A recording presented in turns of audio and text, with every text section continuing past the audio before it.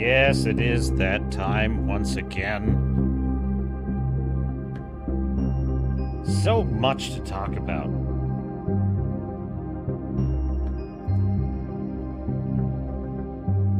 Mr. Producer, we gotta get this show on the road.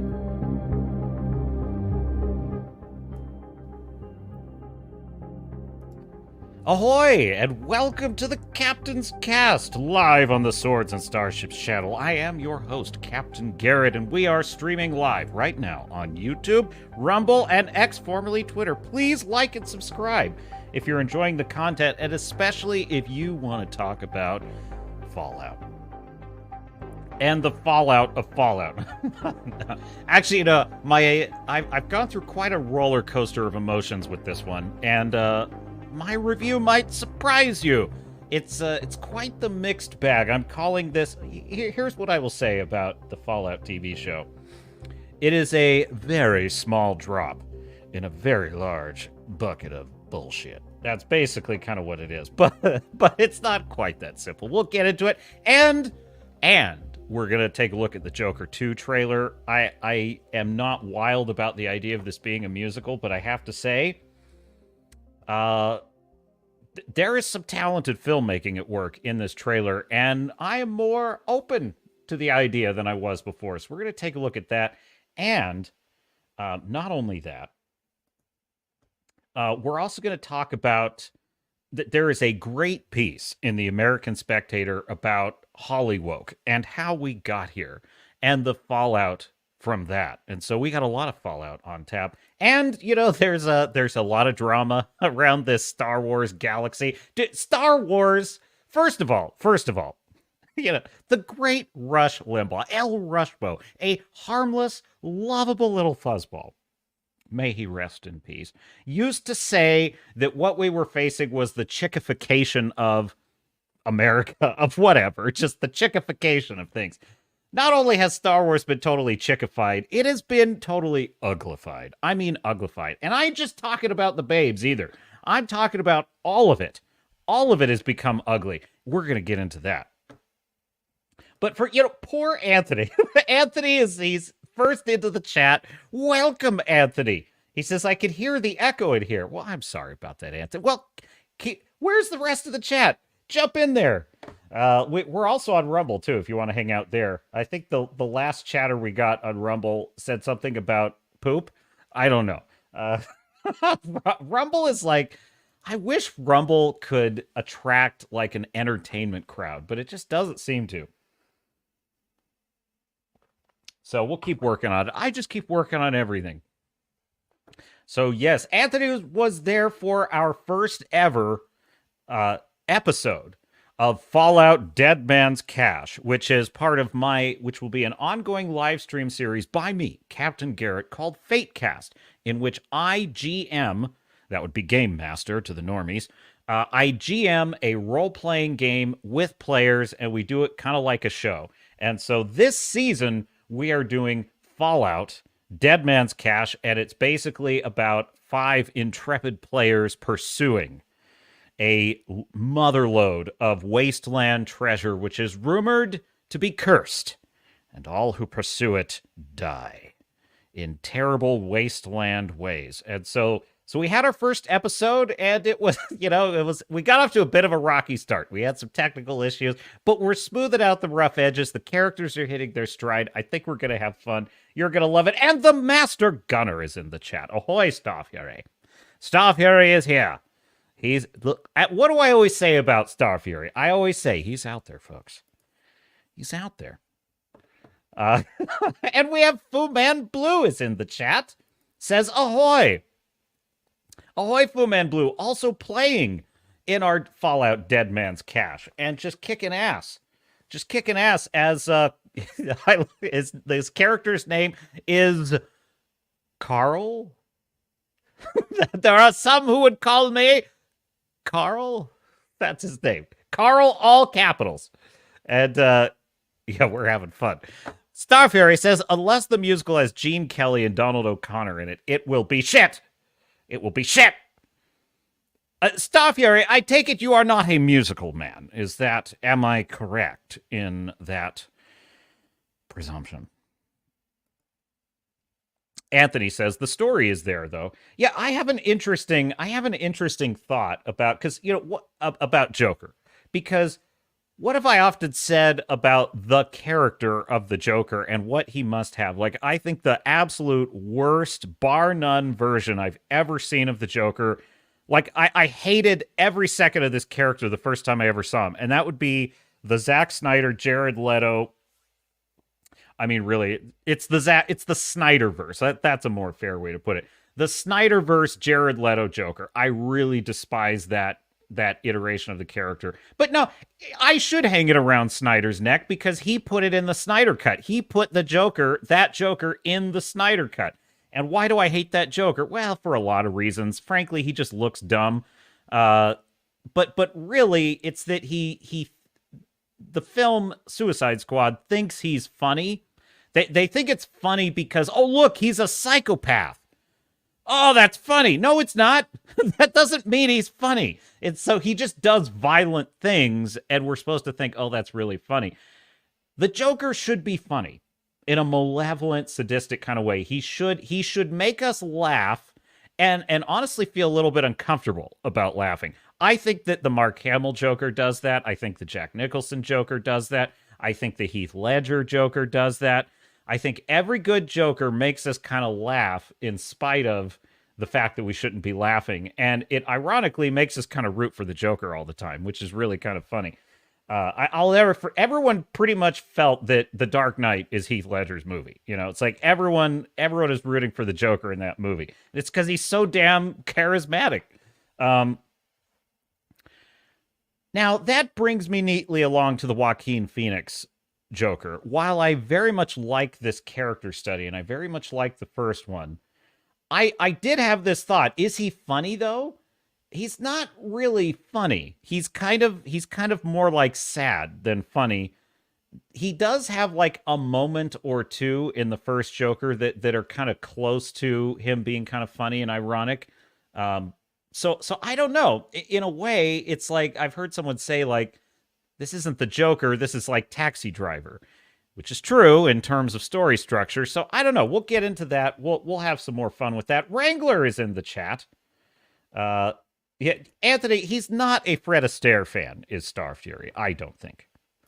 Star Fury says, any musical after the late 50s do not exist. They are a figment of opium-induced musings of Hollywood. Full broadside from Star Fury.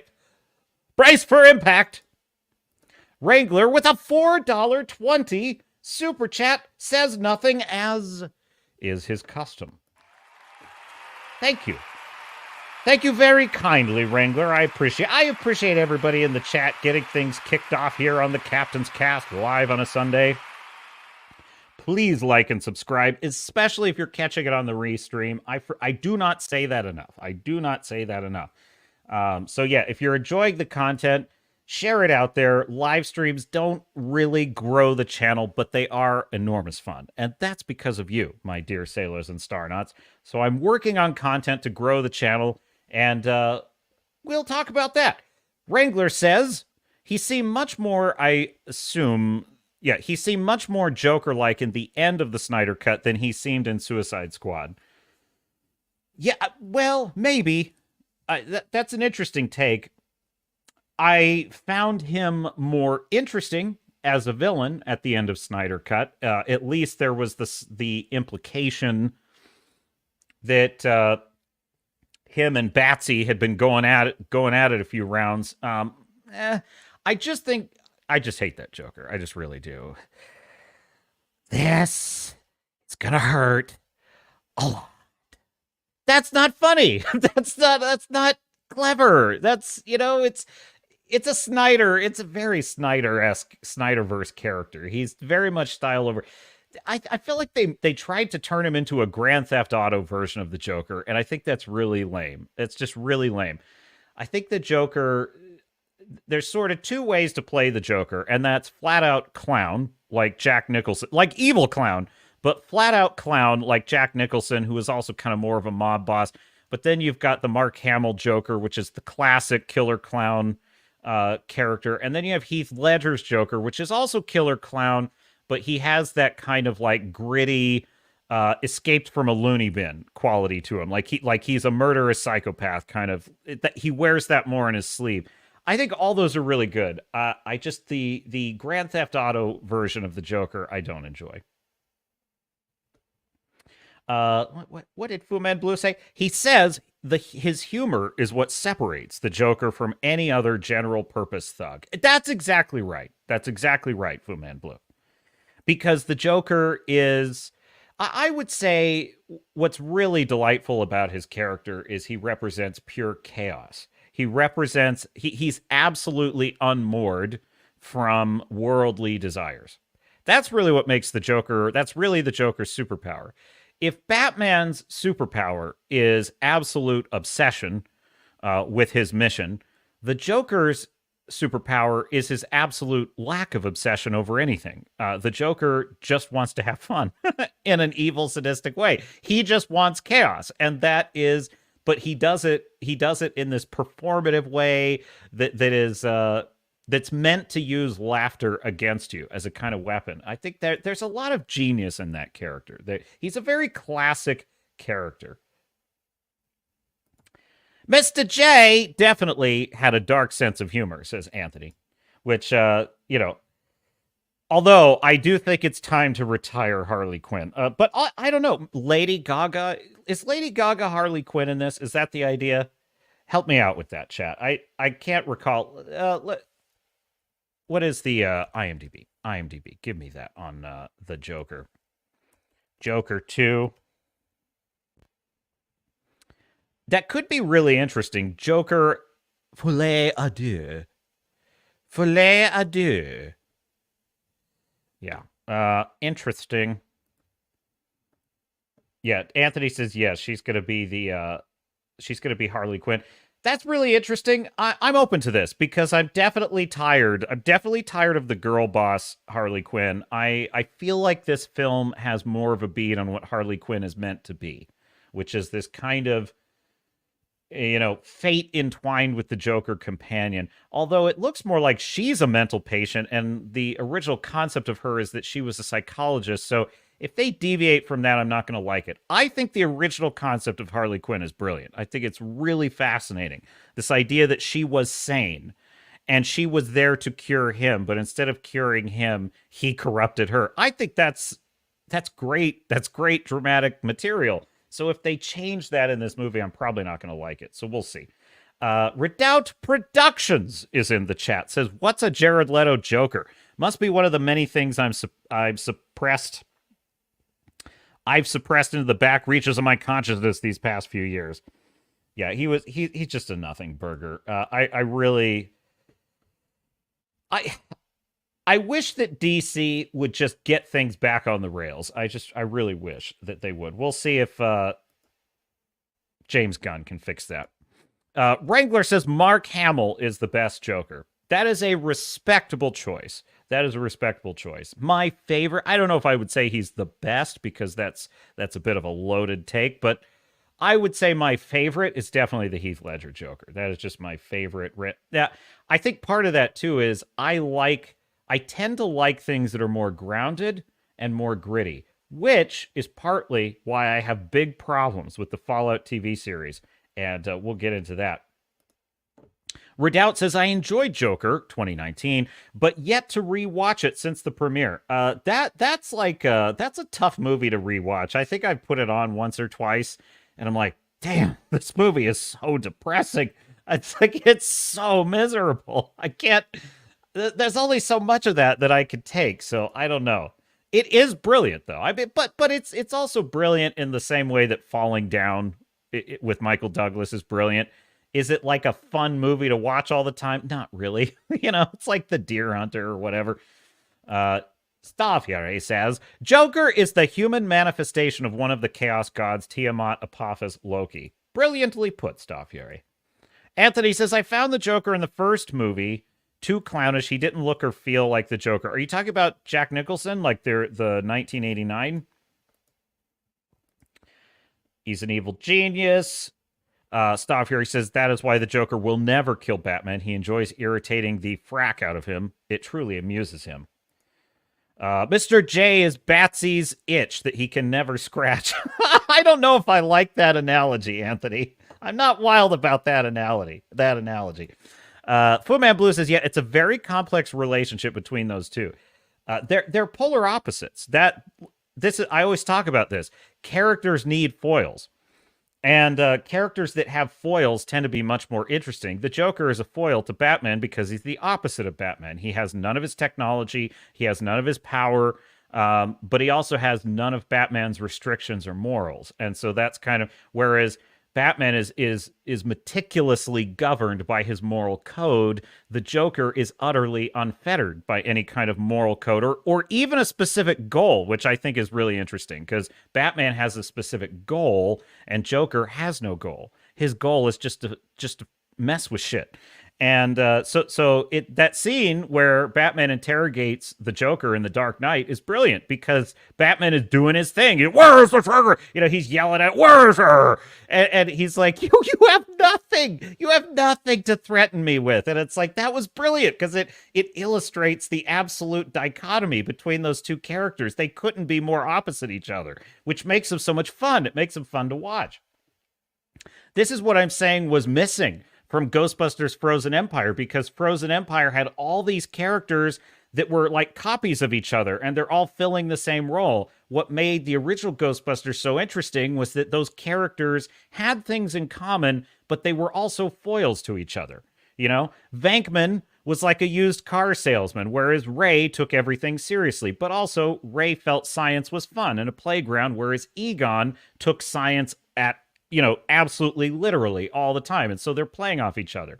So, and Winston, of course, is an average Joe. He's not a scientist. So that he just looks at everything from a blue collar perspective, which plays against these three eggheads he's working with. So having good foils is part of what generates dramatic tension. Eric Ma Varillian says Justice League did probably one of the best Jokers, not the newest show, but the older animation. Fair enough. And welcome, Eric Ma, that a.k.a. Black Knight author of the Star Shatter series. I have a question for you, Eric Mar. I always say Eric Mar. That might be incorrect. I think I heard Crazy say it was, that would be a drink with Crazy, say Aragmar. Perhaps that's how I'm supposed to pronounce it. But my question for you, Aragmar. My question for you is, are you going to do like an audiobook version of your Star Shatter series? And if not, have you considered getting, either you or someone who's good with voice stuff to do it? Because I love audiobooks and that would be cool. So just a question, just curious. Anthony says Heath captured the spirit of the Joker. Yeah, he captured a Joker that's within that very grounded, gritty Nolan world of, I understand people who say that Nolan's take on Batman. Some people think that Nolan's take on Batman was too self-serious, and that's a fair critique. I just tend to like that. I think I love the idea of let's take Batman very seriously and put him in the world without undermining the lore, by the way. That's important. Without undermining the lore. Like, he's dressed like a bat, right? That's the difference, right? He's dressed like a bat. He is Batman. Like, that's important. But, like, let's take it super seriously. And the way he used the Chicago skyline to be Gotham, the way he created that mood in a, like, one of my favorite promotional pictures of all time. I could probably find it right now. The Dark Knight film, 2012. That's, how long ago was that? That's 8 years ago? Man, does time fly. Okay, but I remember seeing this picture. Can I find it? It's got to be in here. It's like the number one that comes up. Dark Knight poster. That should get it. There it is. Okay, I got it. No, I need a better one. Hang on. Delay of game. I know. There were so many good ones. There it is. Okay, I'll just quickly share my screen. It's not the best high-resolution picture, but this is what I'm talking about. Like this picture right here.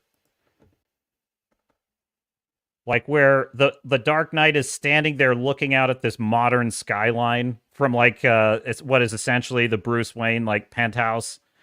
That is just awesome. I find that to be seriously rad. I love that promotional image.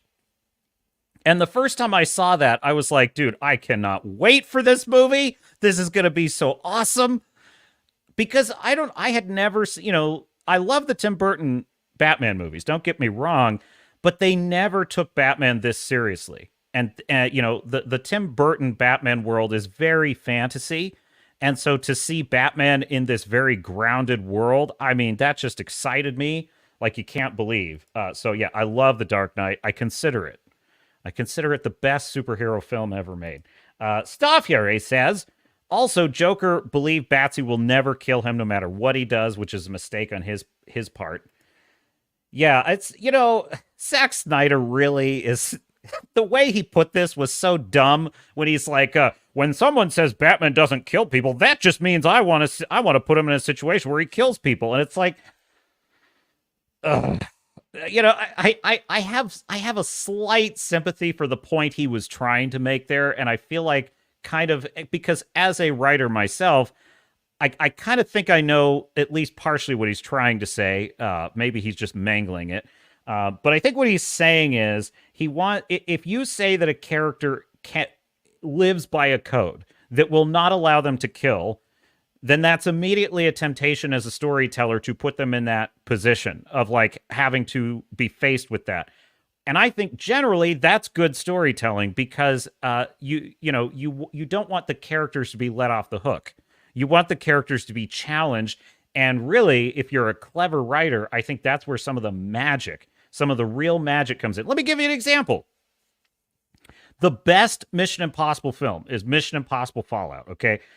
Not just in terms of like Mission Impossible movies or like it was a truly brilliantly edited film. The way that it was paced and edited, everything, it was honestly lightning in a bottle. Like nothing even comes close, including the latest one. There's a scene in the movie in which Tom Cruise's character of Ethan Hunt is undercover pretending to be an evil black-hearted mercenary who'll kill anyone for a buck. And the White Widow is basically laying out how he's going to break the bad guy out of prison while he's on his way to be transported to another location. And basically what they're going to do is they're going to ambush the motorcade, they're going to kill all the cops, and they're going to get him out of there. And then they show this extended sequence without telling you that it's Ethan Hunt imagining it. They just go right into it, and you think it's really happening. And it's basically they show Ethan Hunt helping the bad guys gun down all these police officers.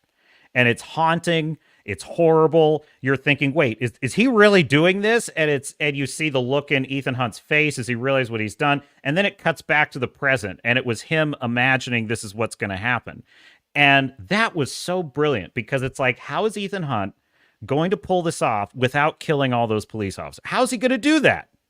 And then the next scene shows you how he does it, and it creates more problems for him, but he does it, and it results in that amazing motorcycle chase through Paris, which is freaking incredible. And I thought that was such a magnificent piece of storytelling because it was basically establishing, here's a character with a moral code. He's in a situation where he must do this, but he's clever enough, he thinks of a way out of it. So if Zack Snyder was saying that's what he wants to do when he hears Batman won't kill people, well, then I would agree with that. But if he says, oh, well, I just want to see him kill people because that's fun, well, then screw that. So that's kind of where I'm at with it. What else? You guys are like see, Anthony was worried because Anthony's like, echo. Now the chat's going crazy. The captain I can't even keep up. Fallout is on tap. We're going to talk about it very shortly. Redoubt Productions says Ledger's portrayal of the Joker is one of the most consequential cinematic performances of the 21st century. Everyone tried to duplicate the Nolan trilogy's grittiness as a result. That is a great point, Redoubt. I totally agree with you. I think there were two things that everyone tried to replicate in, like, I would say the last 10 to 15 years, and that's Game of Thrones and Nolan's Batman trilogy. 100%. I think so many lower talent, in many cases, artists tried to just replicate that. Alex Kurtzman has absolutely tried to replicate a lot of Game of Thrones bullshit. But a lot of series have done it. I think Game of Thrones started a whole trend of all kinds of shit, like The Man in the High Castle and The Handmaid's Tale and all that stuff. I just think it spawned all kinds of like nihilistic, dark, and strangely, I think it sort of I think it sort of broke the idea of like a classical hero. But then you had the Nolan thing, which was let's take a character that has a bright, optimistic story and let's grimdark it down. And I think that was also kind of an overcorrection because Batman fits in a dark world. Batman belongs in a grim, dark world because that's kind of what he is. But Superman does not belong in a grim, dark world. And much as I love Henry Cavill and I mostly like the Man of Steel movie, I do not like that he's so dour and he's so world weary, especially in Batman v Superman. He was still so world weary. And by the way, that is also was it Amy Adams who played Lois Lane in the Snyderverse? She was the worst Lois Lane I've ever seen. I've been rewatching Lois and Clark, and Terry Hatcher's Lois to me is the perfect Lois Lane. I mean, perfect. Zero flaws. I love Terry Hatcher's Lois Lane. She's like perky, she's smart, she's a little bit crazy. Like she's crazy. Like nothing will stop her from like she's so ambitious all the time to a fault, which I think is very true to the comic book character. She is the most competitive. She is just a knife fighter when it comes to journalism. On the other hand, she gets herself into these binds and she flies too close to the sun a lot of the time, and then Superman swoops in and saves her. And but also it's her gumption and it's her competitiveness that winds up cracking the case and stuff like that. I think that's so well done. And like the Lois Lane of the Snyderverse, she's sad and boring and serious all the time. It's like, no, that sucks. Lois Lane should be a fast talker. She should be kind of like Tony Stark. Actually, she's kind of like a female Tony Stark. And I think that's the right way to do Lois Lane. Aragmar says, one of the most fun things I did was write a wholesome Joker, kind of. I don't doubt it. I don't doubt it, Aragmar. Anthony says, love the first two Ghostbusters movies, 100%. And I don't consider the second Ghostbusters film less good, which is a very Orwellian way to put it. But I consider them equal. I love the first and second Ghostbuster films equally. I think Vigo the Carpathian was awesome. I love the slime. I love the whole Statue of Liberty sequence. It was great. I love the second Ghostbusters. When I was a kid, oh man, I loved those two movies. Those were my two favorite movies as a kid. I watched them on repeat. The Ghostbusters were my favorite heroes. They were my absolute favorite. And then there was MacGyver. And then there was, I think, is it Sam Beckett in Quantum Leap? You know, those were my heroes. He-Man, definitely He-Man was a hero of mine. The Ninja Turtles, I loved the Ninja Turtles. But yes, the Ghostbusters were my absolute favorite heroes. I loved them. Stormcrow says, Star Shatter audiobook, Me By Now. Me by Bow? Let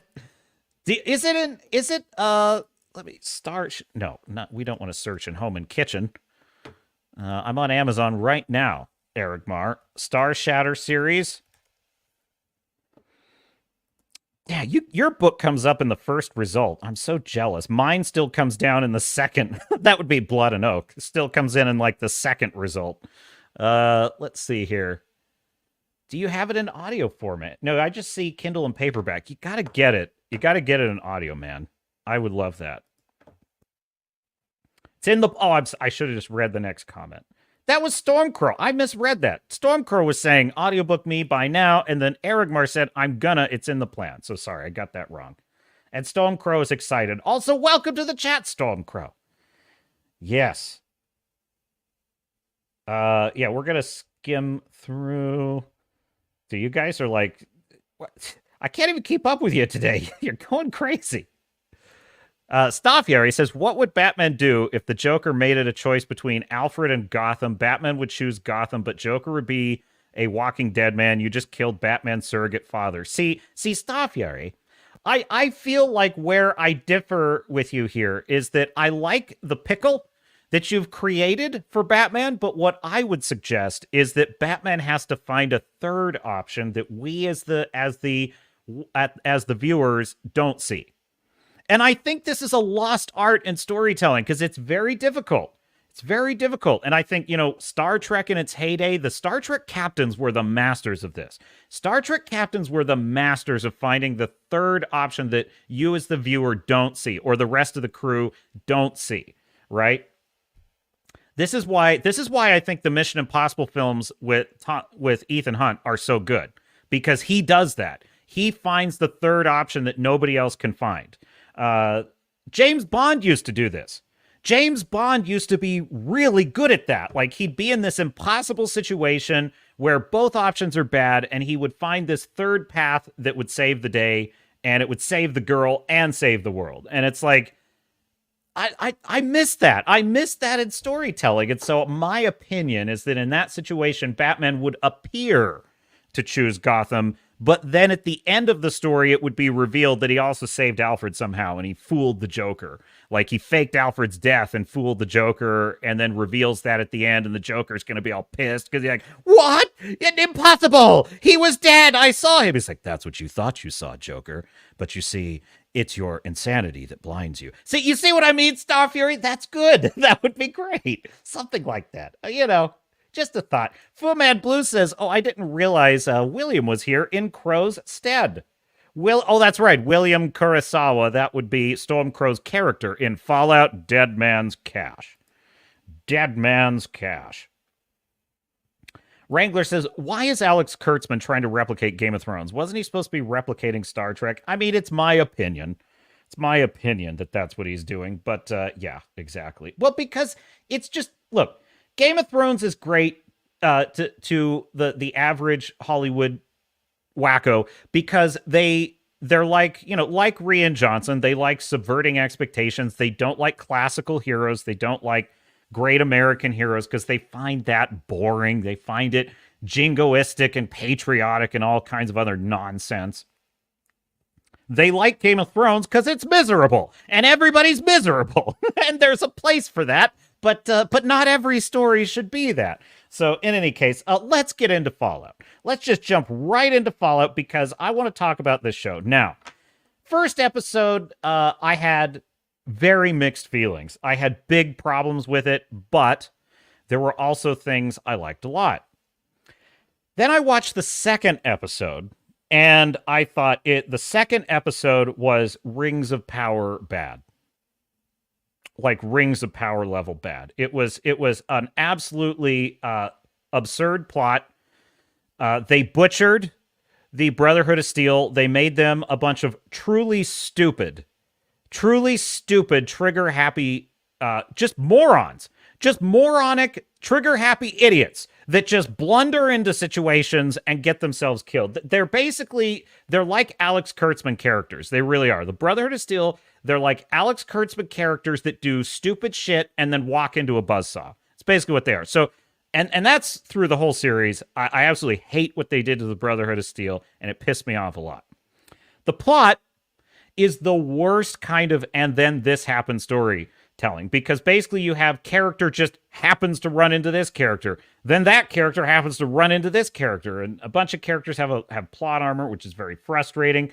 The action scenes are very much like Snyder action scenes to me. They use slow motion and wackiness and a soundtrack of the great American songbook to kind of hide the fact that the action scene itself doesn't actually make a lot of sense. And I'll explain why in a minute. So those are like some of the immediate negatives. I really think the second episode is some of the dumbest storytelling I've ever seen, and I stand by that. The second episode so far is the worst. I think I'm on the penultimate episode, so I haven't finished the series yet. Second episode is the absolute worst of the series, and if that had been all I saw, I would have said this is one of the worst series ever. I hate it, and I don't recommend it. However, there are some positives here.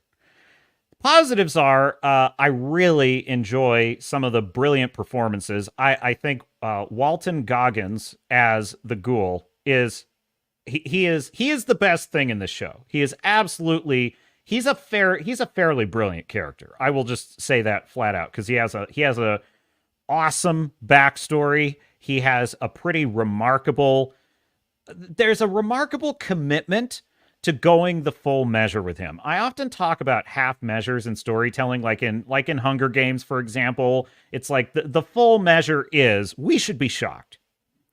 We should be shocked at the end of Hunger Games at what we just saw. That's my feeling. Like, we should be like, that was horrifying what Katniss just went through. Katniss should be a different person after the Hunger Games. She should be radically changed, right? But what do we get? Well, we get a kind of High School Musical watered down version of what this kind of battle royale situation would be. And I call that a half measure because we want the kids to be able to see it. You know what I mean? The problem with Walton Goggins' character is that, or that could have been the problem, is that he is meant to be an amoral asshole who will sell out anyone for a cap. And my concern with a character like that is that they will not go the full distance and show him gunning people down who don't deserve it and doing mean things to people. No. They go the full measure with this character. He is a piece of shit, but a very likable piece of shit, which is pretty brilliant storytelling. He has a lot of oddly charming moments, even as he's doing really nasty things. And his backstory functions as his kind of save the cat. So his backstory gives you a wonderful save the cat for him that makes you root for him. But his present story is he is an amoral, kill or be killed. He is a perfect Fallout character. I actually would say this. He is a perfect Fallout character.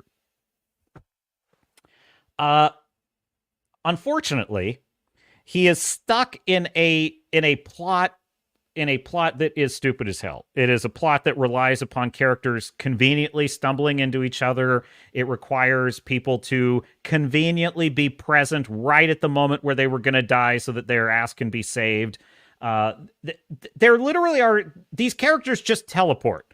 They just teleport to wherever they need to be so the plot can happen. That's very annoying, and I really dislike that.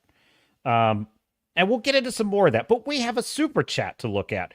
Fu Man Blue with a $2 super chat. Why can't I be or gift a member of this channel? Thank you, Fu Man Blue. I almost called you Star Fury. That's a great question because I have not set up memberships yet. And if you want me to set up memberships, I will. But here's why I have not set them up. Because I feel like in order to set up a membership, I should offer something extra. I should be saying, here is the bonuses you will get with a membership. And I don't have that yet. And I feel like where I'm at is I want the channel to get to something like 5,000 subs before I start memberships. And that's more because I feel like I want to be able to deliver value, and I feel like I would be in a better position then. However, I could turn them on. I could turn them on at my leisure. We'll talk about it. Oh, F that, boss. Set that shit up, says Fu Man Blue. Well, okay. Look, I want this channel to deliver quality, and my thing is, it's like I don't have the bandwidth to do like a member stream. I don't have the bandwidth to like put a whole bunch of time into creating emojis and stuff. And I just feel like to ask for a membership without any extra benefit is just I'll think about it, Fu Man Blue. I'll work on that. I appreciate that though. I really do. So yeah, it's the character of Lucy. Okay, let's talk about the character of Lucy, who is the protagonist in Fallout. I'm going to pull up the IMDb because I forget the name of the actress who played Ella Purnell. Ella Purnell plays Lucy. The only other thing I've seen Ella Purnell in is this show called Yellow Jackets. Yellow Jackets on Showtime. Has anyone seen this? Have you seen this? Have you heard about this? It's called Yellow Jackets. The premise is actually pretty interesting. The premise of Yellow Jackets is... What's that, Star Fury? You and the dregs of humanity in this chat is all we need. Star Fury? Is that any way to talk of your fellow sailors and starnauts? That's true. We are the dregs of society. We are the absolute dregs of the internet. Well, you may have a point, Staff here, eh? Indeed, you may. Neutron Pack is in the chat. Neutron, welcome aboard, sir. The world seems small in Fallout as many characters bump into each other, but then again, they all have the same mission. Yes, I fairly agree with you, Neutron. Let's unpack that. Let's unpack that, Neutron Pack. We're going to get into that. Yeah, so what I was saying, so yeah, Ella Purnell, she was in Yellow Jackets. Yellow Jackets is actually a kind of interesting concept, but the show just got so freaking boring. That show is such a grift. It is such a freaking grift. The idea is a high school girls soccer team, roughly, I think they're roughly in their junior or senior year. They go on a soccer trip, and they're flying over like Canada or Alaska or something, and their plane crashes. And the implication of the story is that they wound up turning into some kind of cannibalistic cult. They don't exactly explain it yet, but they did bad things in the wilderness before they were rescued. And so the story is taking place in two timelines. Every episode, they show you a little bit of what happened in the past when they were stranded, and then a little bit of what's happening in the present where they're adults. And Ella Purnell plays one of the young versions of the stranded girls, and she's pretty good. She's really good in it. Unfortunately, the present day drama in that show is unbelievably boring, and it's like the worst kind of wine mom crap. And it's like, which is fine.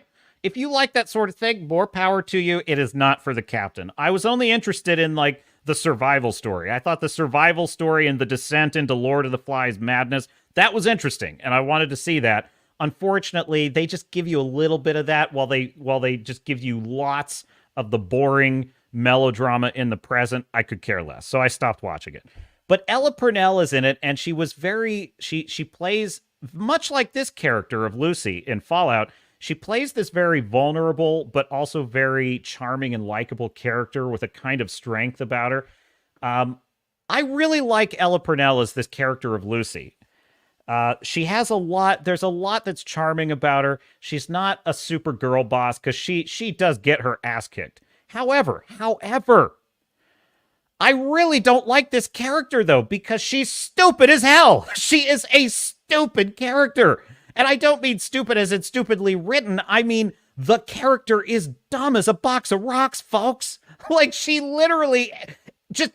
you know what she's like? She's like the chick in the movie Scary Movie. Have you ever seen Scary Movie and they're recreating the famous scene in Scream? Do you like scary movies, Sydney? It's recreating that whole thing. And in the scene, the girl is running from the slasher, right? And it's a spoof, and she comes across a table, and the table has a bunch of different weapons laid out. It's like chainsaw, gun, hammer, all this stuff. And on the very end of the table is banana. And she picks up the banana and keeps running because that's the weapon she chose.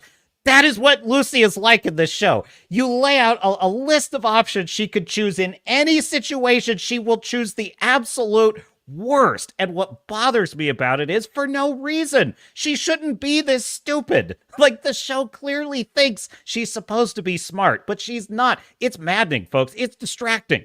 I have a hard time getting immersed in the show because she is so dumb. I'm like, why are you doing that? Why are you saying that? And it's like 5 things an episode. The problem is she's kind of likable, and she's hot. She's hot, folks. What do you want me to do, okay? At least she's sexy. I will say this for Fallout. This is, and a lot of woke shows are not good at this at all. This is a sexy show. Like, it is a sexy show. She is sexy. There is sexiness in it. They do not shy away from the reality of what the post-apocalyptic world would be for women, if you understand what I mean. There is a heavy implication that, like, there are some serious stakes, and she acknowledges that, which is odd because she's so stupid in most situations, but then she demonstrates, like, a kind of savvy about her, and it's like, well, which is it? Which is it, Do you know what Ella Purnell... do you know what Ella Purnell's Lucy is? Folks, okay, so this is a character build you can do in the Fallout games. You can set up a character where you dump all of your special into luck, and like nothing else. You just like low intelligence, low strength, low everything into luck, right? And what's funny about that is you basically blunder through the wasteland as a total idiot that just gets lucky all the time. That's what she is. She's the luck character build. Maybe that's intentional. I don't know. But it's annoying because I want to like her. I do. Finally, we come to Maximus, who is the Brotherhood of Steel character, and he is played by Aaron Moten. Now, the problem with Maximus is that I reject his entire storyline. I hate it 100%. It's boring, number one. Number two, they butcher the Brotherhood of Steel. If you are a fan of the Brotherhood of Steel faction, you are not going to like this show. Or at least you have a very different idea what the Brotherhood are. This is a Hollywood asshole version of what the Brotherhood of Steel are. They are absolutely toxic, male, hyper-aggressive, just dumbass grunt triggermen. That's all they are. They don't, and there is some culture to them that had promise. Like they kind of show them learning about technology with like these elders, and they're wearing chains like medieval knights or whatever. And it's like, well, there's some style there, but they treat all their recruits like shit. They are terrible at training an army. They don't seem to ever communicate clearly what their mission is to the rank and file. They're like the Admiral Holdo. They're like the Admiral Holdo of military command. They just treat all of their soldiers like and I'm not talking about like boot camp stuff. Like, yes, obviously a drill sergeant is meant to kick your ass in boot camp. But let me give you a comparison, right? Take the highly hyper-aggressive, hyper-masculine military of the mobile infantry in Starship Troopers, okay? The mobile infantry in Starship Troopers, especially the boot camp scenes, right? You see how hyper-aggressive you are. You see how nasty they are. But then there are scenes in which the drill sergeant shows respect for Johnny Rico. When Johnny Rico impresses him, he's like, Rico, you are now squad commander, right? And it's like, that's a great save the cap moment for the mobile infantry because it illustrates that they're doing this for a purpose. They are not just beating the shit out of their guys because they beat the shit out of their guys. They are beating the shit out of them to sort the wheat from the chaff and to find the good soldiers and to reward them and to get them out there so they can save humanity. There's another great scene in which Johnny Rico, after his terrible accident, he makes a bad decision and gets someone killed in training, in a live action training. He's then sentenced to like 20 lashes, right, for his failure. And the same drill sergeant played by the brilliant Clancy Brown. That's his name, right? Clancy Brown. The brilliant drill sergeant character comes up to Rico, who is going to deliver the lashes, and he gives him something to bite down. He's like, bite down on it, son. It helps. Trust me. I know. Now that, folks, is a brilliant save the cap moment because we're about to watch this really violent corporal punishment, but the man administering it, just revealed in that scene that he has suffered this punishment before because he says, I know. He's giving him something to make it a little better because, personally, he respects Rico and he understands that it was a mistake almost anyone could have made. It does not mean he is a failed leader. So on a personal level, that's kind of the respect he has for Rico. But on a professional level, I'm gonna give you 20 lashes because that's your duty to take that punishment. That's brilliant storytelling, folks. That gives you a picture of a mobile infantry that, yes, are fanatical, crazy jarheads, but also they have a purpose. There's a method to their madness. My problem with Fallout is it's like they strip out all that save the cat stuff that you get with the mobile infantry and Starship Troopers. They're just assholes.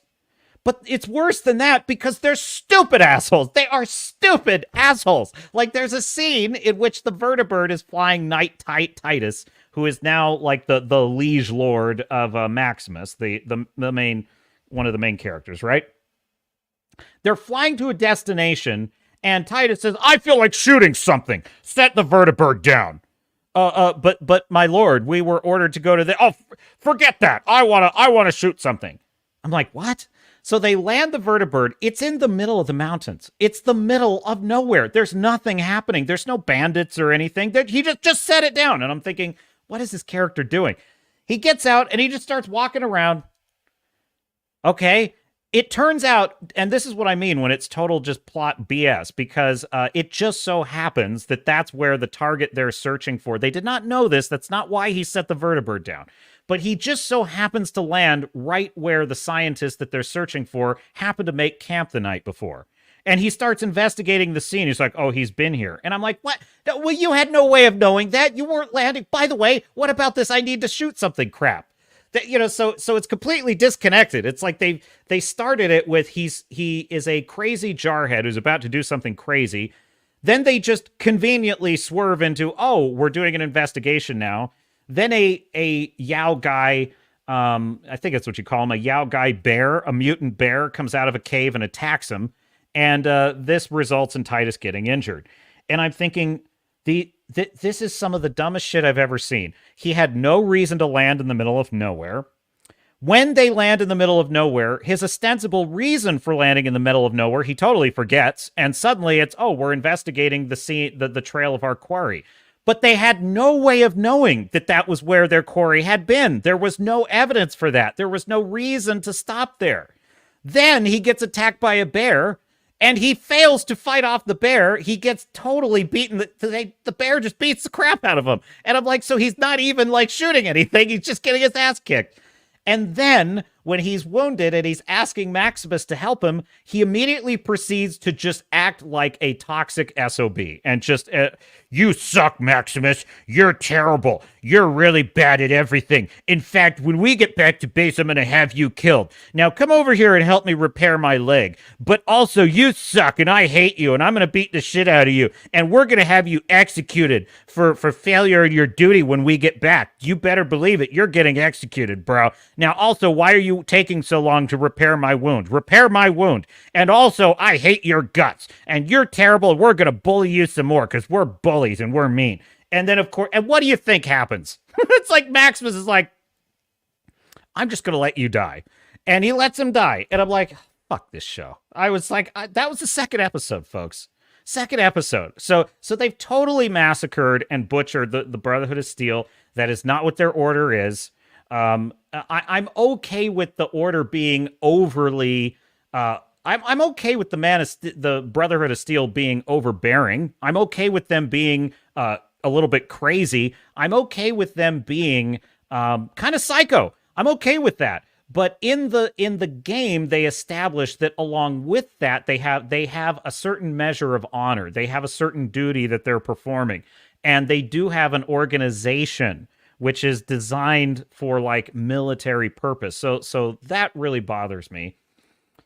Then we have the vaults. And the vaults are, I mean, the one thing about the show that they do really well is they recreate all the visuals, the technology, the iconography of the games.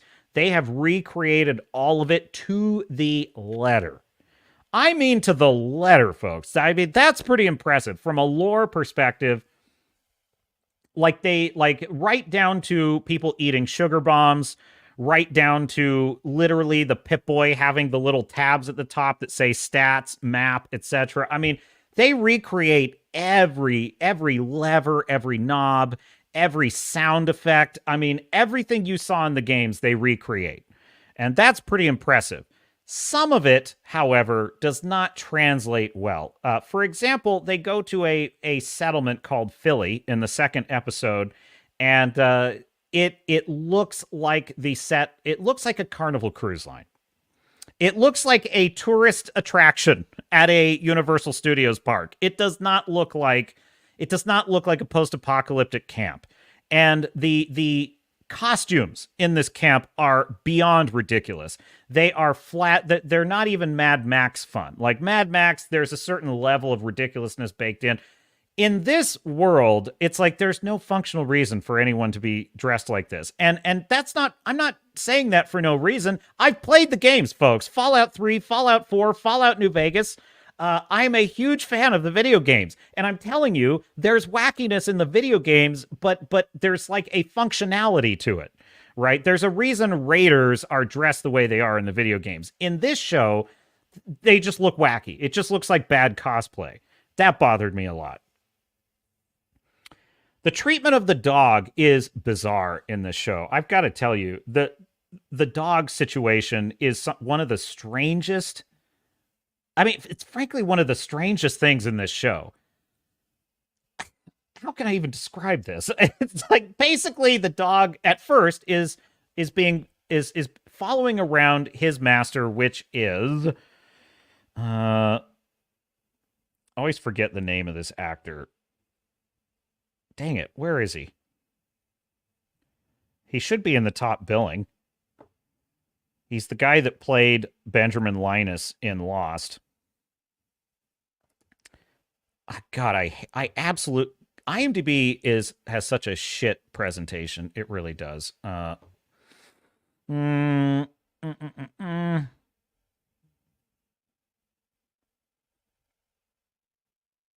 on. I just cannot find this. It's like, why is he not? He should be in the top 5 characters. It's bizarre, man. There's a lot of characters in this show. Delay of game. It's driving me so crazy. I'm literally Michael Emerson. Thank you. Jeez. They had him like in the 50th position on this cast list, and he's like in the first episode. So anyway, he's the one that in the trailer's like, you shouldn't be here. The wilderness is not for you. Okay, and what a waste of an actor, too, because Michael Emerson plays Wilzig. Wilzig is an enclave scientist who was working on some kind of technology that he stole. He is the MacGuffin that everyone in the show is chasing because it's like the Brotherhood wants to recover the tech. Lucy needs to find...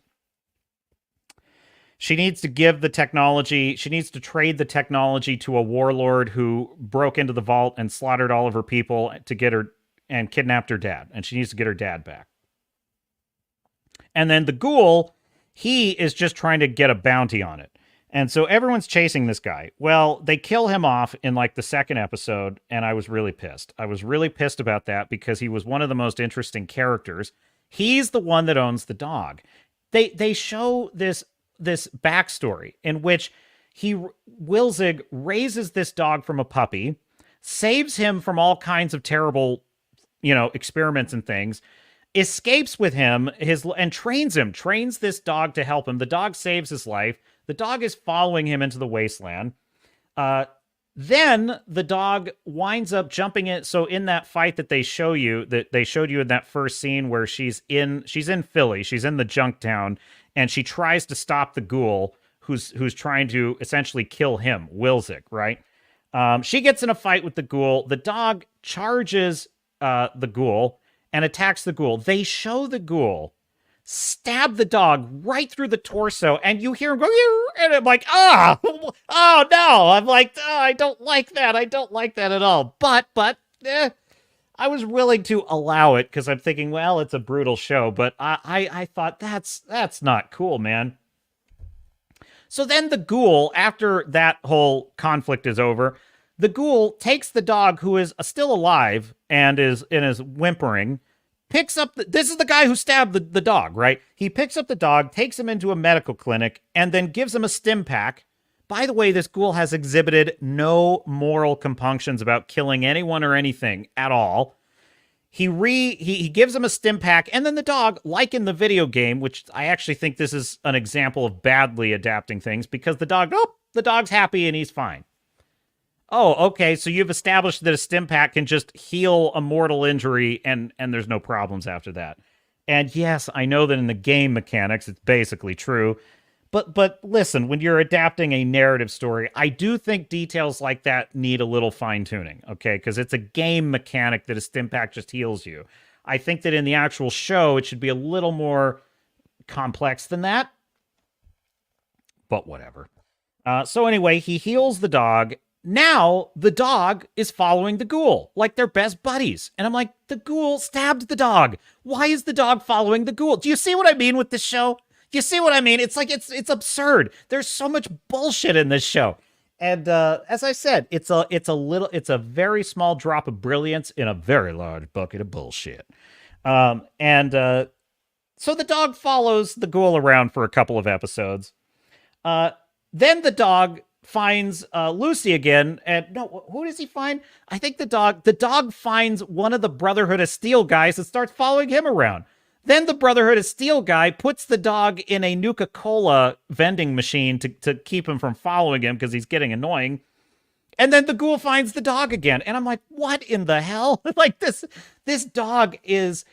It is so bizarre, folks. Like the dog just does whatever the plot wants it to do in the moment. And it's awful. It's awful because it's like 1 minute I'm watching somebody kill this dog. The next minute I'm watching the dog happily follow the person who almost killed them. Then I'm watching the dog follow someone the dog has no reason to not just attack and kill. And then I'm watching the dog allow that person to put him in a Nuka-Cola container. And now I'm watching this dog basically being locked in a Nuka-Cola container in the hot sun and whining. And I'm like, what in the hell? This is the weirdest. It's bizarre, folks. I don't like it. I don't like it at all. That treatment of the dog. It bothers me. I am not saying I am against violence against animals in a show if it has a good narrative purpose. That is not what I'm saying. I'm saying that this is... It's all over the place. It makes no sense 1 minute to the next what this dog's role in the show is, which is frustrating to me because the dog is a very awesome part of the video games. He's your companion. That's what he should be. And so that's a problem. And now let's get to the vault. The vault, the catalyst of the story is that there are 3 vaults that are interconnected. Vaults 31, 32, and 33. Lucy is from Vault 33, and every year they have an exchange in which, in order to keep the population stable and the gene pool, not too small, let's just put it that way, she is going to marry someone from the other vault. Well, it turns out that someone from the other vault is actually part of a band of raiders that has taken over Vault 32 and now just proceeds to wipe out, just massacre everyone in Vault 33. Now there is this action scene in which this is all happening, and let me just tell you, they spam the American songbook songs, the famous one, I don't want to set the world on fire. That's terrible, but how does that go? Yeah, anyway, the classic songs they play on the radio in Fallout, they play those so often in this show that it's like, I knew they were going to do this. I knew they were going to do this. It's like, it's frustrating to me because much of the video game is ambience and atmosphere and haunting musical score by Einan Zur.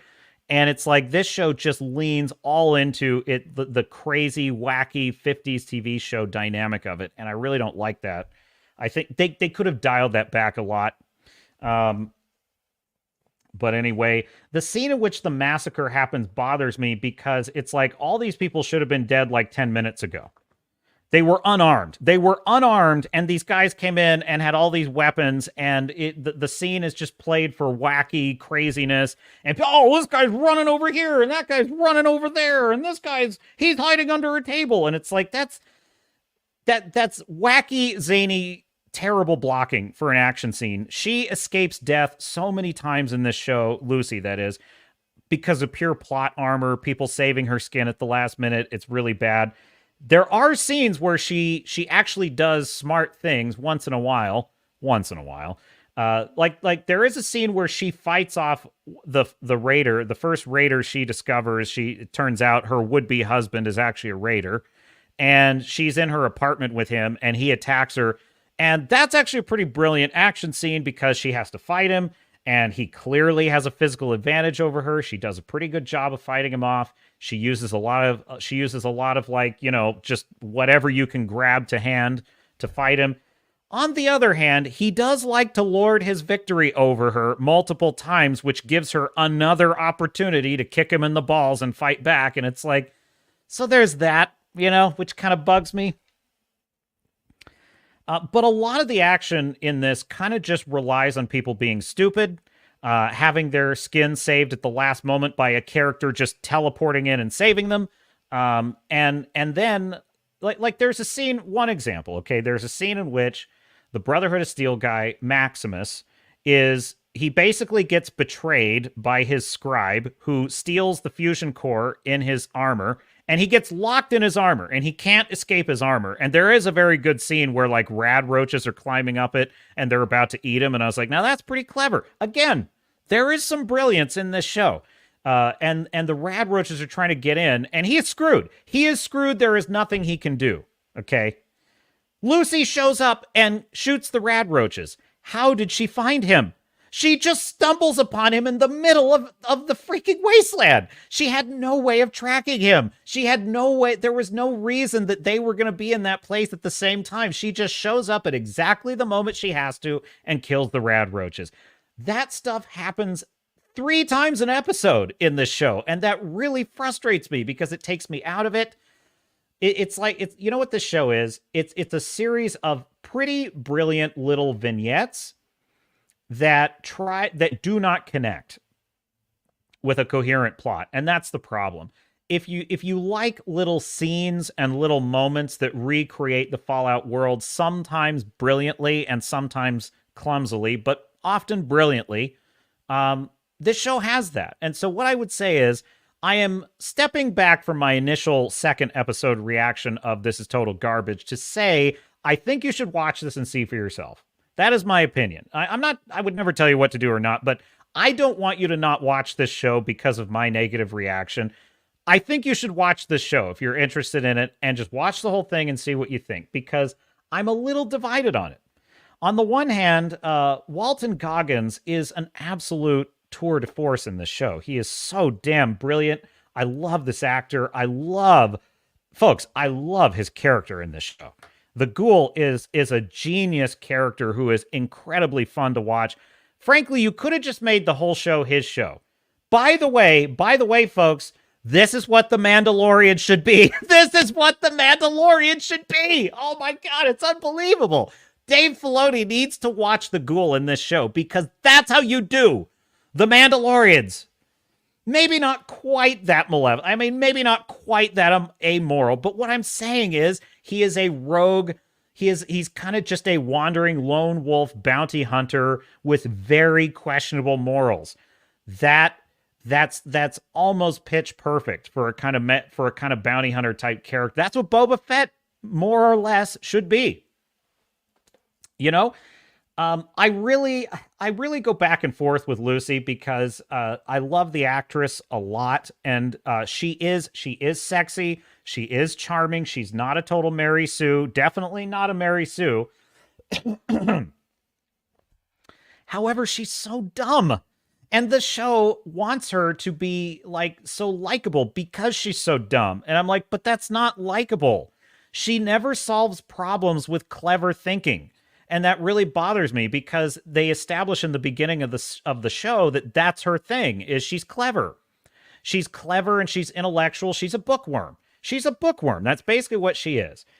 Why is it that she can never like outthink her way out of it? Every decision she makes in this show is stupid as hell, folks. Like, actually, it's a pretty great scene, even though she's really dumb in it. But there's a scene in which her and Maximus are on a train track bridge. And there are 2 people on the other end of the bridge. And immediately it's a standoff. And it's like, who goes there? And they're like, are you armed? And then Lucy and Maximus are like, no, we're not armed. And then she turns to Maximus and says, but we are armed. We do have a gun. And he's like, yeah, but we're not going to tell them that. And then she's like, but that's a lie. And I'm like, oh, come on. Oh, come on. There's a difference between being naive and being a fucking moron, okay? There is a big difference. Whatever. Still, I like the setup of the situation because this is something that would happen in the post-apocalyptic world, which is 2 random strangers. Both sides don't trust each other. And so he is basically, so Maximus is planning to lie and say, we're unarmed, and what the 2 strangers say is, can we come across? And he says, yes, you can come across. No harm will come to you. And then he whispers to Lucy, give me your gun. because he's going to kill them. And she's like, no, we can't just kill them. And he's like, yes, we can. We can't trust them. We're going to kill them. And they're like, what's going on over there? What's going on over there? And they're like, nothing. We're unarmed. Don't worry about it. You can come across. And so Lucy and Maximus are having this moral debate. And eventually Lucy says, how about if we all just put up our hands and we cross at the same time? So finally, they hold up their hands and they're crossing at the same time. And I thought the tension in the scene is brilliant. It's a very good setup for a situation. And then, of course, as they get close, Maximus sees that, like, the look in their eyes, there's like these red rings, and he figures out what they are. And then violence ensues. And I won't say more than that because I don't want to like spoil all the good moments in the show. But I just think that like there's a lot of potential in a scene like that. Some of the wasteland is haunting and desolate, and it looks awful. Sometimes it's ridiculous. Sometimes they're in this lush, verdant, beautiful, living forest. And I'm like, that's not a wasteland. By the way, that's my problem with Fallout 76. Appalachia is like Skyrim. It's gorgeous. It's beautiful. It's not supposed to be. It's the wasteland. Fallout 3, I think, was the best creation of a wasteland ever, because in Fallout 3, it is a soul-crushing hellscape in Fallout 3. And I think that's, maybe, the Commonwealth is a little nicer, and that's fine. But generally, I think the wasteland is supposed to be a hellscape. It should be a hellscape. And this show goes back and forth. Sometimes it's a hellscape. Sometimes it's a Carnival cruise line. And I think that is a big problem with the visuals of the show. So there is a subplot in the vaults that has to do with the evil scientific experiments going on, and that is mostly well done and mostly pretty interesting. So I will say, is it a woke dumpster fire? No, there is definitely some BS in here. There's definitely some pronouns fuckery in the show, and there is. It's subtle. It's not like Kurtzman level bad though. It's not like they don't. It's not Doctor Who bad where they sit you down and we have a talk about the pronouns. It's just characters using they them pronouns, which are not appropriate pronouns for a singular. They them is for a plural. That is for a plural use of the pronoun. When we're talking about an individual. If you use they, them pronouns, you are dehumanizing yourself, and I think that's bad for you. That's bad. It's your right to do it. That's bad for you, and it's improper English. So, and if you think that that's bigoted and mean, too bad. That's just reality. That's reality. Okay? Now, does that ruin the show for me? No, whatever. Who cares? I think it's stupid as hell, because no one in the wasteland is going to be using they, them pronouns, okay? Nobody in the wasteland gives a shit what you want to identify as. You are basically walking meat to most people in the wasteland. Who the fuck cares what you think your gender is? Nobody cares in the wasteland. And by the way, neither do you, because surviving the next day is all you have to think about. You do not have time to think about your stupid pronouns, okay? So that is dumb as hell, and it's a small, teeny, tiny thing in the show, so I don't really care that much about it. But it is stupid. It is stupid. However, there is also like what was the other thing? There is a scene in which Lucy has to own her privilege. I realize that we in the vault are descended from privileged people because they had the money to buy a vault space, and I own that. And I'm like, dude, nobody just whatever. Why does Jonathan Nolan seem to think that the vaults were like designed as like a seriously utopian society? I mean, I guess there is some evidence in the games of the Vault-Tec propaganda being very utopian in tone and theme, and there is some evidence for in the games that the vaults are about a mission to rebuild society, and that's all fine. But I feel like it's overdone in the show. It's like they go way too far. They make them really soft. They should be soft compared to the wasteland, but I'm not saying they make them extremely soy. The vault dwellers are very, very soy in the show, and it's noticeable. It's very noticeable. They're like, okay, guys, what are we gonna do about the raiders? We all know that law and order is very important in the vaults, and I'm just, oh my god. Vault dwellers are soft compared to the wasteland, but they're not freaking losers. Like they're not like these they're not leftists. I'm just kidding. Never mind. They're not like Los Angeles liberals. Okay, that's what I'm saying. They may be soft compared to wastelanders, but they are not like Los Angeles limousine liberals. That's not what they are. The vault dwellers. That's my issue with the way they portray the vault dwellers. It's like they're very like my latte's not hot enough, kind of. You know what I mean? So I guess what I'm saying is there are moments of genius, moments of brilliance in the show. There are sometimes very thoughtful representations of the wasteland that I quite enjoy. The iconography of the games is, I have to say it, folks, lovingly recreated. If nothing else, whether it succeeded or failed, I do feel that Jonathan Nolan and at least Jonathan Nolan and maybe the rest of the writers on the show, they were writing a love letter to the games in terms of at least the world and the objects and the history and all that stuff. I do think that. I just think that the plot is a mess in the show and it shouldn't be, because it's actually a pretty simple Golden Fleece story, and it should actually function pretty simply as a road trip with a team and a prize. That should not be a big problem. For some reason, the plot is sloppy. It's just very sloppy in this show, and I don't understand why. I don't understand why they couldn't get that right, because it's not that complicated of a story. It's not even as complicated as Westworld. Westworld is really an institutionalized story, and institutionalized stories, they need layers, they need different factions that are creating the drama without necessarily a clear MacGuffin. And in the case of this show, it's a very simple Golden Fleece story. You don't need all of that complication. So why is it so hard to get the plot right? I don't know, folks, but there you go. What would I score this? Out of 10 bars on the epaulets, I think I'm very tempted. I think where I'm landing on this show is, I feel this is generous. This is generous. I'm going to say it's a 5. I'm going to say the show is a 5 out of 10. I'm almost dead on neutral with this show. I feel that there are things I like about it. There are things I like in it. I even think that like a better written second season might save it for me, honestly. Which I would never think that about Secret Invasion or Ahsoka or any of that garbage. There's no scenario where there's a good season 2 of Ahsoka. There is a scenario where a season 2 of this show cleans it up and it's actually much better. I actually start to really like it. On the other hand, there is some serious and then this happens storytelling fuckery in this show that is absolutely just bad.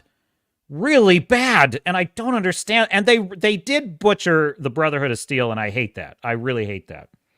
That makes the Brotherhood of Steel being done dirty actually tempts me to put it at a 4. But then there's Walton Goggins. I even thought, like, dude, this is a serious pros-cons situation here. Like, this is a serious, like, we need a pros and cons list to really parse this one out, because Walton Goggins is so damn good in this show. And his character, so his backstory is that he was an actor named Cooper Howard, who was this very kind of heroic, he was a good man. He was a good man in the pre-apocalypse. By the way, when they show the bombs fall in the show, there is some serious BS. Some serious BS with like what would happen when basically they show his daughter just staring right at the flash of a nuclear bomb. And it's like, dude, if you are, that flash will blind your ass. That will blind you. You can't look at the flash of a nuclear bomb from almost any distance. Like you'd have to be dozens, if not hundreds of miles away to look at the flash of a nuclear bomb and not get blinded or seriously burned. And even though she's at like a distance, because they're way up in the, like, I would say they're probably like way up in the hills, and the bomb is hitting like in downtown LA, which would be like 20 miles away probably from that distance.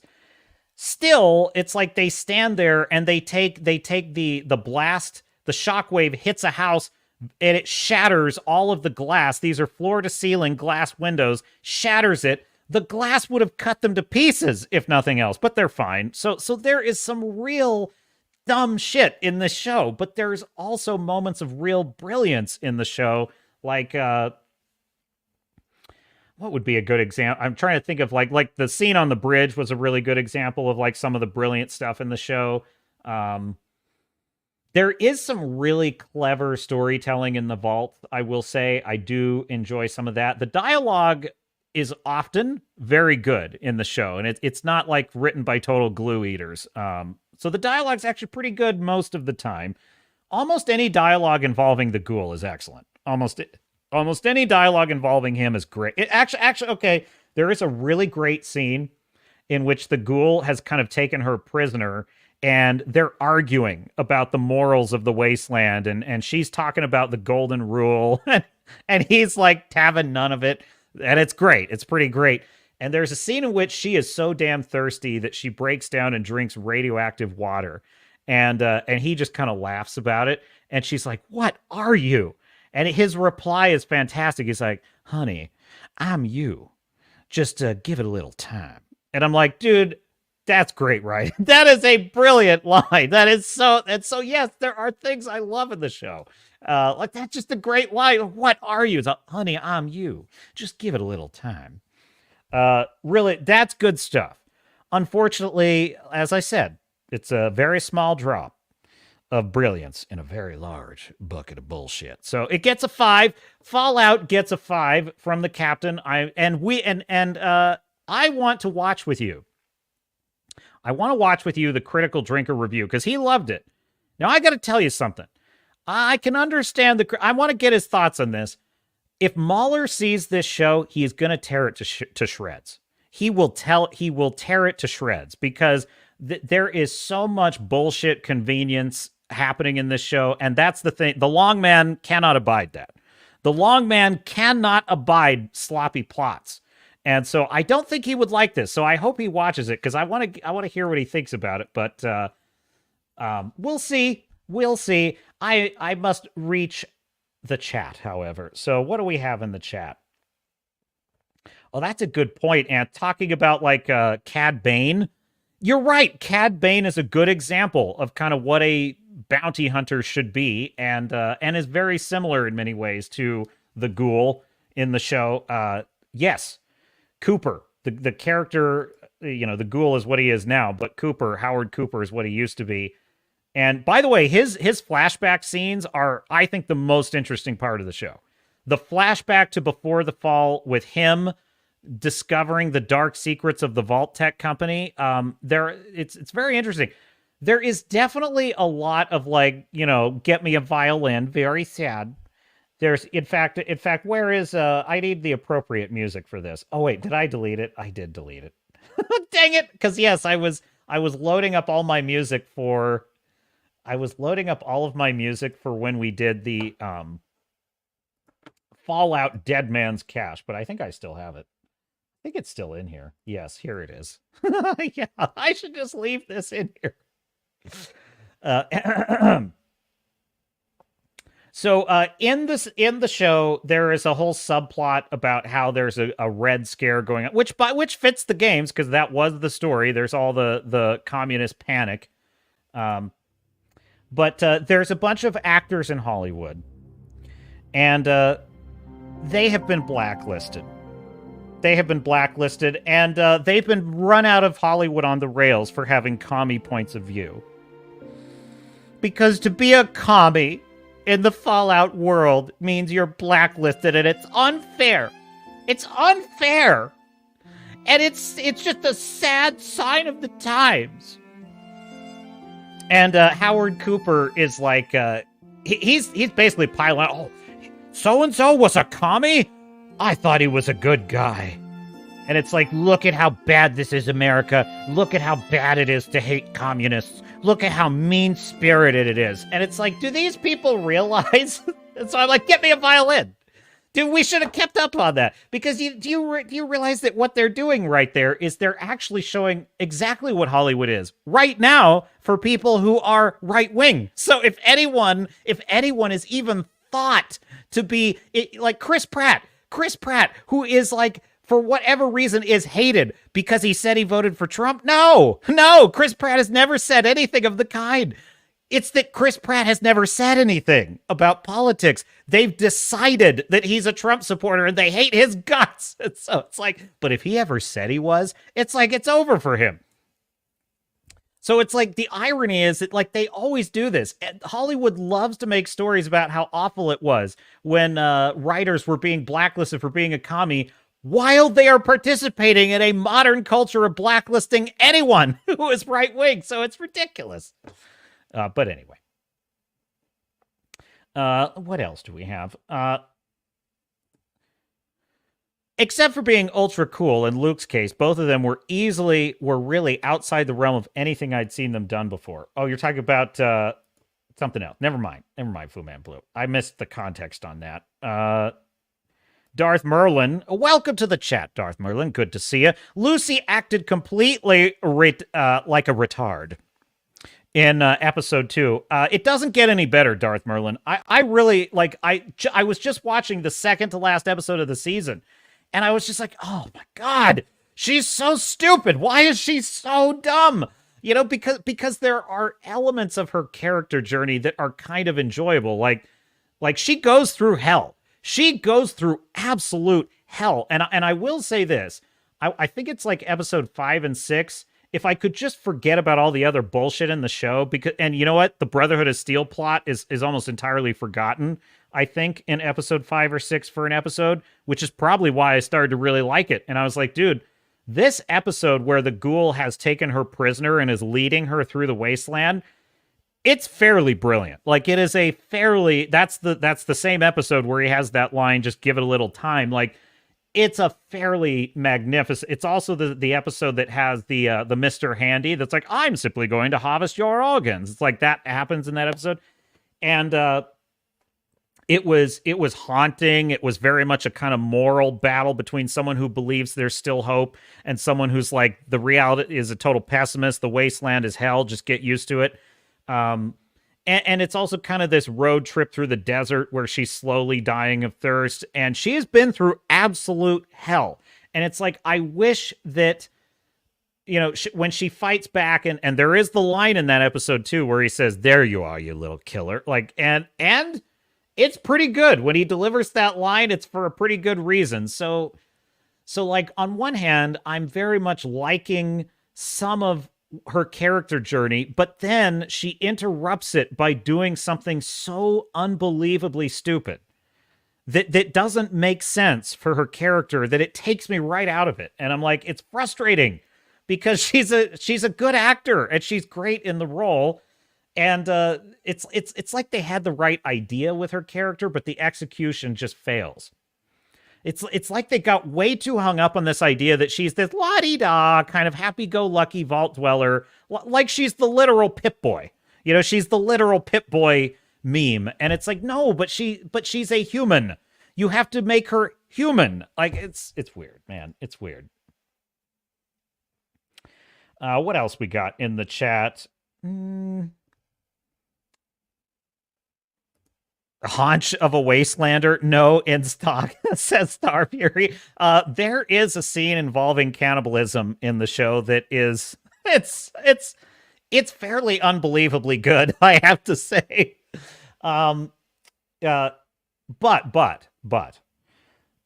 there is a weird treatment of violence, like gore in the show. For example, like the battle between the ghoul and Maximus is terrible.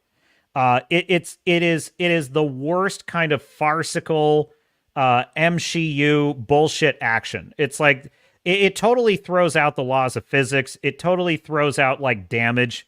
Like basically both characters just have an infinite health bar and they're just beating up on each other. So there's a lot of bullshit. The action kind of sucks in the show. I hate to tell you, the action sucks. I think it's uninspired. It's very clunky. A lot of the times the characters are they're just tanks that can't be killed. It's weird. Also, I gotta tell you, there is a weird situation in which characters almost never use guns in this show. Why? Why don't they ever use guns? Yes, there are times where they have a gun, but there are so many parts of the show where it's like, where's your gun? Get your freaking gun. Like, where is it? I can't, but like the weird thing is Maximus walks around in the T-60 armor and he almost never has a gun. And I'm like, why? He literally gets half the time that he gets beaten, it's because he didn't have a gun and was trying to beat the guys with fists and didn't know what he was doing, and he opened himself up to get sabotaged. And I'm like, you see, if you had a gun, you wouldn't have that problem.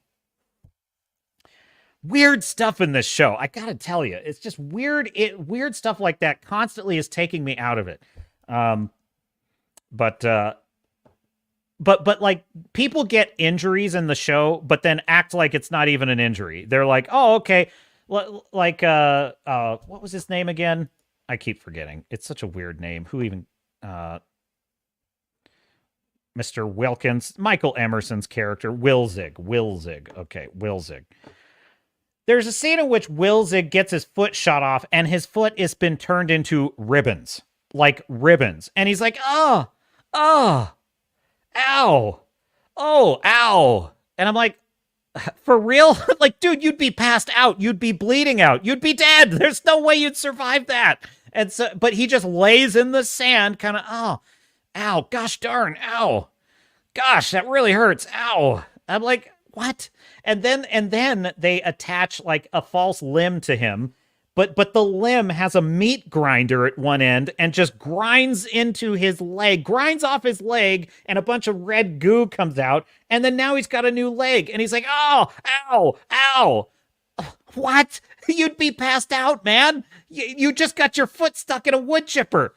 And then he's walking on it in the next scene with a limp, a limp. I'm like, what? And then there's a scene where a guy literally has his toe is dangling by a thread of meat. And he puts his sock back on and is limping across the desert. I'm like, you ain't going nowhere on that. You ain't going nowhere on that. So there's a very bizarre problem in the show where on the one hand, it wants you to be shocked by the violence and the gore. But on the other hand, it's like, this is ridiculous. It's worse than the Starship Troopers movie. Like, the Starship Troopers movie is kind of famous for gore being over the top and silly. It's even worse in this show. It is so over the top and wacky stupid that it takes me out of it again. Because I'm like, well, these characters that's clearly CGI. The character clearly is not really in pain. And obviously injuries, like in a video game, don't really matter that much in this show. So that bothers me. Anthony says, it's sad because I thought it was good enough to get a third or fourth episode. I would say second episode is the worst. Second episode is absolute nonsense. And if I did not go past that, I would have nothing good to say. I will say that episodes 4, 5, and 6 are actually have moments of some real brilliance. And I recommend, in my capacity as an approved internet reviewer, which is to say a guy on YouTube, I think you should watch it and decide for yourself. I'm landing at a 5, which is literally the fence position. So I'm not willing to say it's terrible, and I certainly am not willing to say it's great or even good, quite frankly. It's not even I gave Kong X Godzilla a 6 out of 10. By the way, I had a comment on my video talking about how I thought that, Kong and Godzilla, and it takes all of the moral depth out of it. And someone was like, dude, get a grip. It's just a movie about kaiju, and it's just meant to be fun. And my reaction to that is, well, perhaps. Maybe. On the other hand, I think that's dumb, and I don't enjoy it. What do you want from me, sir? I don't enjoy that, okay? Like, I guess that's fair. I don't enjoy Barbie either. It's, it is what it is. Stormcrow says, Captain, don't help them in any way. Let the stupid meat waste their brain cells with their delusions. Well, that's very colorful way to put it, Stormcrow. The captain, listen, what do I always say on the show? Wokies don't have principles, but the captain does. And my principle is, if it's good, it's good. If it's bad, it's bad. If it's in the middle, it's in the middle. And it would be intellectually dishonest for me to tell you I'm not helping or hurting anyone. That isn't my mission. My mission is neither to help nor harm the Fallout TV show on Amazon. I will say screw Alex Kurtzman, because I haven't said it lately, so that might be an exception. But generally speaking, I am not out to help or harm any work of art. I am simply giving you my impression of it, and I am advocating for what I think would be better, and I am advocating against what I think harms storytelling and harms the entertainment, for lack of a better word, industry overall. And what I would say is my allegiance is to the truth. The truth. And for at least as I see it, because obviously there are differing opinions on the show, and that's fair enough. I'm just telling you my honest opinion of the show based on everything I've seen. I haven't finished it, so who knows? This next episode could go totally off the rails, and I may have to revise my opinion. But look, Jonathan Nolan has talent as a writer. There's no doubt about it. There is talented, well-written dialogue in the show. There are some lovingly recreated elements of the world that honestly show me that he does love the games. Like, I believe that. This was written by people who love the source material. I may disagree with their interpretation of the source material, and I do, because, again, I think some of this is just the Hollywood mind virus, if not the woke one. It is the Hollywood mind virus of subverting expectations and getting way too attached to satire, as opposed to taking it more seriously. So that's kind of, but that's more me differing with their approach. So I'm not helping them. You know, it's like Batman in Batman Begins. He's like, I don't have to kill you, but I don't have to save you. That's the captain. That's the captain. I'm not going to bail Ra's al Ghul out, but that doesn't mean I have to save him either. Where is the trigger? Say it to me. Why were there fat? Oh, no, that is a great point, Fu Man Blue. There are fat vault dwellers, and that bugs me. There are fatties, fatty McFatties in the vault Now, listen, as a man who has been very much overweight in the past myself, it's nothing personal. It's nothing personal. I understand struggling with weight. What I'm saying is, what we're trying to do is recreate a world that is plausible, and the fact that, like, it bothers me. I think that overall the Vault Dwellers are way too soy. They overdid it. They exaggerated the Vault Dwellers in ways that I think did not make sense for me. There are actually, though, some really brilliant aspects to it, like what was the name of the character? Lucy's father. Yeah, no. Her brother is great too, actually. He plays a really interesting character. But it is Hank McLean, and he's played by Kyle MacLachlan, who was also in, I believe he was in The Haunting of Hill House, if I'm not mistaken. Yeah, I'm pretty sure. Let me double check, though, because I don't want to... What was he in? He wasn't in that. He looks kind of like that guy, though. Huh. I guess he's not really been in very much that I recognize. He seems familiar, though. All right. Well, anyway, so the actor that plays her father, Hank McLean, is great in the show. I really like his character. He's kind of in and out. So there's some real gravity to some of the characters. But yeah, it's whatever. We live in a body positivity world. There is some bullshit in the show. As I have said, there is some bullshit in the show. How does he get to eat more than the rest? Well, you know, they love Jello cakes in the show. Oh, that just reminds me. You remember how I was telling you about how, like, the scene where they're all getting massacred in the vault? There is some dumb shit MCU type humor in this. That does bug me. And I'll give you one example. Literally, there is a massacre underway. People are being gunned down, murdered, beaten to death. The fat guy literally is running for his life, and he sees a couple of unsuspecting vault dwellers rolling a Jello cake out for the celebration, unaware that the massacre is happening.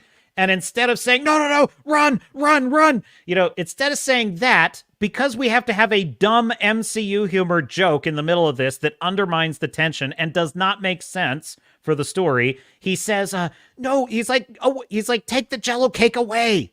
Hide the Jello cake. That's what he says. He says, take the Jello cake back. What? No, you say run. There are gunmen. Run. It's so stupid. I hate shit like that. I freaking hate that crap. Why is Hollywood so infested with this nonsensical, everything's got to be awkward, everything's got to be a big dumb joke humor all the freaking time? I'm so sick of this crap. I can't, it was part of why the first 2 episodes I was hostile to this show, hostile to it. I was like, fuck this show. I'm so tired of this crap. This is not funny. It is not funny to have constant scenes of people awkwardly repeating things 5 times. Oh, that's so funny, because instead of saying it 1 time, he said it 5 times, and every time it was more awkward. That's not funny. Staff Fury says, communism does not survive the apocalypse whilst totalitarianism does. Well, communism is totalitarianism. I disagree. I think communism will survive the apocalypse. I don't think there's any low that society can sink to that communism will not fit perfectly in. It just does. And there's definitely a lot of commie bullshit in this show as well. But this is where I will compliment this. This is why I say it's a pros and cons list on this one, folks, because in a strange way, the show also functions as a critique of communism. It functions as a critique of moral nihilism. It functions as a critique of utopianism. It actually critiques a lot of different philosophies in the show. It critiques capitalism, but also I don't so much see it as critiquing capitalism as critiquing corporate collusion, because there's a very I actually quite like the subplot with Vault Tech in the past, where they're talking about how Vault Tech is the biggest company in the world. It's like Amazon. It's like $1 trillion company, and they are selling the end of the world. And they literally are buying technologies that could solve the problems and lead to peace. They're buying them and shelving them because they will not stand to profit if there's no reason for people to buy spaces in the vaults. And I think that that's all pretty well supported in the lore of the video games, so the captain approves. But what I will say is it mirrors, in my view, very much the kind of corporate collusion that we saw during the coup. I really think that, now, I don't know if the writers intended that, because they seem to often be blind to, like, when they're rooting for exactly the thing they used to critique. Hollywood is very stuck in the past. They love to romanticize, like, the past when they felt like they were the victims. They seem to have a blind spot for the fact that they are now part of the corporate collusion that needs people to be sick in order to continue to profit, that needs to shelf cheap, plentiful drugs that might help. They are literally using censorship. They were using censorship to shelve those products so they could sell something else. And I'm not going to get into the details on that. You know what I'm talking about. And it's like, I don't know. Does Jonathan Nolan and the rest of the writers, do they understand that that's the allegory they're creating? Maybe, maybe not. I honestly couldn't tell you. But either way, there is a very interesting allegory to modern times with how Vault Tech is directly profiting off of the ongoing wars and the ongoing escalating nuclear tension, and that there is definitely a lot of evil things they're doing to keep that going. And so some of that is really brilliant in the show. And I do think also, again, the lore references are just spot on in the show. Like they literally, other than doing the Brotherhood dirty, almost all the other lore in the show is very well created. There's even like a little radio broadcast in the pre-apocalypse scene in which like still no word on the location of the president. His aides are saying blah blah blah. I'm like, that's good, because the president had gone into hiding in the weeks leading up to the Great Wars. So there's a lot that's pretty good. Fu Man Blue says, oh wait, I already said that one. Yes, we got that one. Dog eat dog, every person for themselves, indeed. Let's see. Wrangler says, because the more infrastructure you have, the harder it is to control everything, and totalitarians are nothing if not control freaks. Absolutely. If you are a fan of the Fallout video game backstory, there's a lot to love in this show, because as far as I can see, they did not betray the lore. They did answer the question of they did somewhat answer the question of what's happened to the new California Republic. And if you don't mind a mild spoiler, well, it's a spoiler. Not a huge spoiler. It's kind of a mid spoiler, I would say. It has to do with the NCR. Shady Sands, 5, 4, 3, 2, 1. Okay, Shady Sands, which is the capital of the NCR, got nuked. It got blown up in the year 2277. So roughly a few years before the events, like somewhere between Fallout 3 and Fallout 4. And if I'm not mistaken, I think Fallout New Vegas takes place... When does Fallout New Vegas take place? Fallout New Vegas year. 2281. Okay, so right between... So what they're saying is... I actually just pulled up an interesting article that's kind of sorting through this. The show's 6th episode dates the event to 2277, the destruction of Shady Sands, which fans say contradicts the capital being referenced in subsequent games and what we know of the NCR forces at that time that were fighting Khazar's Legion in New Vegas. Okay, yeah, so New Vegas takes place in 2281. Fallout 3 takes place in 2277, which is when the show is saying Shady Sands was taken out.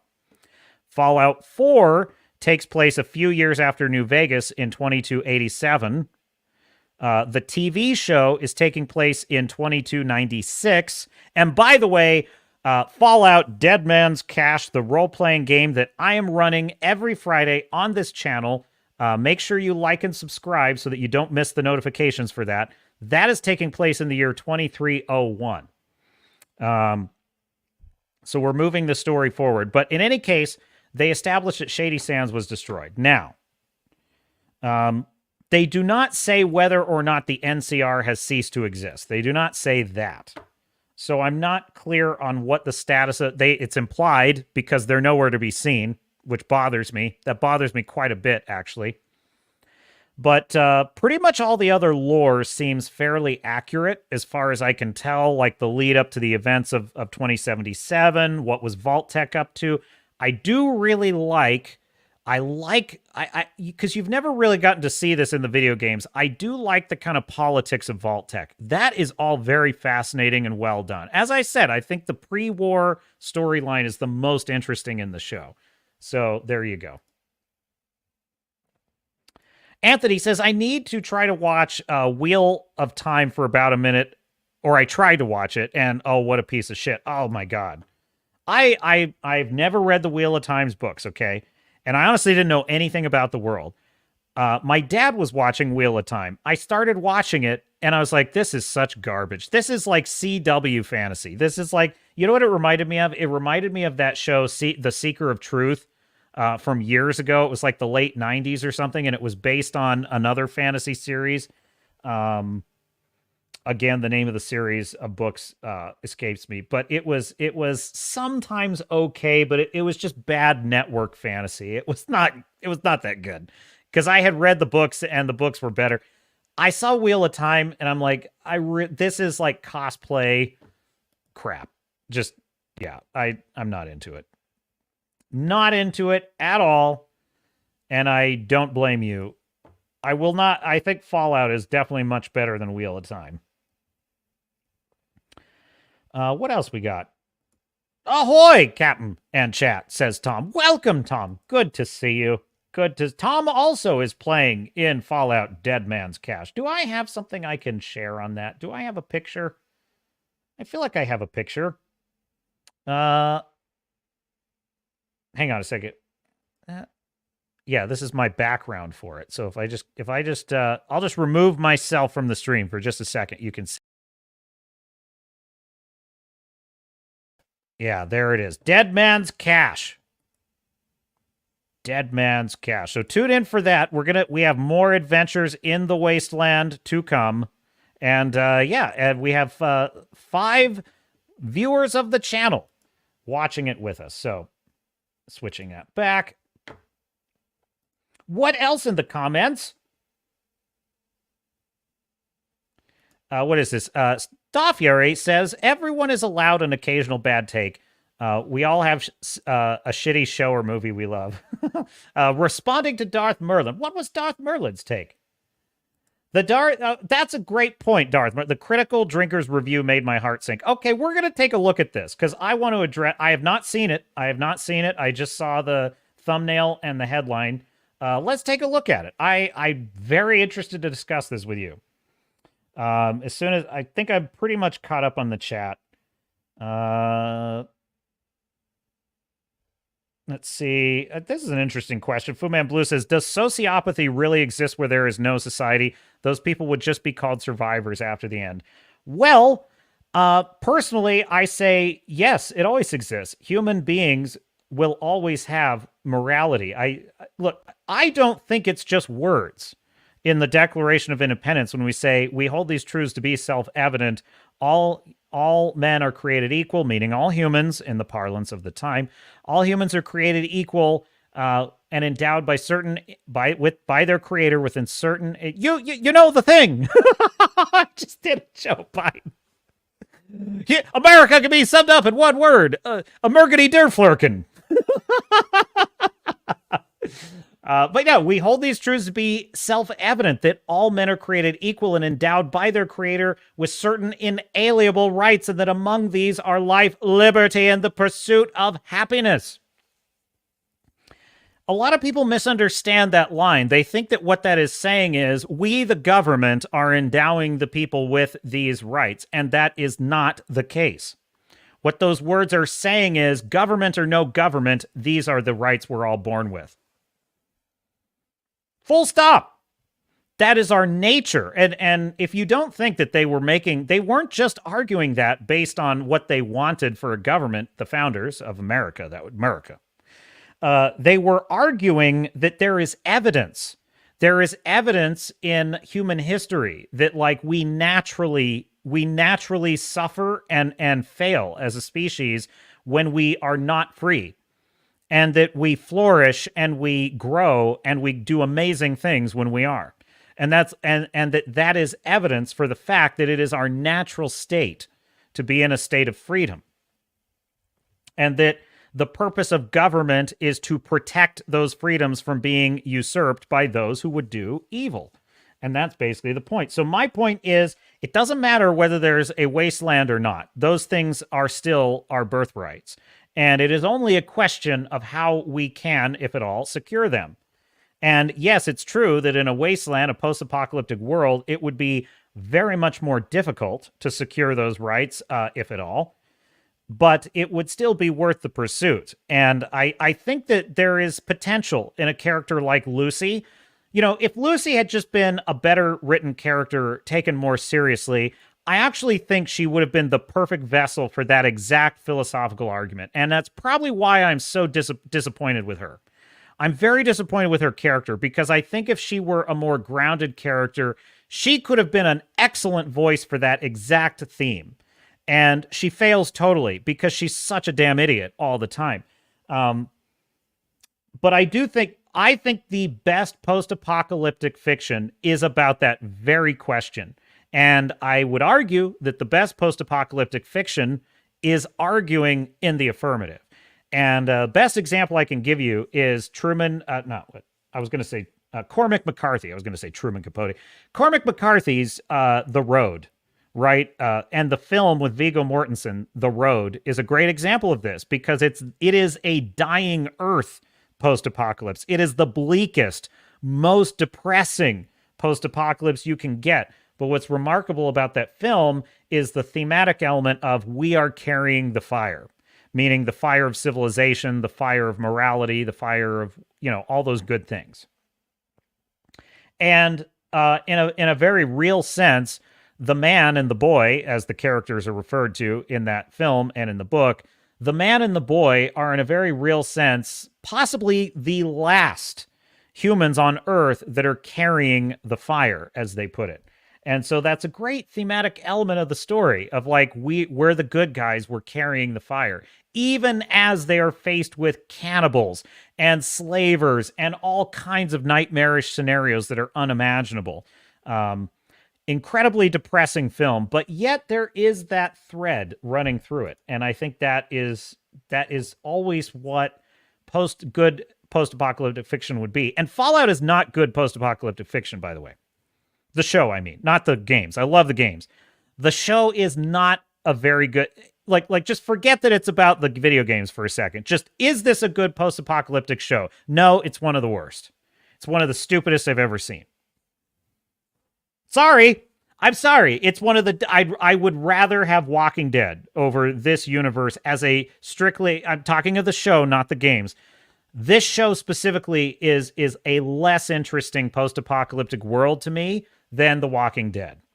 So again, being a fan of the video games is doing a lot of the work for me in this show because I enjoy seeing the Mr. Handy. I enjoy the Vault Tech lore. I enjoy the Pip-Boy and all of its cool little sounds and gadgets. But if I knew nothing about the Fallout world, I'd be like, Walking Dead's better. And I don't even like Walking Dead anymore. So that's, like I said, this one's a mixed bag. All right, I think we're just about... If I missed anything juicy in the chat that I should have caught up to, you guys put me on blast. What was that, Stormcrow? The Road is nothing to Blood Meridian. I will take your word for it. The Road is the most depressing post-apocalyptic world ever. Yeah, there you go. When corporations can just buy and delete anything they want, including ideas, then what else could happen? I mean,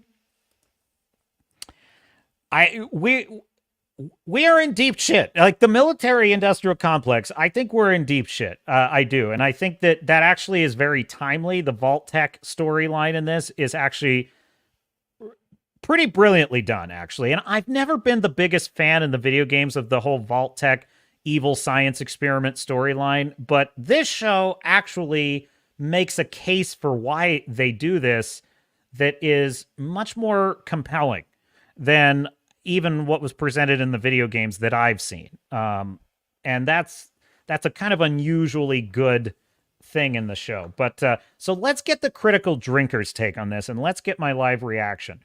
But first, the captain needs a short break, so just talk amongst yourselves, chat, and we will be right back with the Critical Drinker. We've also got Star Wars Outlaws on tap, and we've got the Joker 2 trailer, and we have Grizzy Shill, so do not go away.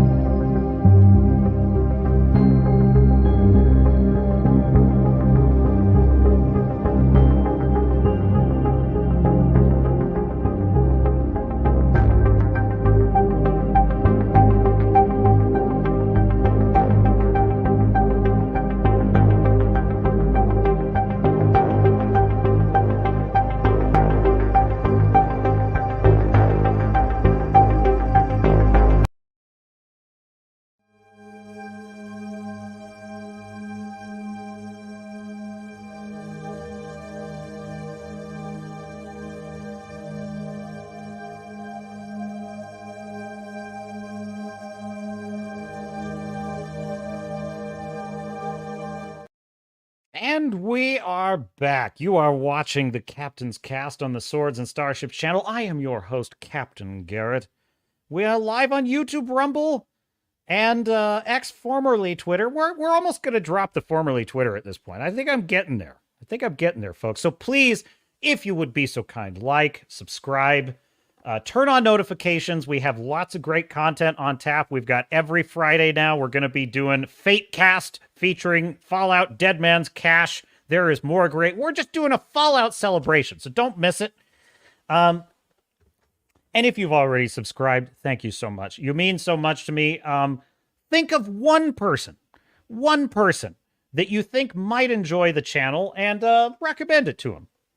And don't forget, if you want to join us in the Discord, there is a link in the description. It is a permanent link. It should not expire. You can join us. The Discord's actually getting to be a lot of fun. It's actually getting to be a lot of fun. We've got like channels where we talk about Fallout. It's a lot of fun. So, all right, let us get into this Critical Drinker review. I have to admit, I'm surprised to see that. At first, I thought it might have been an ironic review, because, you know, sometimes the Critical Drinker will say, oh, The Last Jedi is such a brave and stunning movie. And it's like, oh, yeah, I see what you're doing there. But no, I don't think this was ironic. Welcome. I think I just saw a new... Did I just see a new member join in Discord? I believe I did. Dow is here. Welcome, Dow. The captain in real time is saying, welcome aboard. Join the fun. All right, cool. So, yeah, we're growing by leaps and bounds. And yes, I know there's also Gilded, and I'm sure one day we'll build that. But the captain is... I'm trying to build one thing at a time. So, Discord's kind of where it's at. Let me share my screen, and we can get into this. Glad to have you here, Dow. Good to see you. All right, let's get into Critical Drinker. I'm going to throw a like on it, because I always throw a like on a Critical Drinker video. Tell you that video game adaptations have got a rocky history. For every Last of Us, there's a Resident Evil, Halo, and Monster Hunter. Not you though, Street Fighter. You'll always have a special place in my hearts. Of course! That was beautiful. The point is, though... I love how much he loves Street Fighter. Dude, I remember seeing that movie as a kid. Back when Street Fighter 2 was the game on Super Nintendo. I remember playing that game, and I was excited. I was excited for the Street Fighter movie because I thought Raul Julia looked cool as M. Bison. And I was into it, you know. Jean-Claude Van Damme back then was still a pretty famous action star. And I remember as a kid thinking, this movie is so dumb. Even as a kid, I was like, this is so dumb. But it's, you know what, though? Dumb is not the same as it was. Back then, things that were dumb were 1,000 times better than most. At least they had character compared to what we get now. So, roll tape. We're seeing a lot more attempts to bring popular gaming franchises to the big and small screen these days, and while it opens up a lot of possibilities for awesome adaptations of popular stories, it also gives Hollywood a lot of potential to screw up even more beloved IPs. Case in point, the Fallout series, a post-apocalyptic RPG adventure game that's been on the go since the 1990s, spanning almost a dozen titles, and with a fan base so dedicated and passionate that they make the Snyder Bros look like tourists. So I think it's fair to say that Amazon took on a bit of a challenge with this one. I mean, this is the same studio that gave us pretty decent shows like Reacher and Terminal List, but also produced Rings of Power. Not only that, but the show was being headed up by Jonathan Nolan and Lisa Joy, best known for creating Westworld, which was absolutely fantastic for precisely one season before it absolutely fell off a cliff. Could we dare to hope for a show that would do justice to the rich and detailed world of Fallout? Would they manage to capture the dark satirical comedy undertones of the games? And would they be able to keep it free from the message? Dark satirical undertones is the key word there. Undertones, not dark, satirical, wacky, crazy, exciting, fantastical world. No, it is undertones of satire. Really felt like the gods of entertainment flipped a coin with this one, and the fan base held its collective breath. And well, I'm happy to say that the gamble paid off in this case, more or less. Fallout is a surprisingly good adaptation that kept me intrigued and entertained for all 8 episodes, delivers a trio of main characters played by capable actors that I quickly found myself rooting for, and overall, it feels like a decent stab at replicating the look, tone and feel of a pretty complex game universe. I will say, so Maximus, the Brotherhood guy, he's not a bad character, but I don't find myself rooting for him, at least not, I guess maybe around episode 5, I kind of start to root for him a little bit. Again, I just think they mishandled the plot, because if these characters had a more coherent reason to come into each other's orbit, it would have fit better, and it would have actually worked pretty well. I just really hate the Brotherhood backstory so much. Like, he's so the lowest common denominator, Maximus is, because it's like, oh, let's just give him all these mean, nasty bullies, and they're super mean and bullying to him, and so he gets revenge, and I'm like, that's just not that interesting. But this character, who is Lucy's brother, he's actually really interesting in the show as well. And surprisingly, he doesn't start out that interesting, but he gets there. So there is some talented writing. It's not perfect by any means, it doesn't always find the right balance between satirical humour and compelling drama, and the sparse world building is probably going to make it a tough slog for anyone who hasn't played the games, but for the most part, well, I liked it. So grab your Pip-Boy and your Radaway and let's get started.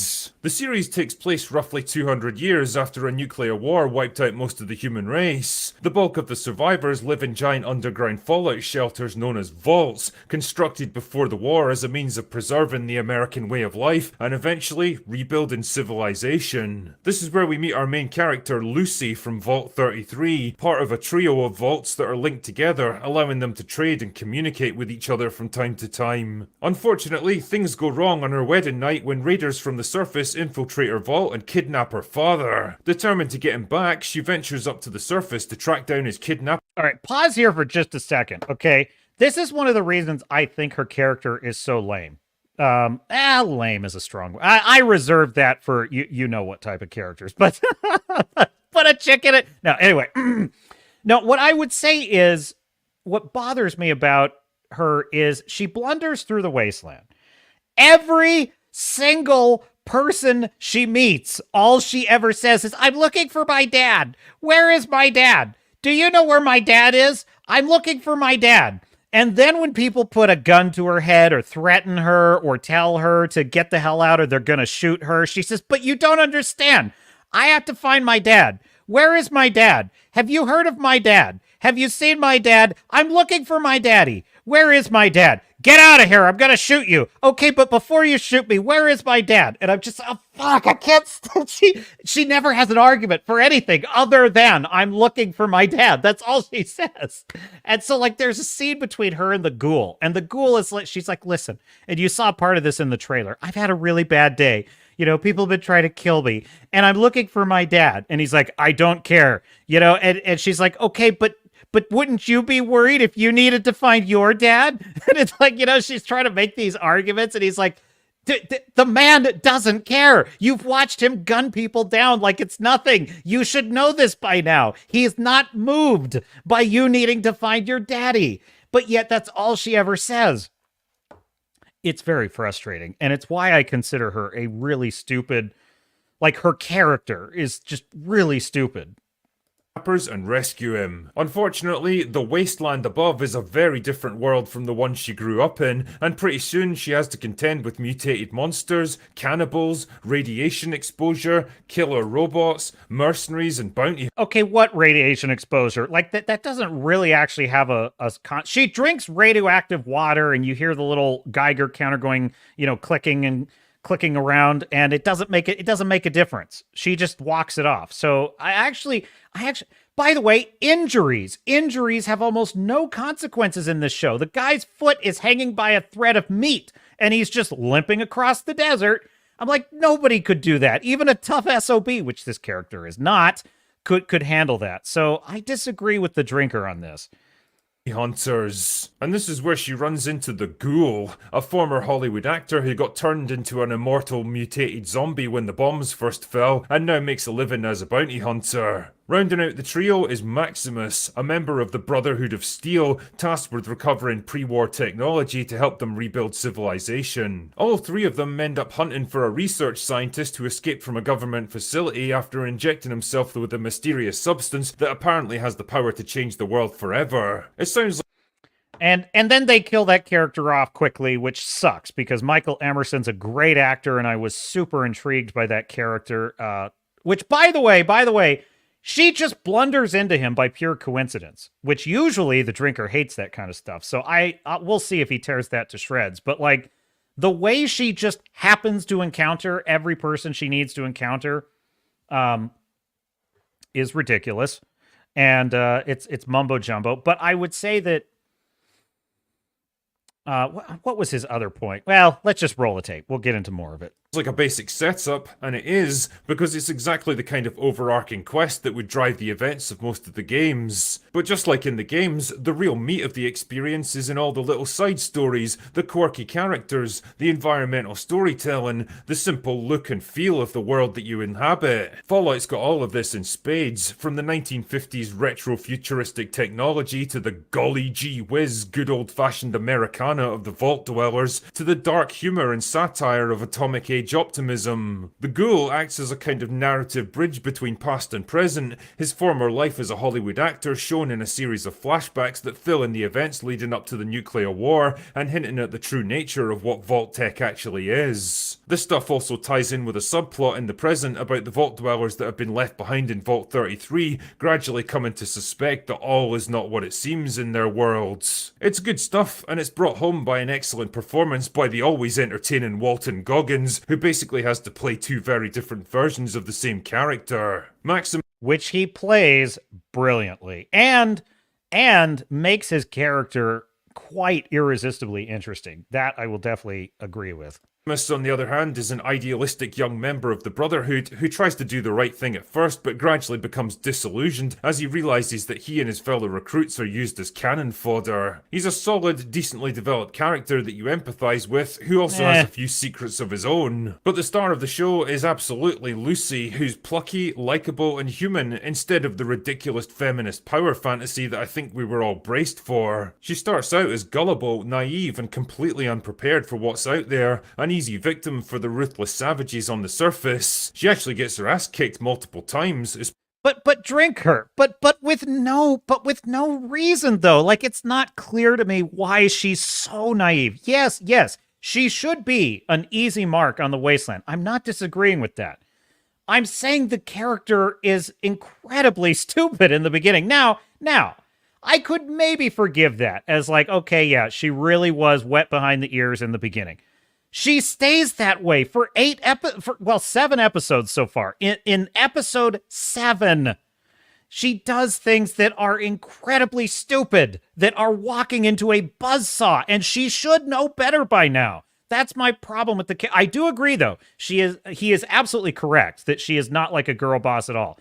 In fact, to the extent I like her, it's because she actually is a very human character in the fact that she's going through hell. She's never experienced the wasteland. She's supposedly learning all these hard lessons.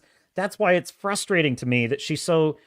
But they rob her of a lot of agency, actually. They do rob her of a lot of agency because she just stumbles into things conveniently when she needs to. And it's like, no, I want to see her problem solving. I want to see her navigating. I want to see her working it out. I want to see her investigating, picking up clues, coming up with strategies, making clever arguments, figuring out what makes people tick and getting them on her side. Why doesn't she do any of that?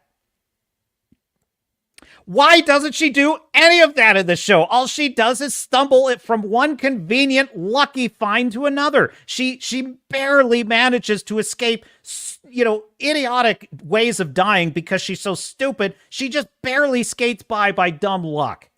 Okay? That's the problem with her character. It is very frustrating to me. especially in the first few episodes. She makes lots of mistakes that often cost her dearly, but importantly, she learns from them and gradually becomes more savvy and capable while still No, she doesn't. She doesn't. That's the problem. trying to hold on to her core belief in compassion and humanity. You see, boys and girls, back in my day, this is what we called character development. It used to be a real thing until about 10 years ago when Hollywood writers decided to just skip right to the end with none of the interesting stuff in between. Seriously though, Lucy's a charming character that I found myself rooting for right away.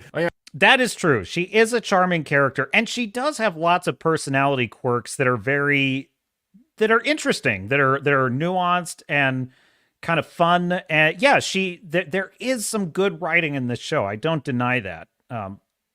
I actually liked her optimistic and innocent attitude, and credit to Ella Purnell for a great performance that showcases both strength and vulnerability. Agree. Give me a few more characters like this and I might just start to rethink my opinion on modern entertainment. If I had to level a few criticisms at the show, I'd say that the world building is probably going to be pretty impenetrable to non-gamers. There's a lot of outlandish stuff like the ghouls, the Brotherhood, the Enclave, the 1950s aesthetic, and all the little in-jokes and references that probably deserve more explanation than they get. And I can't Yeah, that stuff will make no sense to people who've never played the video games, and it will be even more confusing because it does not have the right tone. It's not a convincing post-apocalyptic world. That's my issue. If you just take the love of the video game iconography out of this, it's not at all a convincing apocalyptic world for me. In fact, it's almost farcical. Like the gore in this, it is so farcical that I would not take it seriously. I would not take this show seriously if it weren't for the fact that I know the video games and I'm invested in them. shake the feeling that the show relies a little too heavily on member berries for fans of the games. Also, and I know this is probably just a budgetary thing, but the supposed nuclear wasteland looks remarkably green and lush at times. Yeah, thank you. Exactly. Yeah, you're exactly right about that. I don't remember there being trees and forests in the Fallout games. Have you played Fallout 76? Yes, the drinker has not played Fallout 76. Fallout 76 is hot garbage, and yes, it's full of lush, verdant forests that are beautiful. Also tell that a lot of it was filmed in modern day cities that don't really resemble the aesthetic of the rest of the show, but whatever. It probably wasn't made on a massive budget, so I can forgive a few visual shortcomings. Ultimately, I have to say that I enjoyed Fallout a lot more than I expected. It's not quite in the same league as Last of Us when it comes to compelling human drama, but See, I hated The Last of Us too, so the drinker and I we're very far apart on The Last of Us. I think that show was crap. A couple of good episodes in the beginning, and then it just went way off the rails, and it sucked. It was boring, we have not quite as far apart on the Fallout review, but definitely, I feel how is he missing this? How is he missing this about Lucy, that she doesn't really learn? She's charming, she's likable, it's a great performance. And the bones of the story make a lot of sense for her. The optimism and she doesn't know what she's getting herself into. But why do we never see her do anything clever? We never see her do anything that demonstrates what she's learned.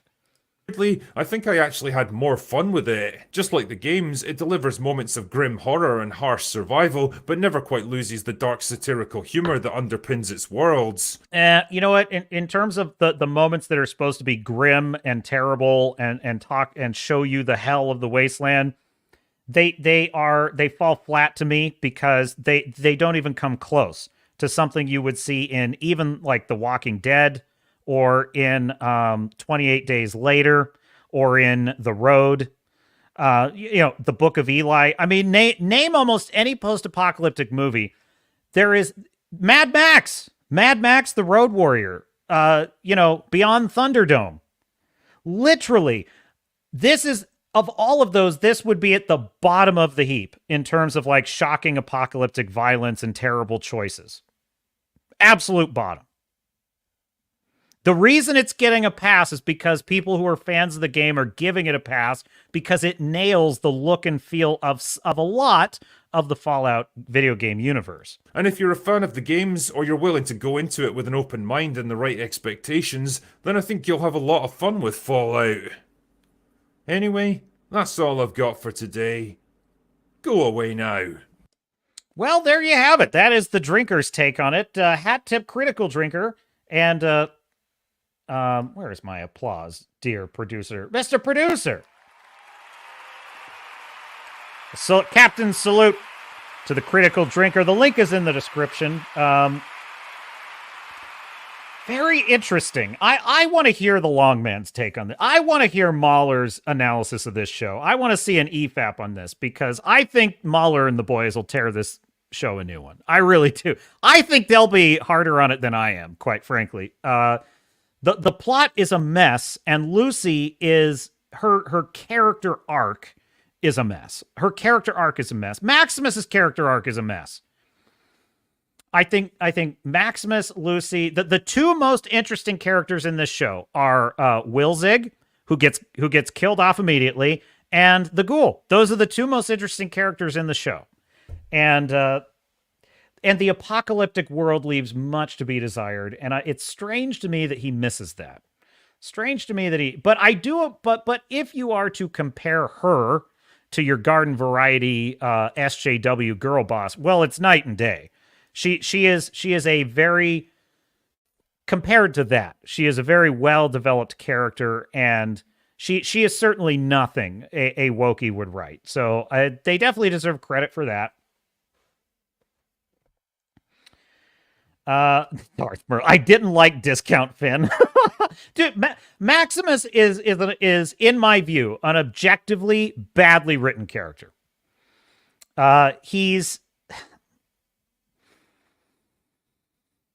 If you're looking at a character study of someone in the Brotherhood of Steel, maybe I should moderate what I'm saying, because there are elements of Maximus's character I like, such as the fact that he is a survivor of the Shady Sands nuclear explosion, and as a child, he was rescued by the Brotherhood of Steel. The problem is, in the later episodes, they actually start to develop the fact that his issue is that he's a grown man, but he has the mind of a child. And the reason why he has a mind of a child is because he lost everything when he was a boy, and the Brotherhood adopted him, and they just turned him into a child soldier. So the fact that he's a wastelander, but he's kind of grown up in a state of almost perpetual childhood because he's been sheltered by the Brotherhood, and, he's had his whole upbringing robbed from him. There are amazingly hilarious and charming scenes. There's a scene in which Lucy says to Maximus, because they're kind of stuck in a quarantine and they don't really have anything to do, and she's like, "Would you like to have sex?" And I'm expecting him to immediately be like, "Yes, please." But instead he's kind of got this shyness about him, and he's like, "You mean like, well, okay, maybe, but the thing is, something weird happens when I do that." And she's like, "What do you mean?" He's like, "Well, I know that not all guys have this, but, my cock," he calls it his cock. He's like, "My cock gets really big and it explodes. And I know that's not supposed to happen." And she's like, "Actually, that is supposed to happen. It's supposed to happen every time, ideally." And he's like, "Oh, it is?" And he's like, "Well, I'm in the order, and I'm not supposed to do that sort of thing." And it's clearly that he's shy, and he's like nervous about it. And it's like, so this is late in the series, and it's like, now that is actually starting to establish, okay, he's a guy who still has the mind of a child, and because of his upbringing and his trauma and where he's been through, that's actually kind of interesting, and I would have been more down for that. The problem is the beginning of the show, I do not like the whole storyline of the Brotherhood of Steel. They're just ogres, and it's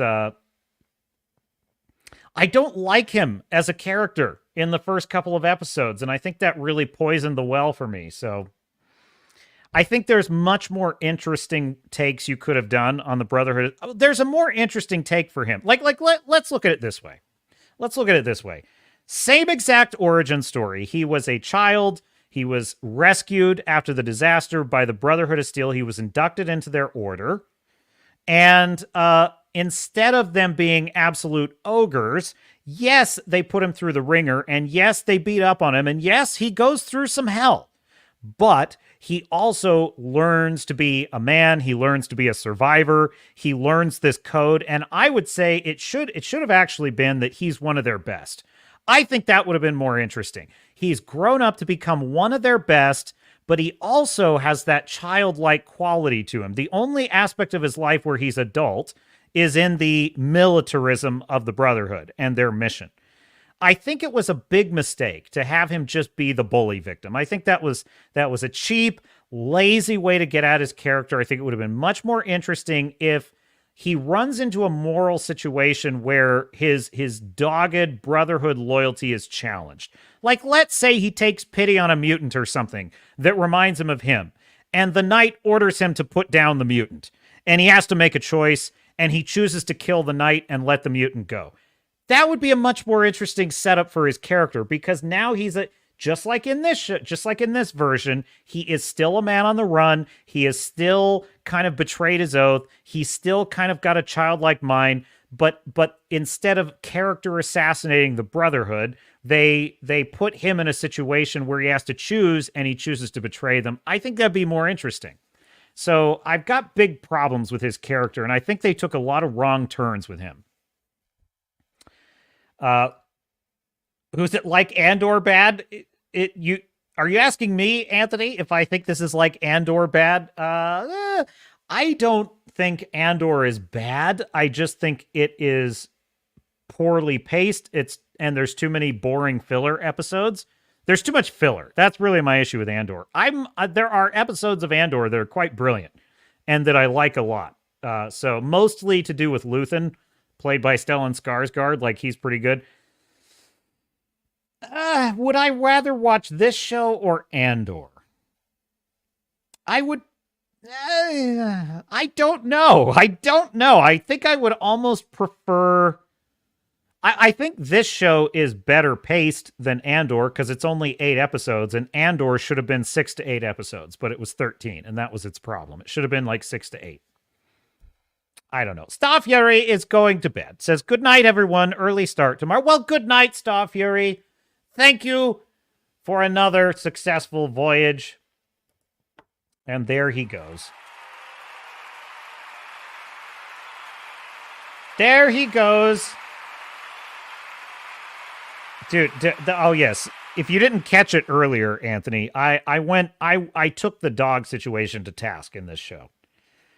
The dog situation is, from a purely storytelling perspective, is quite bizarre. Quite bizarre. That's the only way I can describe it. The dog seems to just become the pet of whoever the plot wants it to be the pet of. It doesn't seem to have any particular loyalty or affinity to anyone. On the one hand, the show seems to want you to feel sympathy for the dog escaping cruelty. On the other hand, the dog treats the show treats the dog in a spectacularly cruel fashion. But then immediately undoes it with magical bullshit technology. So I'm not wild about the way they treat the dog in the show. It's a very weird take on the dog, and I did not like it. You're kind of right about this, Fu Man Blue. Discount Finn, meaning Maximus in the show, is a sick fuck. He's kind of a sick fuck. I kind of agree with you on this. He's not, if that's what you're referring to, I kind of agree with you. But yes, what else do we have in the stack of stuff? So that's Fallout. That is the Fallout show. Mixed bag, 5 out of 10. I am officially recommend. I know that my early take in Discord, my early reaction based on episode 2, which is a pile of shit. Episode 2 is a pile of absolute dog shit. And not least because that town of Philly is pathetic. A pathetic recreation of a Fallout settlement. It's awful. It's awful. So based on that, I was saying in Discord that, like, oh my God, this is like Rings of Power levels of disaster. Having seen more of the show, I am revising that opinion, and I am saying, I think if you're interested, you should watch it. I think you should watch it and decide for yourself, because I would not tell you not to watch it, because I don't, well, I would never tell you not to watch anything. If you want to watch Ahsoka, have a ball. What I'm saying is, I'm not telling you that this thing is a total waste of your time. You might enjoy it. You might have fun with it. On the other hand, you might hate it. And I would not blame you for either opinion, quite frankly. So, look, I don't say that the Critical Drinker is wrong about this per se. I think his take was mostly pretty fair. I don't quite understand what he sees in Lucy, though. And I don't also understand why he didn't pick up on the plot conveniences. Those two things I think he really missed in his review, and I'm kind of surprised. Those are usually the first things he'll see. If the long man says he loved this show, I'm gonna shit kittens. I'm gonna have a meltdown. I'm gonna be like, am I going crazy? I must be going crazy. But whatever. I certainly would be curious to hear that. I certainly would. All right. But no, I think the long man's gonna tear this show to shreds if he even watches it. I get the feeling he's not gonna watch it, but. Have you heard of a thing called Star Wars Outlaw? Did you know Star Wars is making yet another video game? Let's take a look at it, shall we? Represents some of the most powerful criminal organizations in the galaxy. Pikes, Crimson Dawn, Hutts. It's a golden age for the underworld. The Empire controls every corner of the galaxy, but they're distracted by a rebellion that won't quit. It's an opportunity to make millions. Yeah, oh God. Oh no! Look at that, there she is!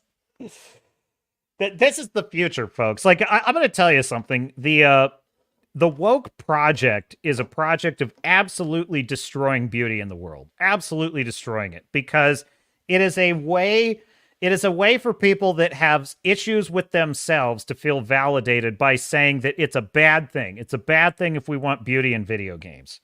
It's a bad thing if we want attractive people in movies. You know, it's like that. It's a bad thing if we want, Mario Brothers. If Mario Brothers is beautiful and gorgeous and colorful to look at, right? No, we gotta have stuff like Wish, where everything is like shades of pastel. That is what they're up to. But anyway, on the plot of this, right? The Empire is in control, and they are distracted by the rebellion. It's a perfect Gilded Age for the criminal.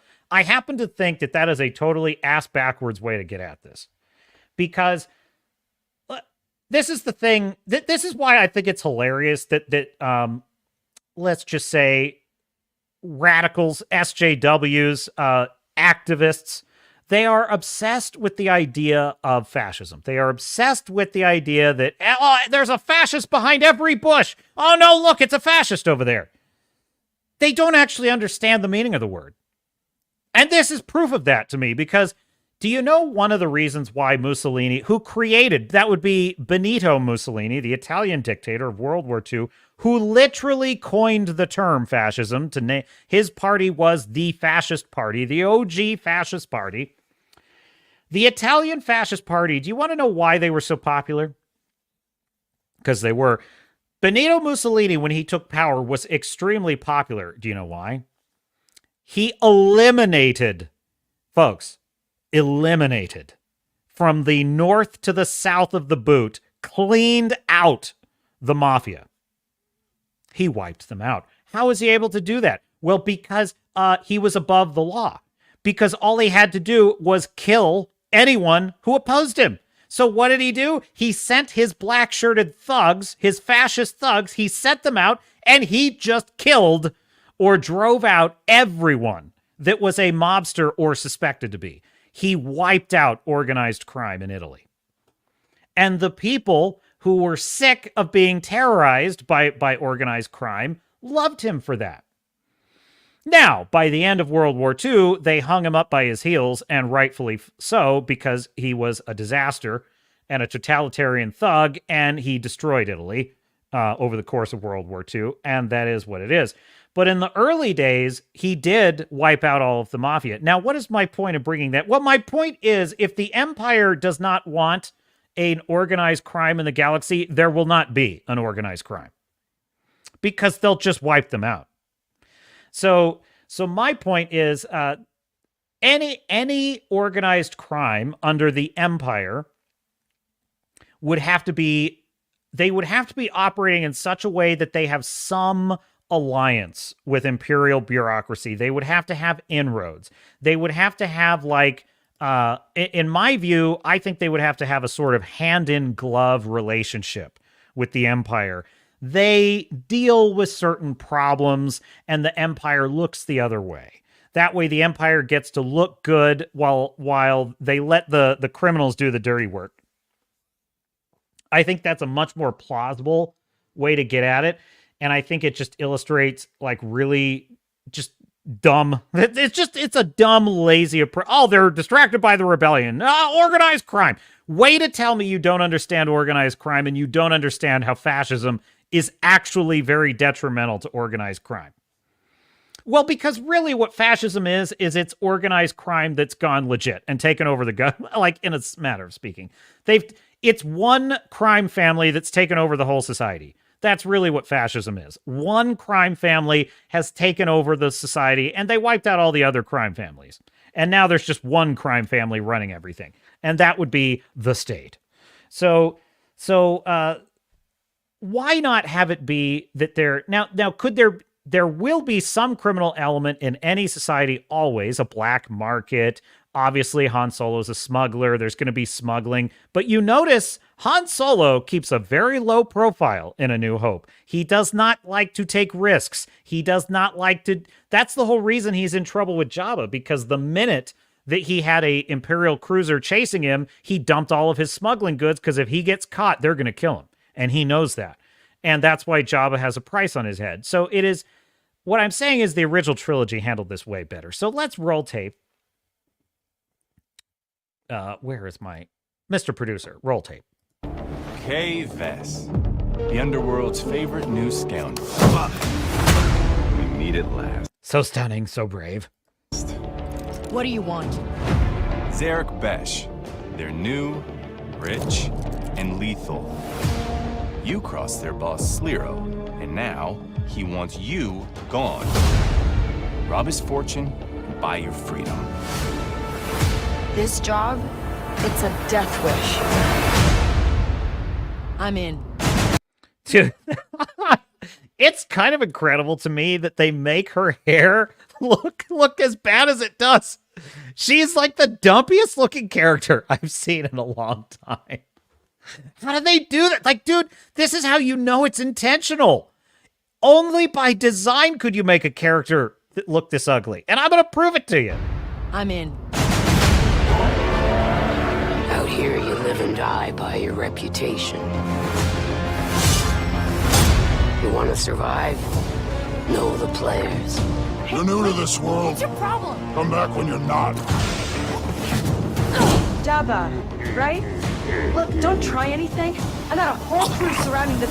Okay, we're skipping that part. For about as long as I can remember. I really hate the way they write characters in the Star Wars universe now. They always write them in this happy-go-lucky way that's always the same. Oh, okay, we're skipping that part. It's like, way to tell me that the character's not really afraid or in peril. There's not really any high stakes. It's just been me and Nix. Doing what we have to survive.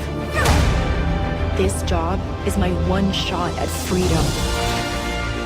But if we're gonna pull this off, we need the right crew. And the right ship.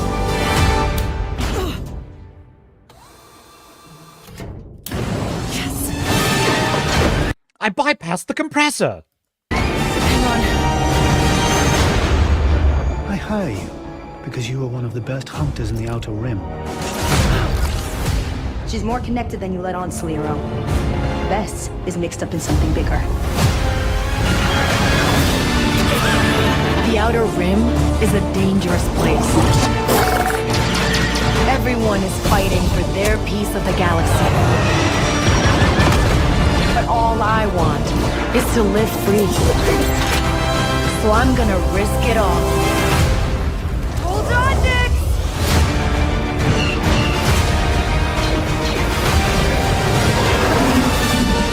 Star Wars Outlaws, pre-order available now. Well, there you have it, folks. There's Star Wars Outlaws. I mean, it's a story trailer, so it's... You know, what strikes me about that trailer, I'm watching that, you know, and there's a lot on paper that seems like it should work, right? It's like, oh, it's bounty hunters, it's outlaws, it's the scum and villainy of the galaxy, and we're on an adventure for something. What is it she wants? Money to pay off some guy she owes money to. Okay, whatever, fine. What if she were looking for a treasure? For example, the dead man's cash. You know, a cursed, a legendary fortune. Many have tried. They have all failed. Fallout Dead Man's Cash, live every Friday. Don't miss it, folks. But what I would say is somehow the Star Wars universe is so boring now. Like that all seems old hat. It all seems like well-worn ground. Nothing feels new. Nothing feels... I didn't see one thing in that trailer that was like, wow, that's beautiful. You know, you think about... let me give you an example. Avatar. I know, I talk about Avatar a lot. It's a good example of this, though. The first Avatar film, right, it's the world of Pandora. Regardless of what you think of the film, the world of Pandora is spectacularly beautiful. It is spectacularly beautiful. It feels like a different place. You are transported to this new world that you've never seen before, and that alone makes it kind of an adventure. Whether or not you ultimately like the story. Then you get the second film. The second film, I remember when I heard that James Cameron was going to be filming underwater, my curiosity was piqued because I was like, underwater? Well, like, where are we going here? And then the trailer came out of the second Avatar film, and it looked totally different than the first film because the first film is in the forest. The second film, it's like these beautiful vistas of the ocean and white sandy beaches. Then we're underwater. We're seeing all this aquatic life. We're seeing these, you know, the whales and all this cool stuff. None of that was in the first movie, right? So my point is, when I see the trailer to Avatar: Way of Water, I felt the same feeling I had when I saw the trailer to the first one, which is, wow, I want to see this world. I want to see this wondrous adventure that we're about to see Jake Sully go on. When I see anything Star Wars now, anything, I never have that feeling.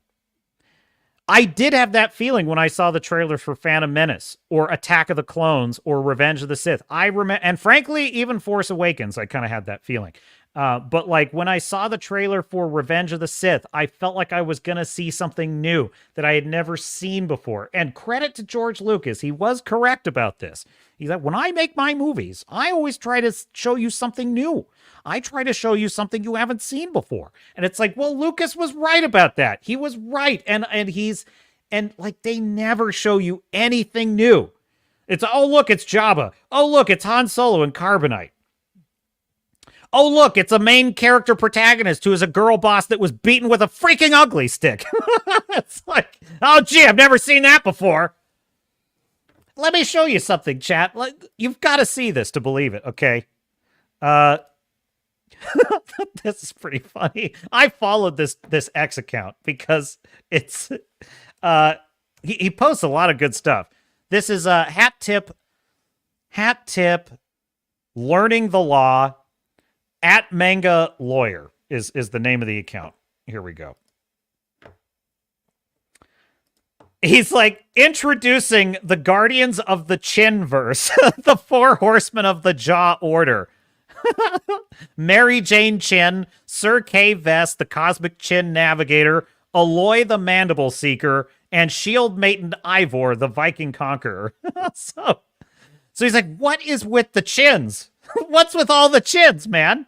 Something weird is going on. Dude, this is crazy. So from left to right, we have Mary Jane. I presume from the Spider-Man game. That is incredible. That's Mary Jane. My God, folks, I'm no great fan of Kirsten Dunst as Mary Jane. I'm really not. But I mean, let's face it, Kirsten Dunst way more attractive than whatever this is. Then we've got, obviously, Star Wars girl boss character. Then what the fuck is that? What is the alloy, the mandible seeker? What even is that? Is that from Horizon Forbidden West? I don't know. It looks like she's got, like, jawbreakers stuck in her cheeks. And then we've got the Viking girl boss, of course. Why do we suddenly have a generation of young people where all of the dudes want to be girls and all the girls want to be dudes? What is going on? Why do we suddenly have, like, a grass is always greener problem with the genders? Dude, listen, like, I think that either gender can look at the other gender and see things roughly to be envied. But I do not understand this weird psychology of the modern world where it's like everybody wants to be the opposite gender now. What is going on? It's very bizarre. But try this one though. This is even better though, folks. You know the meme, right? You know that the straw man argument. Well, you just don't like it. You just don't like it because you think women are there to be easy on the eyes for you because you're a toxic male and you just want a sex doll. You just want them to create a fantasy woman that does not exist in the wild to be your visual blow-up doll for you, because we all know that real women that are that beautiful don't actually exist. Except that they do. Because same account, this is the model. This is the model that for that character in the Star Wars game, folks. Folks. This is unbelievable to me. This is the model that they base this character on. I mean, she's gorgeous. She's gorgeous. Now check this out. This is what they created based on her. This is what you get in the video game. I mean, I can only stare at this in mute stupefaction. What Lucasfilm, Ubisoft, what have you done? What have you done? They can't keep getting away with it, folks. Dude, these are the pro-women crowd. These are the activists that are like, we believe in women, and we think women are stunning and brave, and we want female representation. Female representation is what we want. Really? Were you attempting to represent this female? Was this the female you were representing? Because that's not what you did. You did not represent that female. Look at this.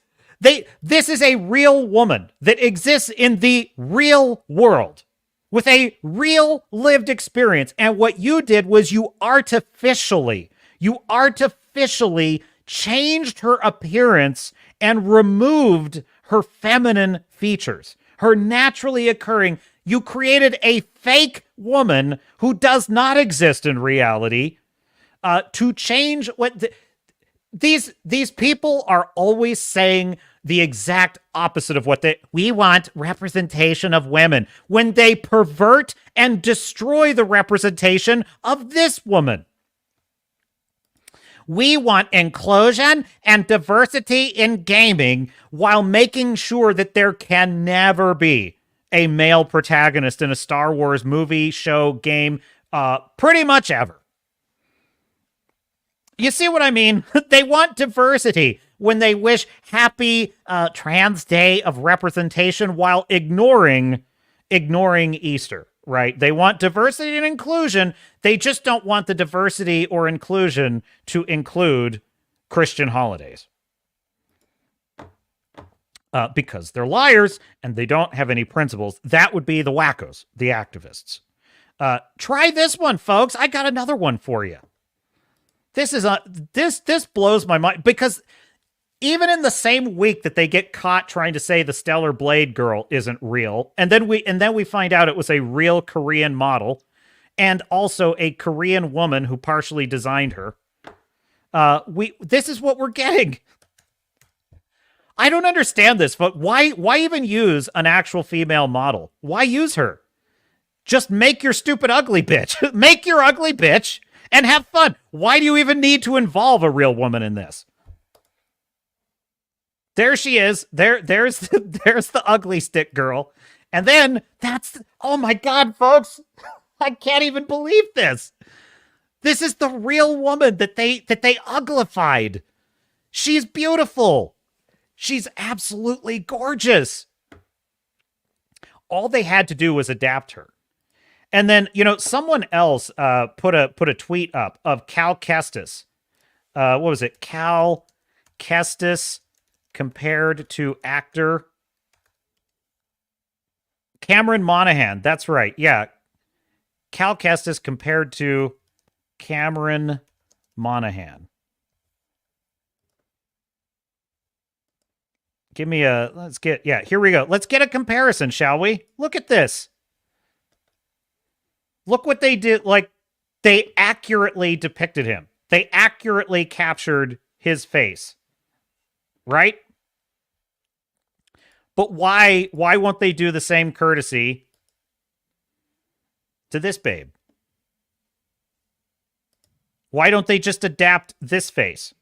What? By the way, why not just adapt her hair? Like, why not do that? Why not adapt her hair? You could have her tie it back because she's supposed to be in battle or whatever. What in the literal frack is this, folks? What is this? She's got a cleft chin. A freaking cleft chin. She's got these bizarre, she looks like a Vulcan, actually. She looks like a Vulcan, T'Pol. T'Pol in season 1 of Enterprise was very unfortunate looking. Played by, absolutely gorgeous actress. God, I can't even believe her name is escaping me. It's been so long since I even thought of, who played T'Pol? I know Jerry Ryan was, 6 of 9. Jolene Blalock. That's right. Jolene Blalock, she's gorgeous in the later seasons of Enterprise, but in the first season of Enterprise, she looked not great. Yeah, this is T'Pol in the later seasons of Enterprise, right? Beautiful. I frankly, she is my favorite Star Trek babe. She is totally, even over 7 of 9, she is my favorite. Absolute babe. But in the first season, she was this is first season T'Pol. Look at this, folks. Oh, no. Oh, no. The body is great. But, folks, look at her eyebrows. Look at how washed out and weird looking they are. They over-Vulcaned her. They over-Vulcaned her is what happened. But then in the later seasons, oh, yes. Serious babe situation going on here. Here's another good one. This is the male gaze stream on the Captain's Cast. Please like and subscribe. They also improved her they improved her wardrobe quite a bit. They gave her some color, right? That was nice. That was nice for her character. She was pretty hot in an actual Starfleet uniform too. There's one episode where she's in a Starfleet uniform. Yeah, there she is. She was the captain of the Enterprise temporarily because Archer had been injured. It's a great episode called Twilight. You got to see it. And she fracked up the mission. She wasn't right for commanding the mission. But in any case, so getting back to this, and I love this tweet, by the way, because he says, evil cannot create anything new. They can only corrupt and ruin what good forces have invented or made. She's got the T'Pol season 1 eyebrows going on, and this hairstyle, this is... She looks like the Blair Witch, man. She looks like the Blair Witch. It's like she's been out in the woods. She's been out in the woods braiding her hair with twigs or something. Girlfriend, you got some problems with split ends here. It's seriously bad, folks. You got to use some conditioner, babe. The fictional version of the Star Wars Outlaws girl, she needs to get advice from the real life actress who modeled her on how to take care of herself. Redoubt Production says it's interesting that when we have more inclusive developmental teams, the character models look increasingly like the opposite sex of those creating the characters. Just saying, it's weird, honest to God, people say that like the LGBT activists have infiltrated the industry. And there's truth to that, but I think it's actually not so much. It's not precisely LGBT as like weird Tumblr fetishists. Weird Tumblr fetishists have become the activists that are driving all of this crap. Like, and they have weird fantasies, they have weird sexual fetishes, and they want all of the world to bear witness to their weird Tumblr fantasies, and it makes me sick. Darth Merlin says that model has no protection from the male gaze. Yes, she does not. Fu Man Blue says, we don't have to represent every genetic anomaly on the human palette. I mean, there's a lot of inbreeding going on with these fictional characters. I'm just saying. Fu Man Blue says, the question is valid if you ask yourself how the end result makes the model feel.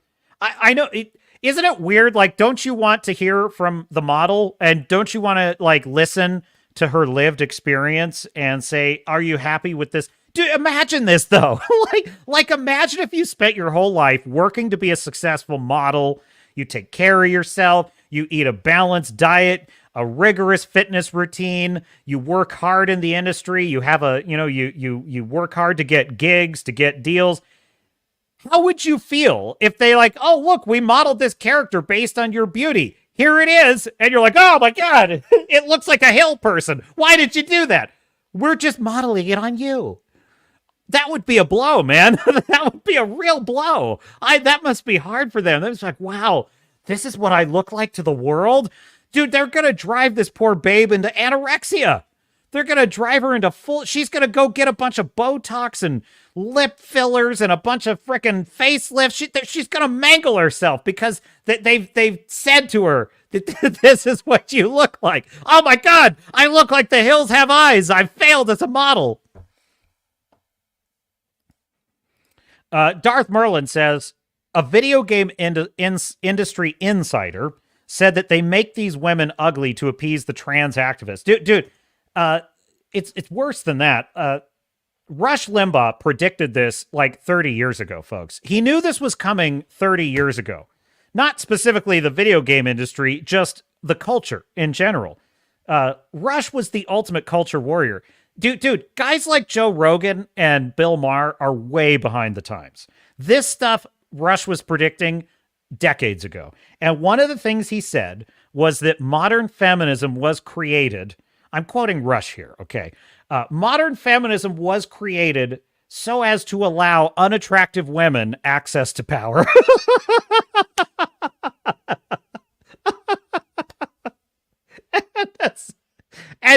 And you know what's so funny is, like 10 years ago, that was like, oh gosh, oh geez, Rush, that's a really hardcore thing to say.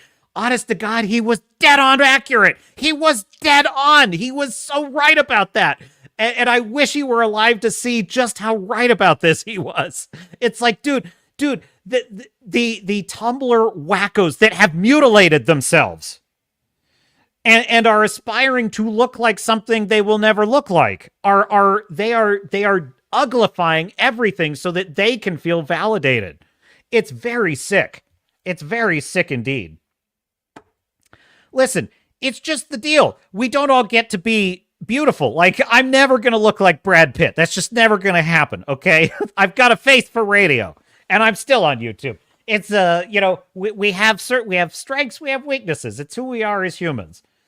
It's a loser mindset to feel like we have to uglify everything so that we can feel beautiful. It's like, that's not reality. That's not how things work. This is why Marxists, they always create societies that are poor and destitute and full of just absolute abuse, because they can never make things perfect. All they can do is steal from things that are beautiful. All they can do is uglify the beautiful to make everyone feel good. All they can do is impoverish everyone to make everyone feel equal. They can never create or build things because their ideology is fundamentally flawed. It's based on a lie. It's based on a lie that you can manufacture perfect equity and everything. That is never going to happen. That is never going to happen. And I will say that the Fallout show sometimes swerves into kind of defending that ideology, but also critiques that ideology in many ways. So balance is all I can ever really ask from a show's approach to that. How does she look so different? Fu Man Blue asked. I do not know. They had to work at it. Now, believe it or not, my dear sailors and starnauts, and if you're enjoying the stream, please like and subscribe. But believe it or not, as ugly and unattractive and unfortunate looking as that fake protagonist looks, not so the model that precipitated her, but that fake creation of Lucasfilm and Ubisoft and God knows what Tumblr wackos.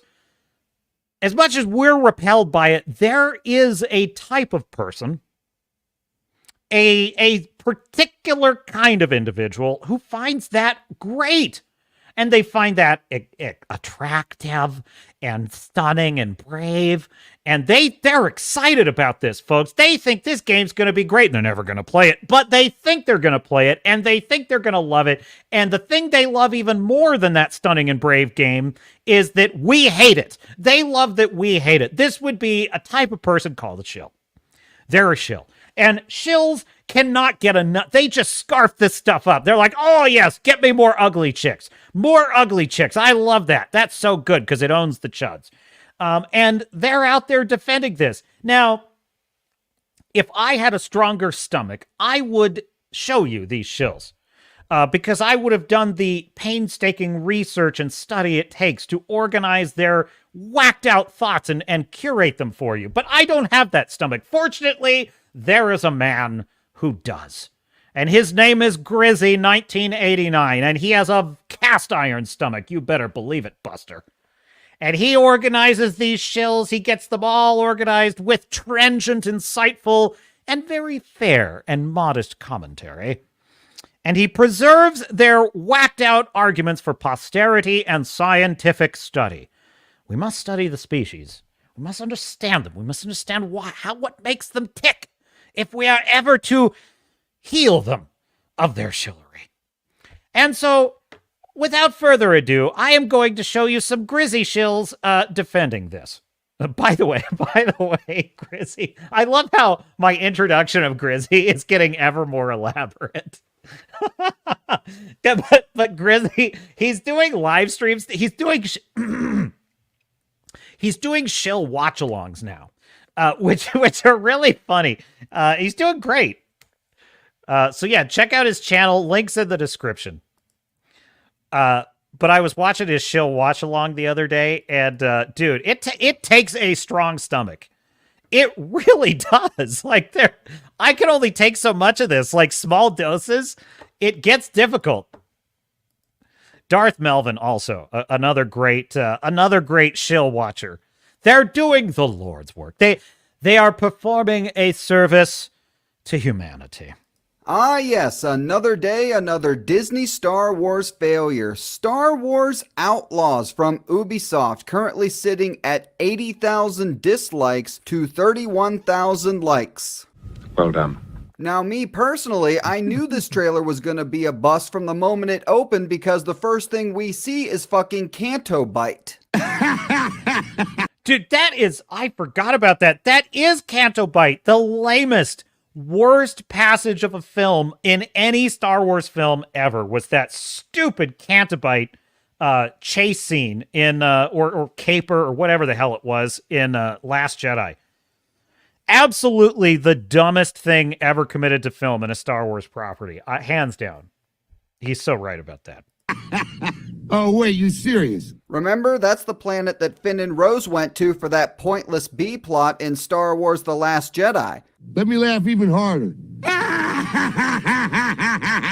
So I'm sure by now you all realize that the Disney Star Wars shills, NPCs, and bots will immediately be out running defense. Oh, look, I want to read some of these. Excited to explore new Star Wars planets and join the criminal underworld and outlaws. Oh, that's so fake. That is so fake. I don't believe that's real. Can't wait to recruit my ragtag crew and take on Jabba the Hutt. Dude, that was phrased like literal marketing. It was phrased like literal marketing. Because listen, if I'm excited about a new Mass Effect game, I mean, yes, I'm going to say I'm excited about it, but I'm like, oh, dude, I'm so excited to see what happened in the aftermath of the Reaper War, right? Now, that would make sense to me, but if I'm like, excited to see all the new planets introduced in Mass Effect in a post-Reaper world, can't wait to see my interesting crew of recruited companions. It's like, no, that's not how I would phrase it. Let's see, look at this one. Excited to see all the cool details and new worlds in Star Wars Outlaws trailer. What new worlds? They didn't show you a new world. They showed you freaking Tatooine and Canto Bight. Everything looks the same. Can't wait to explore the galaxy with Veth and her crew. Oh, was that her name? I couldn't be bothered to remember. Because who cares? Who cares? I can't wait to explore new Star Wars planets. And what new planets? There are no new planets. And encounter familiar criminal groups and outlaws. Exciting times ahead. Not. Like, exciting not times. Oh, dude, I super owned her on that. Super owned her. Carl said, Carl Anderson, not to be confused with Carl, the character played by Fu Manchu, says, nice trailer breakdown. Can't wait to explore the galaxy with Vess and her crew in Star Wars Outlaws. May the Force be with Ubisoft on this one.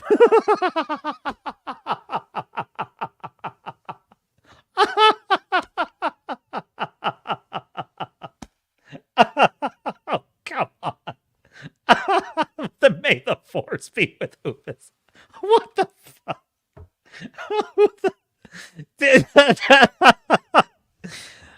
May the Force be with Ubisoft. May the Force be with the wet turd that I passed this morning. For this game. Kicking. Which Ezra Hill says, exciting to see. Dude, every one of these is saying new planet. There are no new planets in this trailer. Exciting to see new planets and classic characters. Member berries, nostalgia bait, grifting off legendary characters is what you mean. In Star Wars Outlaws. Can't wait to explore this underworld adventure. Wow, Star Wars Outlaws looks like it's going to be a wild ride. Oh, can't wait to see Vess. And notice how each one of them is, they're saying her name, Vess. I dare anyone, nobody can remember this character's name. Nobody remembers her name as Vess from that trailer. She is a generic, boring plank of wood character. She does not have any, she's not interesting. Her costume is not interesting. She doesn't, there's nothing remarkable about her whatsoever. There is no reality where I remember, nor do I care what her stupid name is. That's the greatest proof to me that these are all like paid marketing shills. Star Wars Outlaws looks like it's going to be a wild ride. Can't wait to see Vess take on Jabba the Hutt and his crew. Let's hope she doesn't end up in the Sarlacc pit for too long. Bots will immediately be out running defense for this game. Kicking off, of course, with the completely fake and rehearsed trailer reactions. At least that's what I hear. Wait, what? Yeah, I'm sure spitting out your drink was 100% necessary there. Fake react. He faked a spit take. I can't even believe that. Dude, I would never do that to you, my dear audience. I would never fake a spit take. That's so cringe. Oh my God. I mean, I might fake an orgasm, but that's for a different reason. There's fake reactions. Let's go! Jabba. What? Right? that was real. That was terrible. That was really bad. Actors, fake reactions. Let's go! Jabba. Right? Dude, I love it. In the shill watch-alongs, that there's a game. It's like you have to collect. You have to count every time you hear a "Let's go, let's go, let's go, yay, let's go, red lightsaber, let's go." it's serious. Every one of them. They all say this. Let's go. Don't you think I got a whole crew surrounding the Shill face. Shill face. Oh, no! Star Wars Outlaws pre-order available now. Dude, this girl's reactions are so odd. It's so odd. She always does this weird, like naked and afraid face. Why does she do this weird, like, I'm lost in the woods, afraid face? Is that supposed to communicate she's excited? That's very weird to me.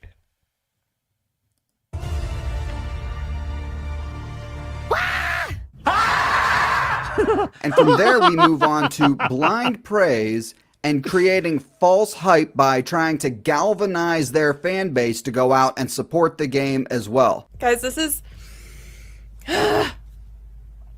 one of, if not my most anticipated game of the year. Anything that's got me going pew, pew, pew, pew, pew, pew, sign me up. I gotta say, the concept of this is...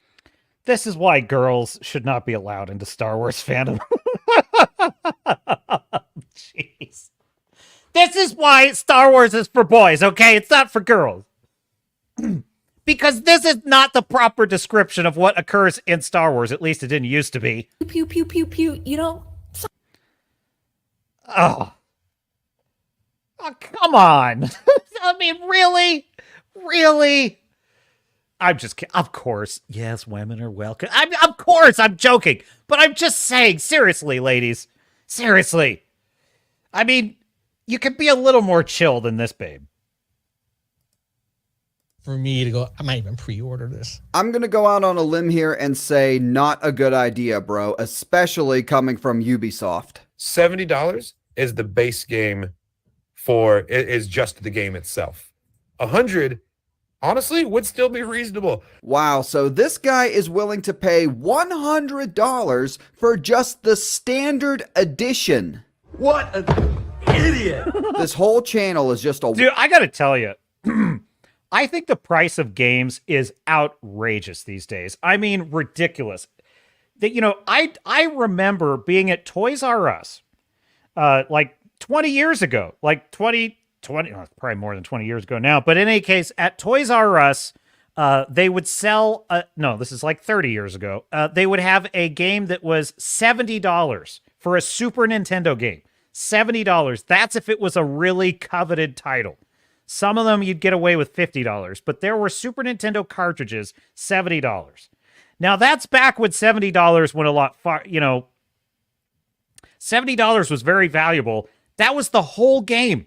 That was the whole game. There were no downloadable content. There was no patches needed. You didn't have to wait 3 hours for your stupid game to update before you could even play it. It was the whole game, soup to nuts, totally complete. You put it in the machine and you play it. It's yours for life. Nowadays, you pay $100 for a piece of shit that's got to update for 5 hours. It's got to have a whole bunch of patches. If you want to have all the things they promised you were going to have, but they didn't give you, you've either got to pay for downloadable content, you've got to do a bunch of freemium, stupid, in-game purchases, and then you've got to have mods. You've got to have mods created by the player community to fix all the stupid bugs because they rushed it through production. It's not even finished yet, and they're too lazy to even fix the stupid errors with the game, so you've got to rely on other players in their spare time creating the mods to fix it. And they want $70 to $100 for that. Well, screw that. It's no wonder that AAA gaming is starting to go down the tubes. Walking, talking advertisement for Disney Lucasfilm. I like the part where we got to see someone else frozen in carbonite, just like Han Solo was in, pretty sure it was The Empire Strikes Back. I know. Chris, we'll start with you. What'd you think of this trailer? I love this. I'm really excited. Well, one, because it's an open world Star Wars game. And because it's an open world game, that also means to these people that this is Grand Theft Auto in a galaxy far, far away. It's basically like Grand Theft Auto plus Star Wars. Oh, I know. I really think it's gonna be Grand Theft Auto like. Yeah, GTA meets Red Dead. That's it in a nutshell right there. Fuck off. All right, now let's get into the main character.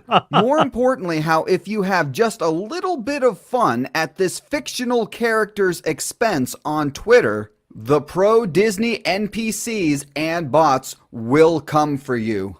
She looks perfectly fine. You just hate women. You guys had 9 months and now decide to share your brain-dead takes on how a character should look. You sick MFers have never met a woman, and it shows because Kay Vess looks gorgeous. I gotta tell you, bro, only weirdos think Kay Vess is attractive. And yes, I've brought proof of this. We know that I love my women with electro tattoos. What? I genuinely think y'all have brains the size of rocks, and I can't take you MFers anymore. Triggered.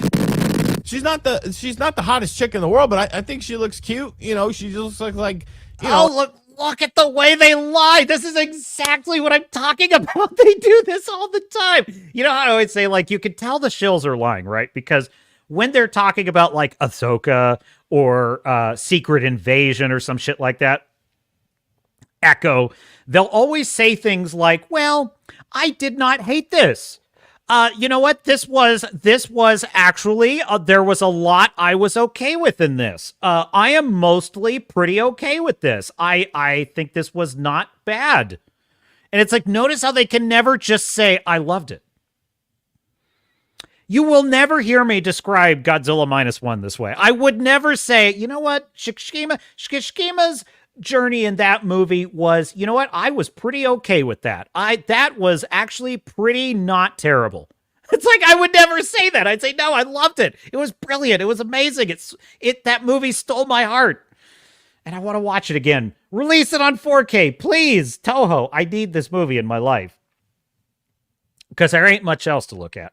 Anyway, I just find it funny how he's like, well, she's not like the most attractive, but I'm pretty okay with how she looks. It's like, you freaking liar. This Orwellian double speak you have to engage in. You know why? Because dude, we are all living with an invisible gun to our head. And that invisible gun to our head is wokeness. We are living with an invisible cultural gun to all of our heads, which is called woke cancel culture. And this guy has bent the knee. He has bent the fucking knee. And that's why he won't say what he really thinks, which is that she's fucking ugly. She's ugly. She is an ugly character. Just say it. Oh, doesn't that feel better? Ah, don't you just feel lighter when you just admit the truth? I ain't gonna be winning any popularity contest with the wackos. An average chick, you know, nice eyes. If that is a woman, it does look like she was beaten with an ugly stick. Pixie Kiddle Pronouns and Alphabet People Rights says, I always find it funny the people who judge others and their looks the most never have posts of what they look like online. It's always very telling that they project their own insecurities on others, even more so when it's a fictional character. What did I say earlier? Kay Vess is a fictional character, which you admit in this post. She's not real. And these people are so unhinged they come after you like you're criticizing a real person. Dude, Grizzy's tweet was so good. I love this is the main character for Star Wars Outlaws. Can't wait to not play it and watch it fail. How can you be mad at him for that? Think about it. Think about it. Okay, let's just pretend. Let's pretend that I follow Grizzy on. I mean, I do follow Grizzy on X, but let's pretend I was following Grizzy on X. Okay, and he tweeted out, "This is." Well, something about like a Godzilla -1. Can't wait to not watch it and watch it fail. Just for whatever reason. He just hated it. He thought it was stupid for some reason. would my reaction be to say, like, I can't believe that. I can't believe you're projecting your insecurities on this Godzilla movie. That is so mean. Honestly, you know what my reaction would be like? I'd be like, what? What is he talking about? This movie looks good. Or this movie was great. Well, his loss. And, you know, and my attitude would be, watch this thing succeed because it's a great story and I think he's wrong about this. That would be my attitude. My attitude would be like, I don't know. Actually, honestly, I'd be curious. I've literally never heard anyone say anything negative about Godzilla Minus One. I've maybe heard someone say it wasn't their favorite. Maybe they said, I think Kishkima should have died at the end, like Staffia, right?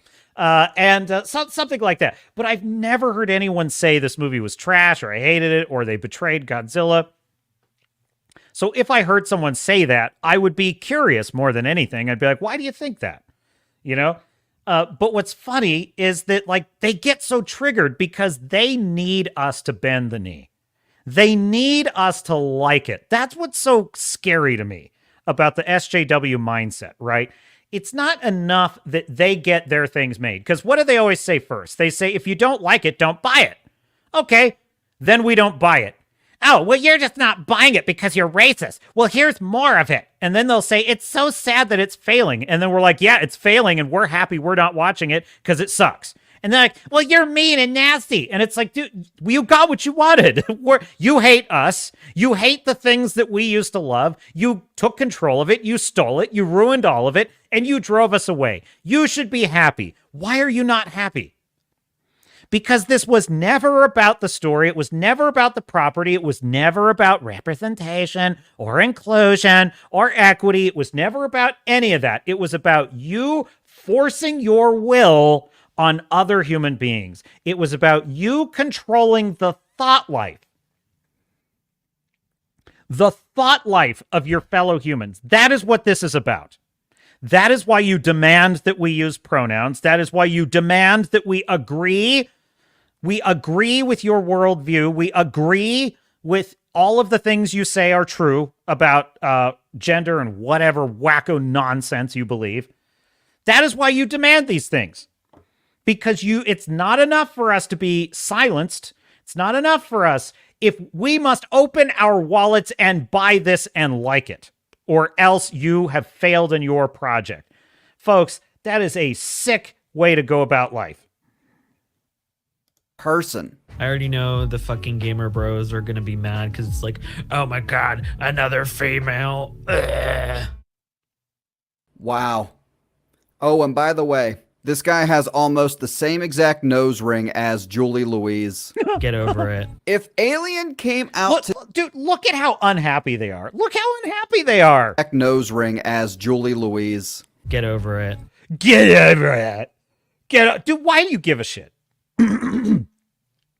Why do you care what we think? Dude, who cares?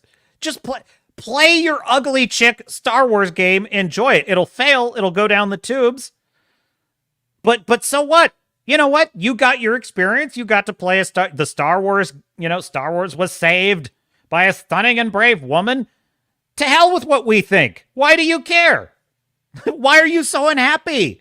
You know what? It's like that scene in The Count of Monte Cristo, okay? I love The Count of Monte Cristo with Jim Caviezel and Guy Pearce, right? And there's a scene where Mercedes, who is the fiancée of Edmond Dantes, Caviezel's character, she is sitting on the ocean shore with Count Mondego, played by Guy Pearce. And Mondego is literally putting the moves on her. And he's trying to, like, seduce her into having an affair with him.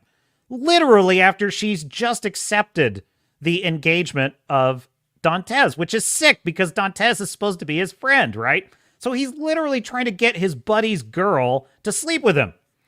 And she's basically saying, no way, Mondego, it's not going to happen. And he's like, oh, come on, it would be our little secret. And she's like, you know what? You don't care about me. She's like, you don't want me. The only thing this is about is it's the same thing as when you were 16 on your birthday. And Edmund had gotten a whistle for his birthday, and he loved it. He was so happy with his whistle. And you got a pony. You got a pony from your rich lord parents, and you were just so unhappy that he loved his whistle more than you loved your pony. And that was why you were jealous of him. And I thought, because he didn't care about the whistle, and he doesn't care about Mercedes, he just wants to steal the joy that Edmond Dantes has. That is such a brilliant little story about like the nature of Count Mondego and his jealousy and what's motivating him. And it occurred, and honest to God, these shills are the same way. It's like he is so pissed that we are happy. We are happy to be the outcasts in the counterculture. We have literally watched all of our favorite stories destroyed. All of them. Doctor Who, Star Wars, Star Trek, they're gone. We have no power to change that. None. We can rage on YouTube frankly, we're getting past that. I'm noticing that like, it's honestly not even that interesting or entertaining to rage about this stuff anymore. It's fun to meme on it. It's like, I'm getting to the point where honestly, I just don't care. I don't care what they do with Star Wars. I don't care what they do with Star Trek, Indiana Jones. It's all gone. And they are starting to become unhappy that we are like, okay, we've made our peace with it and we're having fun with other things. And they're just like Count Mondego. They can't stand it that we are happier with our whistle than they are with their pony. If Alien came out today, these morons would complain that Sigourney Weaver, quote, looks like a man. First of all, Sigourney Weaver... oh, no. Oops. Sigourney Weaver. Sigourney Weaver was hot in Alien. She was hot. But also, Alien was not marketed as she was the protagonist because the point was it was supposed to be a little bit of a surprise. That was a deliberate, not a bait and switch. Back then, it was literally about, they wanted to keep you guessing about which character was going to survive the story. So that was part of it. So she was not even marketed as the main character, but like, she naturally was charming and interesting, but also she's beautiful, and this fictional character is ugly as hell. That's the difference. Two things. First of all, you're wrong. Second, exactly. The bigger issue here is that Disney and Ubisoft are going out of their way to make this character ugly. The woman on the left is the model they used to make this character. Dude, it's unbelievable. She's gorgeous. She's gorgeous. She actually looks more vibrant, and she looks more vibrant and lively. Like, they messed up the eye shape. Like, look at the eye shape. It's totally whacked out. Dude, what is with this bizarre butt chin that they gave the fictional version? It's so weird. Look, she's got this beautiful smile. I mean, it's unreal how hard they had to work to steal this woman's beauty and attractiveness. Her natural, God-given beauty, these wackos, they literally took it away from her in this fictional representation. Rather than taking the easy route and just adapting her appearance to build the character, they chose instead to spend what I assume is a large amount of time and money just to make her uglier. Oh, jeez. Jeez. Look at that. Large amount of time and money just to... Dude, listen, quite aside from this one particular character, I have noticed this. The modern video game engines are the facial expressions of characters in general is looking worse and worse. The engine that they used for the characters in the trilogy of Mass Effect games, I thought was, obviously it was an older engine, but it was pretty good, right? I think mostly Shepard and the characters, they look pretty good. Then in Mass Effect Andromeda, they introduced this new character, this new game engine, and they were scary looking. Like, the characters look scary. It's like, I don't understand this. Why is it that, like, the more modern game engines, the character faces are just generally looking scary instead of human? To make her uglier. And to normal people like you and I, that's fucking weird. That's the modern gaming cycle. We get outraged at something, but then what ends up happening? We end up accepting it. Dude, no, you loser. We don't. What happens is these projects fail. They lose millions of dollars. They are giant boondoggles that go nowhere that nobody plays. Suicide Squad Kill the Justice... Do you know what happened, sir? Sir, do you know what happened when Suicide Kills the Justice League came out? There was a massive explosion in sales of the old Arkham games, while the Suicide Squad game failed miserably. Do all of these games fail? They all do. So you're lying. Or you're an idiot. Probably both. End up accepting it. What, like we all accepted Suicide Squad killed the Justice League? It ain't ever happening. It ain't ever fucking happening. And I'm just going to say, in conclusion, that it's not outside the realm of possibility that Star Wars Outlaws will be Disney, Lucasfilm, and Ubisoft's Suicide Squad Killed the Justice League. Please make sure you smash that like button before you get out of here. Subscribe to the channel as well if you haven't already. Let's hit that 20,000 subscribers. And most importantly, thank you all for watching. Grizzy, a man, a scholar, performing a service to humanity. Thank you, Grizzy. And the link is in the description. Give him a like, give him a follow. Great work as usual. Stormcrow says, damn, man, you're going to do Katie like... Who did Katie like what? Redoubt, that spit take lowered the bar to new depths. It really did. It's so bad. Fu Man Blue, you're really dating yourself with this. I remember when games were on floppies. We had a great library of PC games for years and years. We did. And then they won't... Now you can't even get them to run.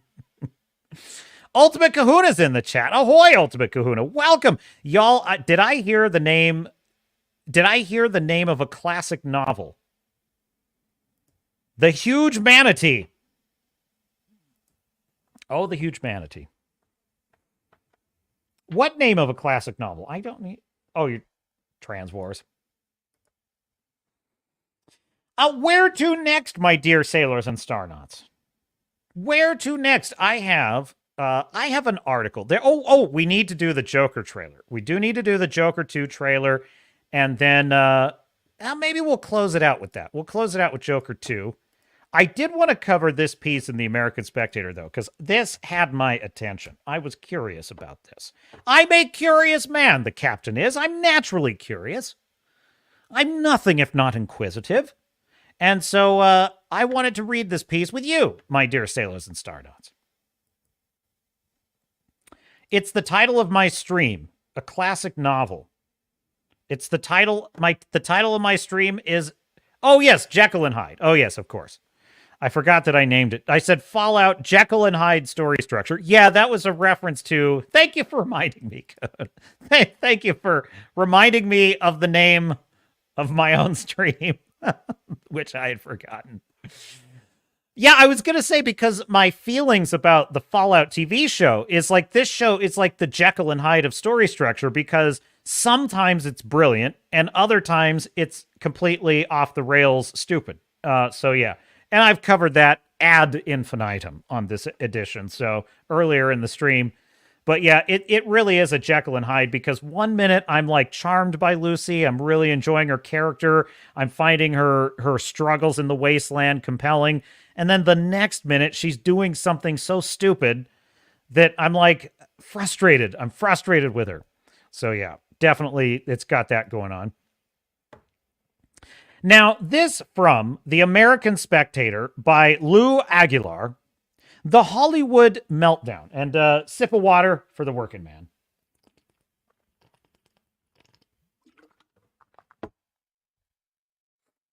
From Hollywood's first rupture with American audiences in the early 2000s, it did not take long for identity politics to destroy the industry. Quote, I've been writing for years about the steep decline of cinema. In fact, all art and media this century. My very first article for this fine publication, fortunately for my integrity, a true statement rather than a transparent bid for a raise, a shocking 6 years ago, explored how even a moderately good action picture like 2008's Taken was beyond the capability or intent of 2018 Hollywood. because the idea of loving, let's see, let me rephrase that. Yes, okay. Because the idea of a loving, tough guy dad rescuing his helpless teen daughter with manly certain skills while his gorgeous ex-wife frets realistically became anathema soon afterward. Hollywood had not yet fully mutated into Hollywoke, but it devolved fast. You know, that is such a good point. You know, I remember when I was watching Taken, the first Taken film, and that was definitely when I was a little more blue-pilled about some of the elements of the culture where, I mean, look, I've always been a libertarian guy. I've always been an Americanist. I am a patriot. I love America, and I love the ideals of America. That means I'm a right-wing wacko. Standing with your hand over your heart at the national anthem means you are a right-wing crazy SOB. In the books of the modern activist culture that we live in. And I'm used to that. So, but in any case, I was still more blue-pilled about just how bad it was and how truly like malevolent and like intentional it was. Like, I didn't used to assume, for example, that Mad Max Fury Road, I did not assume that like we were going to get every single movie was going to be a girl boss. I just thought, oh, okay, this is kind of interesting. Furiosa's a fun character. Let's see where this goes. And I remember watching Taken and feeling guilty. I felt guilty because I was like, dude, I love this. He's a badass. He's a man. He's a father. He's going to rescue his daughter and beat the stuffing out of those pieces of shit that took her. Because that's what a man does. And then I felt guilty about it because I'm like, gee, I guess I just like perceiving women as helpless. And I want to live out a male power fantasy. And that's bad. That's very bad. But you know what? In retrospect, I'm like, no, that's human freaking nature. That's human nature. That's just how we are. That's how we're wired. Dads are wired to want to be badasses that can protect their daughters and wives. It's women, generally speaking, are wired to be attracted to men that are protectors, that are strong and powerful, and don't wear their weakness on their sleeve like a soy boy. It's why all the lefty women are looking for right-wing. They're like, gee, is there any way that I can find a male feminist, but that isn't like, can I find a man that's a male feminist, but he's like a right-wing guy, but he doesn't actually like vote for right-wing things?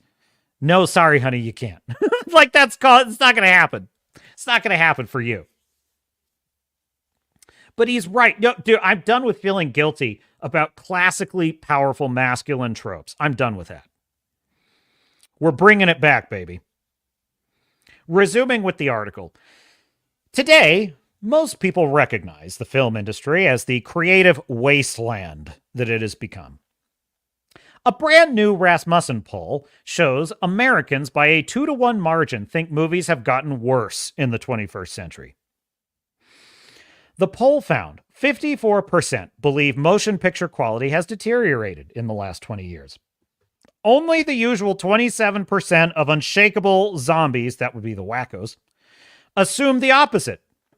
What happened to the screen trade that's a great way to look at it. The 27% of dumb zombies that will clap like seals for all of this nonsense, this drivel, this glue-eating bullshit, that would be the wackos, the wokies, the weirdos, the Tumblr crowd.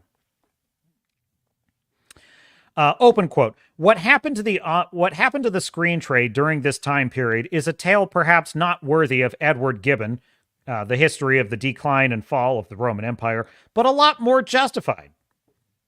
Most of the great auteurs and producers either retired or expired, and the studio system they enriched became a vacuous shell.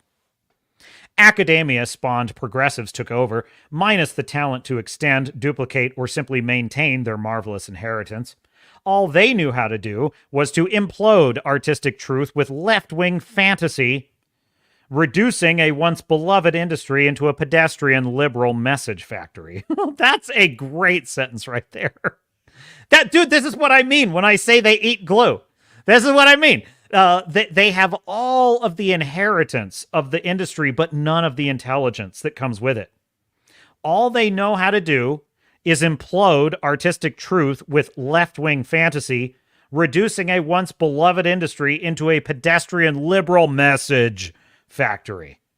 That is such a genius set of words. It deserves some applause. Again, by Lou Aguilar.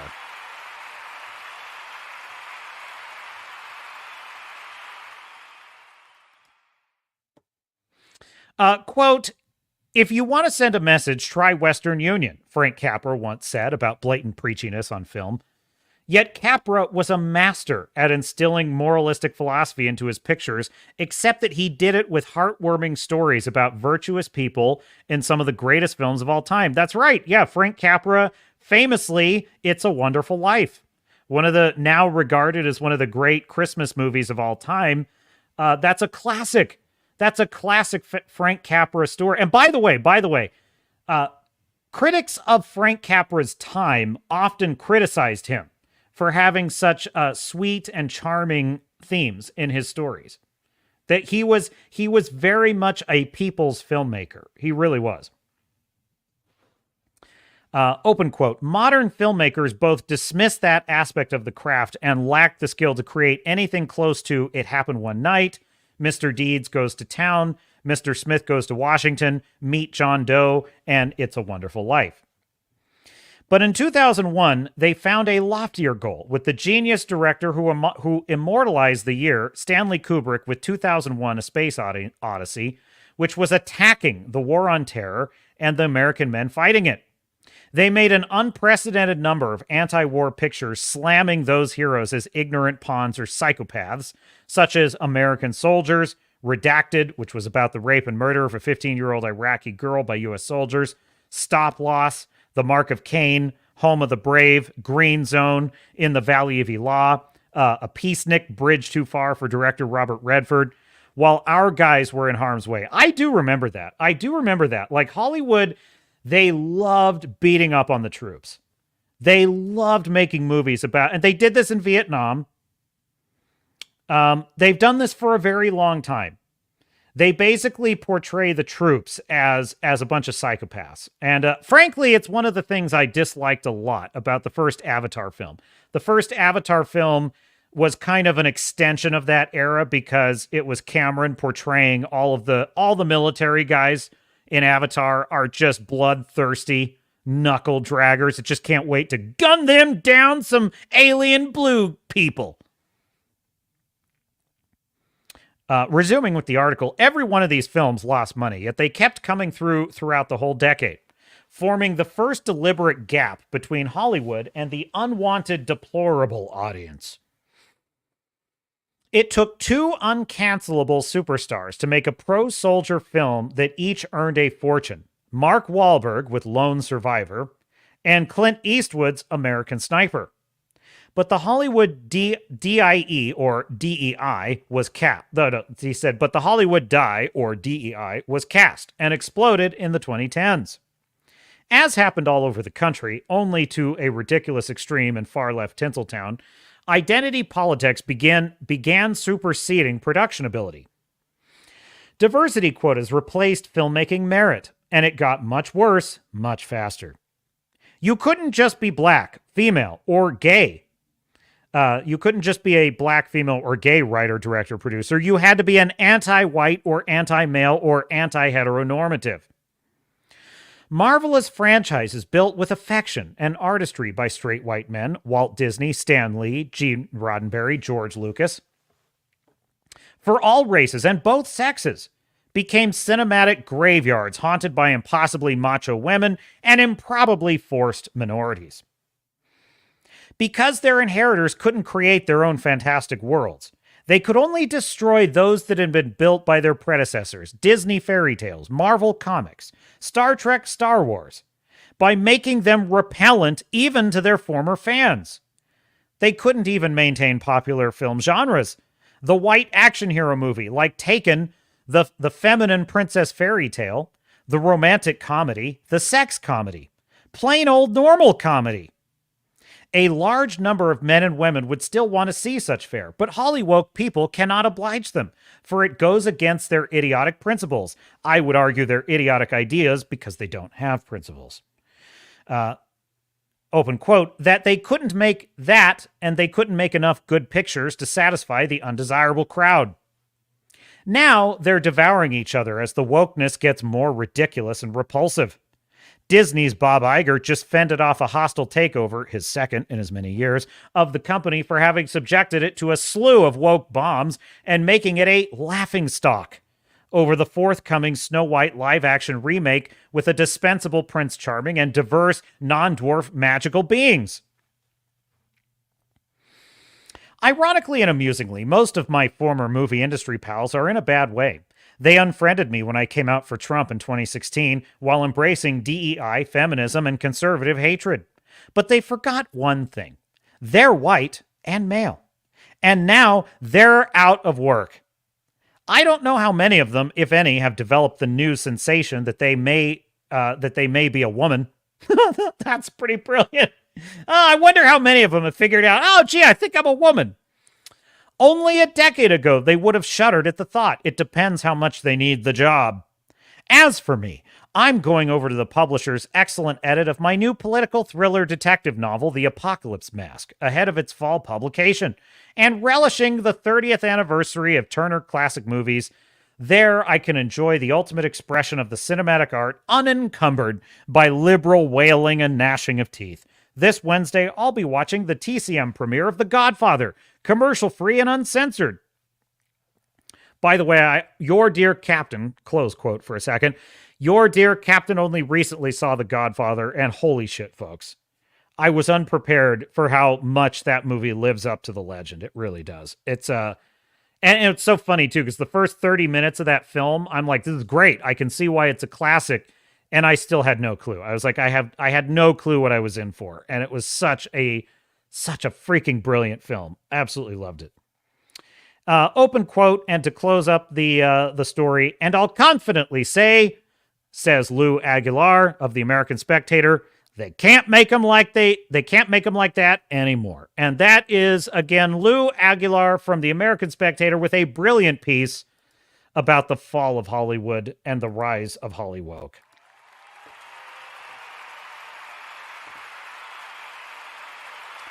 And Anthony Timmons is back and awake again. Well, welcome back, Anthony. I love how my stream is long enough that you could take a nap and come back. The captain has some stamina. That is true. Damn it, Timmons, says Fu Man Blue. Well, stay a while. Well, we're going to wrap it up soon, actually. The captain is, we're winding it down. We're almost 4 hours in. But I have one more thing in the stack of stuff that I want to go over with you, and that would be the Joker 2 trailer. So yeah, but I love that piece in the American Spectator, basically about, Hollywoke and their meltdown, and he makes such an interesting point because he's talking about like all of the guys. So he came out for Trump in 2016. That would be Lou Aguilar, the author of this piece. And all of his buddies unfriended him. He was ostracized. And he says, but they forgot one thing, which is that they are white and they are male. And guess what? They're all out of work now. So he's basically saying, oh, yeah, you hated that I was a MAGA Trump guy. How's that working out for you? Oh, gee, your stock has fallen, hasn't it? Because guess what? The writing was on the wall for you 8 years ago, but you were too stupid to know it. So, yeah, he's getting the last laugh. And he's like, I'm just enjoying my new career. So there you go. Exactly, Fu Man Blue. Now, the Joker 2 trailer came out. Did I miss anything? Okay, no, I don't think so. I'm making sure I covered everything in my stack of stuff. Dude, what is this? I had something in the funnies. I got to see what this is because I made a note for myself, but I forgot what my note meant. Oh, no. Oh, no. I forgot about this. Okay. before we do Joker 2, we're gonna do something. We're gonna now for something completely different. This is from 1-800-Danky. This is from 1-800-Danky. I'm not gonna give you any introduction for this, okay? Make sure you like and subscribe to 1-800-Danky because he's amazing. Close your eyes. Your eyes can deceive you. We must not trust them.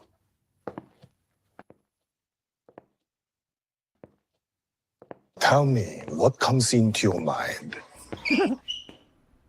Close your eyes. Close your eyes. Close your eyes. Oh my God! No! Oh no! Oh God, that's so evil. That's so fucked up. Jeez. Oh, yeah, like that's taken a little too far. 1-800-Danky. But also screw Disney. Screw Bob Iger. Have I said it lately? No, I don't need to screw Bob. Wait. I gotta do it. Oh, that was a good catch there, Captain. That was going in a direction we don't. Bob Iger. We don't need to worry about Bob Iger getting screwed because he's screwed himself. Because he's going to continue making the decisions that are destroying his company. And there you go. Yeah, we're down. Dude, we're down. I was like, do I put this in the stack or not? That was dude. That was really bad. The alien's like, dude, does Danky have anything else new before we move on? Because Danky is so good. Okay, fine. We'll do this one too.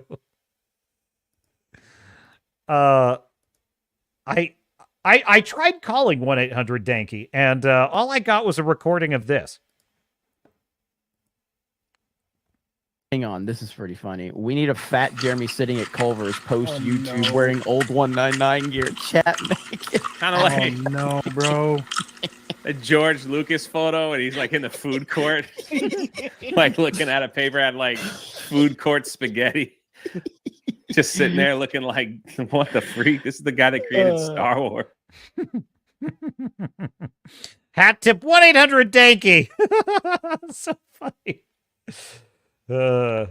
Okay, all right. Now for the Joker trailer. Joker Part 2. Where is it? Grab link. And here we go.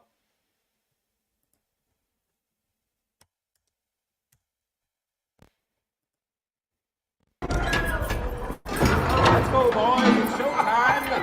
Wakey, wakey. Hey, Fleck, you got a joke for us today?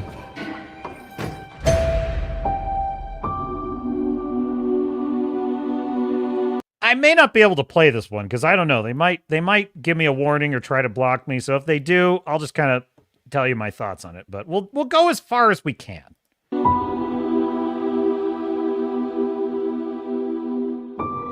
We use music to make us whole, to balance the fractures within ourselves.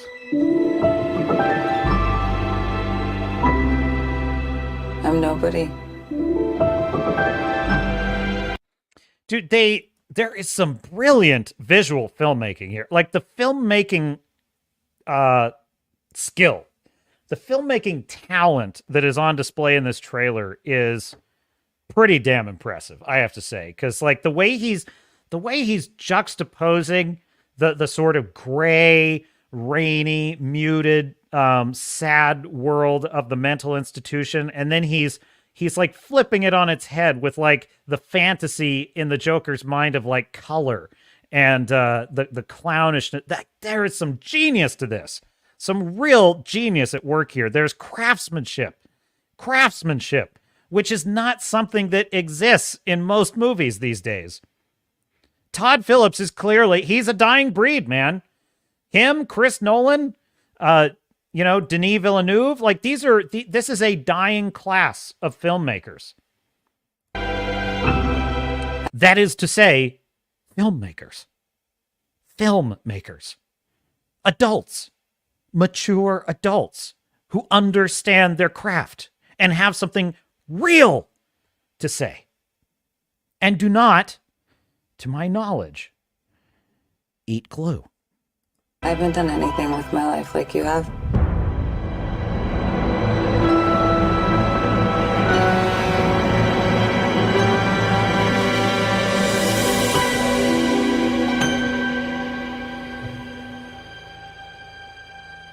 Wow. You know what's impressive about this trailer? I got to check for a warning. Still no warning. All right. I'm keeping an eye on it. Keeping an eye on it. One of the most impressive things about this trailer is how it builds tension. It's building tension. You know, I say this about, you know, the trailer for Fallout, quite frankly, the trailer for a lot of these modern shows, like the Acolyte trailer is another good example. They don't build tension. They don't give you a hook for the story. They don't establish a sense of like what's going to happen. What am I about to see? What will the character do? There's none of that feeling with most trailers. What's impressive about this one is it's building tension. Let's get out of here.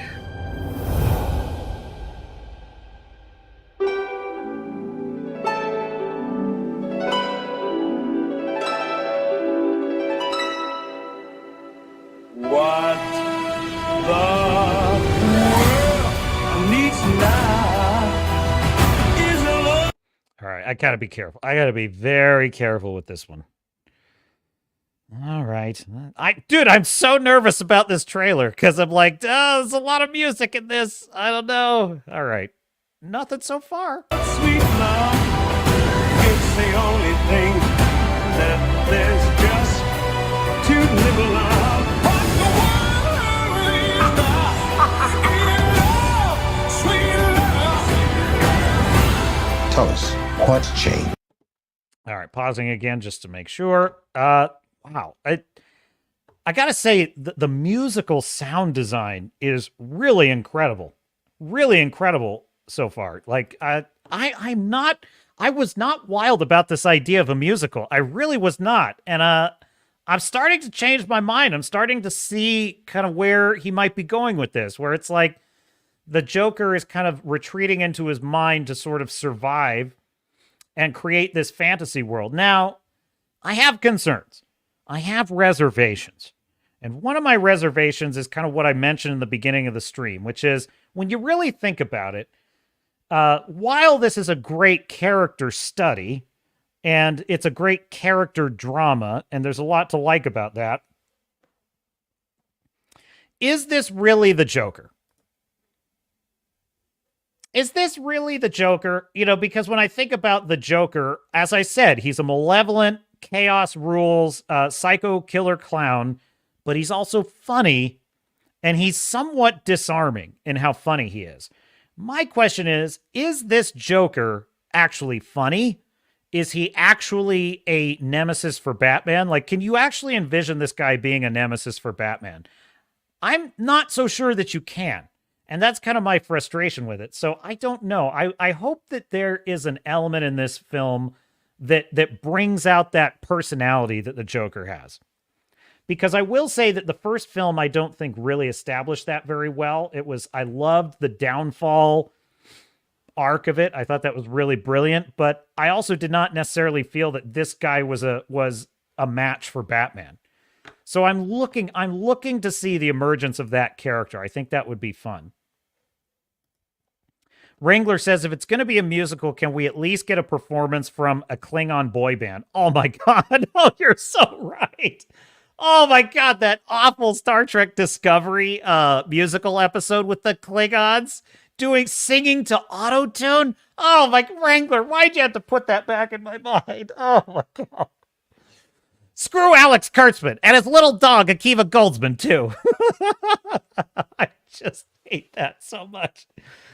Yet it's why Alex Kurtzman is the dumbest showrunner in all of entertainment, okay? because he's so stupid. He's so insanely stupid. And the writers of that show are so insanely stupid, they can't even understand their own premise that they set up. The premise of that episode is that the Discovery is being affected by an anomaly which causes people to break into song. That actually can work with the Klingons because the Klingons sing opera. The Klingons sing war ballads and poems. The Klingons have dramatic, theatrical music. So just have it be that they sing Klingon opera and it would fit. It would fit the episode. And the humans are doing their stupid auto-tune stuff, but have the Klingons doing that? No, because they're not creative people. Anyway. You just had to remind me, Wrangler. A genius. I know. I'm an agent of chaos. I just do things. That is what he does. All right. I think I've given it enough time. Let me double check. Sometimes the warning is on a delay. Okay, no warning. Let's go. Roll tape. Are there? I'll tell you what's changed. I'm not alone anymore. That's what we should be talking about.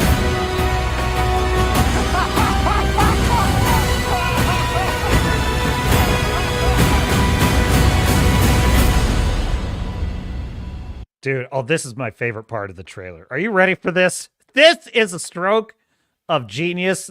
It's pretty unbelievably good.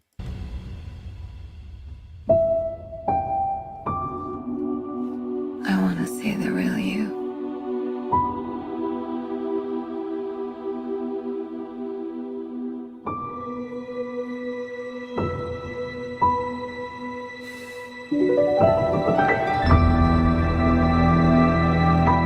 Dude, tell me that is not a brilliant finish to that trailer. I mean, holy shit, man. That just floored me.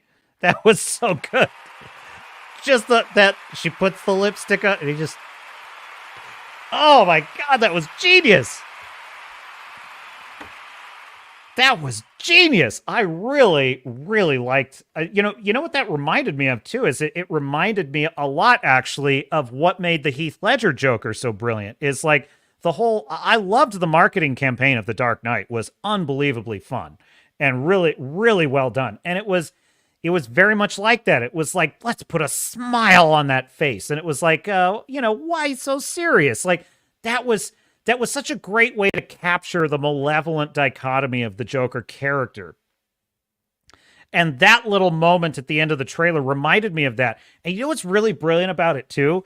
Is it's actually got a lot of parallels with the Batman character. Because Bruce Wayne, what is the main thing that we always say about Bruce Wayne? Which is Batman is his actual personality. Bruce Wayne is his mask. Bruce Wayne is the character that Batman plays when he's blending in with civilization and society. But at night, when he's the Dark Knight, that's who he really is. Batman is who he really is, right? That's who he's become. Now, what I love about that final moment with Joaquin Phoenix's Joker there is that it's the same thing. It's like the sad, depressed, mental patient that you're looking at. That's actually the mask. That's not actually who he really is. When he kind of like grows into that clown smile, that's who he really is. That's his real personality. I feel like that's the direction it's going. And if so, that's a wonderful parallel for the Bruce Wayne Batman character, the kind of, mental patient Joker. It's like, that's a great parallel. That's great symmetry. There's a lot of potential there. I find that pretty interesting. And, he might just pull this off, Todd Phillips. He might just pull this off. A sequel to that's as brilliant as the first one, that's also a musical. I mean, my reservation about it, though, is his character, like Joaquin Phoenix's sort of mental patient rendition of this character, is so dour and so depressed. It's almost like, how Lois Lane in the Snyderverse is so world-weary. It seems like a wrong fit for the Joker character. So we'll see. We'll see how it all shakes out. But there's a lot to love in that trailer for me. What do you think, chat? I must have your thoughts on this. Anthony says Gaga is proving to be a decent little actress. No, listen. I think when was the first time I ever saw Lady Gaga in a performance? I have to look it up because, like, the first time I saw her in anything, I was like, she's a singer. What's she doing in this? And she's a brilliant actor. I mean, like, full stop. Lady Gaga is a brilliant actor.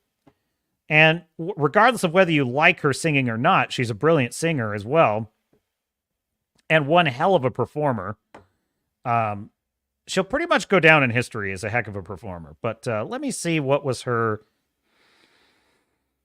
I loved her in American Horror Story Hotel. Actually, I think she was in more than one season of AHS. But like American Horror Story Hotel, which I think is maybe my favorite season.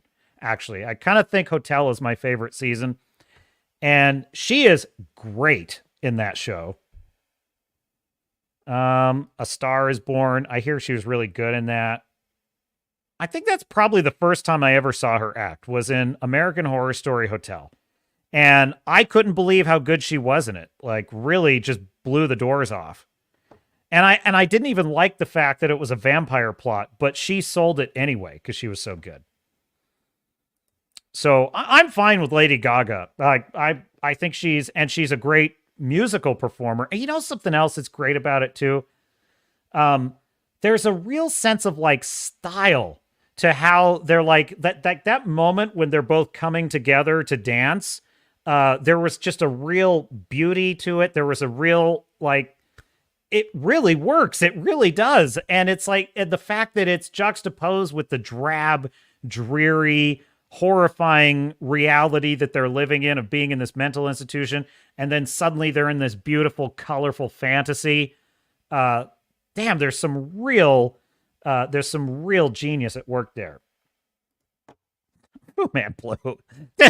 Star Fury, I hope you catch this one on the restream. Star Fury would be proud. Star Fury would be proud of you, Fu Man Blue. The lipstick thing was amazing. I absolutely put it way over the top. That little ending to the trailer, it was already pretty high bar, and then it went right over the top with that for me. It was so good. So good. And Joaquin Phoenix's performance, the subtle little... Yeah, he just emerges into that character. Like, that is some talent, man. And I gotta tell you, I get worried. I get worried about actors like Joaquin Phoenix. He's looking haggard, man. He is looking haggard. And I think it's because he is doing too many roles where he's losing weight and becoming an anorexic, and just, he's killing his body to do these characters. And I'm like, I don't know if that's I don't know how I feel about that. You know, this is a very common thing with character actors, you know, like Matthew McConaughey did this for Dallas Buyers Club, and he still has never recovered, by the way. Characters that gain enormous amounts of weight or lose enormous amounts of weight for a role, it's freaky, man. And they do damage. They do damage to them. I think Zac Efron damaged himself for Iron Claw. I think Zac Efron permanently changed his body with probably a shitload of steroids for Iron Claw. Because brilliant performance, by the way. He is absolutely brilliant in Iron Claw. But he looks freaky. He looks puffy and weird, which is definitely jacked as hell, but puffy and weird. And I worry about these actors. The captain is nothing if not compassionate. The captain is nothing if not concerned for the future of all Hollywood actors. It's difficult. It's difficult, laborious work that they do, and they do it for us, chat. They do it for us, the peasants. Redoubt Production says, since the Joker character is on my mind, my favorite Ledger Joker scene is the hospital room conversation with Harvey Dent. Second favorite would be, it's not about the money. Oh, yes, it's not about the money. It's about sending a message. This city deserves a better class of criminal. And I'm going to give him one. Like, I'm a man of my word. Oh, dude, I love his character. He's so good. Dude, the Harvey Dent scene is so genius, too, when he's just like, he's just giving Harvey Dent the little breakdown. He's like, I don't have a plan. I'm a dog chasing cars. I wouldn't know what to do if I caught one. He's like, no, they're the ones with the plans. And there's a lot of genius at work in that dialogue. It's so good. Dude, listen, I even like the dopey Bane performance of Tom Hardy. I like his performance in The Dark Knight Rises. I really do. Yes, it's hard to understand a word coming out of his mouth, and I like it anyway. I really like it when he's toying with Bruce Wayne, and he says, you think the darkness is your ally, but you've only adapted to the darkness. I was born in it. I love it when the CIA agent asks him, I bet that would be painful. Played by Aidan Gillen, very temporarily, also known as Littlefinger in Game of Thrones. And he's like, when I pull that mask off, is that going to be painful? And he's like, very, for you. Like, that's so good. But I understand people think it's a hammy performance. I like it anyway. Now, The Dark Knight Rises is got a lot of problems with it, but I do like Tom Hardy in it. Oh, dude, his line when he's in the stock exchange and they're like, there's no money for you to steal here. And he's like, really? Well, why are you people here? There's nothing for you to steal. And he's like, why are you here? Oh, that was so good. Dude, I will say this. I think Christopher Nolan is one of the last remaining Hollywood writers, storytellers, directors who is capable of critiquing both communism and capitalism in the same film. And he's able to do it in a way that is nuanced. It is not propagandistic. It is simply a kind of moral debate that is in the story that the characters are having. And you, as the audience, are invited to think whatever you want to think about it. And what's so fascinating about The Dark Knight Rises is I remember when it came out, everyone on the right was saying, wow, this is like a stunning indictment of communism. And everyone on the left was saying, wow, this is a stunning indictment of capitalism. And Christopher Nolan was getting asked in interviews, depending on which reporter it was, it's like a lot of people are saying that this is an anti-communist film or an anti-capitalist film. Like, which is it? Is it anti-communist or anti-capitalist? And Nolan was like, it's neither. It's a film. And I was like, that's great. That was basically Nolan saying, I'm not saying one way or the other. The film is simply what's happening. What's happening in the film is what's happening. It's up to the audience to decide what they think about it, what they think about Bane, what they think about his mission, all that stuff. And I thought, bravo! That's all we ask. That's good storytelling. It should be difficult to figure out which side the movie is on. I love that. That movie's such a Rorschach. I mean, it's not the greatest movie in general, but it is a very good Rorschach inkblot test for your worldview, because you're going to tend to see it one way or the other, depending on which side you tend to fall. And I love that about it. Fu Man Blue says of the Joker, it's never going to be the Joker. Well, we all agree you can't have the actual Joker separate from the Batman. I mean, I suppose this is naive of me, but I hold out hope that if these movies are successful enough, I probably shouldn't hope for this because they'll mangle it, but in an ideal world, we would bring this Joker in with a new Batman, and it would be fun, I think. I think that would be fun. Like, if we got a new Batman in the James Gunn universe, and he was good, he was well done, he was a detective Dark Knight, and then we brought in this Joker, and it fit, that could be super, super cool. In the first movie, one of my major problems with the first movie was I did not like the Thomas Wayne depiction. I thought they depicted Thomas Wayne as a real asshole. But I've actually changed my mind about that, because what I realized on second and third viewings of that film, I suddenly realized that actually we are viewing the entire story through the lens of Arthur Fleck's worldview. We are viewing all of the events of the film are being perceived through his eyes, including he believes he's having a romantic affair with his neighbor when he's not, right? So he's fantasizing that this neighbor is in love with him and they're having this family together. In reality, nothing of the kind is happening. which I suddenly realized was also what we're seeing with Thomas Wayne, right? Like the scene where Thomas Wayne is in the bathroom with the Joker, right? And the Joker's trying to, Arthur Fleck is trying to persuade him that he's his son. And he's like, get the fuck away from me. Stay away from my family. And he kicks his ass. It's like, now in Arthur Fleck's mind, how that went was he was very reasonably trying to explain that I'm your son, right? But now imagine it's the Thomas Wayne of like the Dark Knight trilogy story. And he's already tried to like say, well, listen, sir, I understand you believe that, but you're not my son. And, you know, I'm going to respectfully ask you to please keep your distance from going forward. In Arthur Fleck's mind, what he hears is, get the fuck away from my family, you freak. Right. And then he's in the bathroom and he's like, did you follow me into the bathroom, sir? And he's like, it's very important that I tell you, you're my father. And he's like, I've told you before, you approached my son at my home. That's not okay. So I'm sorry for whatever you're going through, but I'm going to ask you to stay. He's like, no, listen, you're not listening to me. And so he punches him to defend himself. And he's like, listen, you know, and so it's all being perceived in Arthur's mind as what we saw, but that's not really what happened. So I'm probably over-explaining it. Anyway, I just think that's how I read it. And I think that's kind of a cool way to read it. I could be wrong about that. It's just kind of how I see it. So I'm pretty okay with the kind of over-the-top Thomas Wayne of the first film.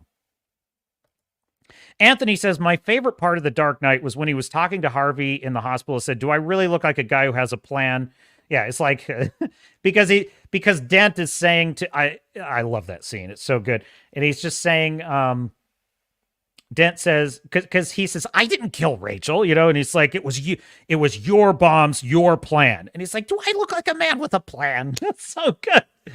But there's another scene. Who is he talking to in the movie? Where he's like, Dent, he doesn't care about this or something. I love how he pronounces that word. It's so good.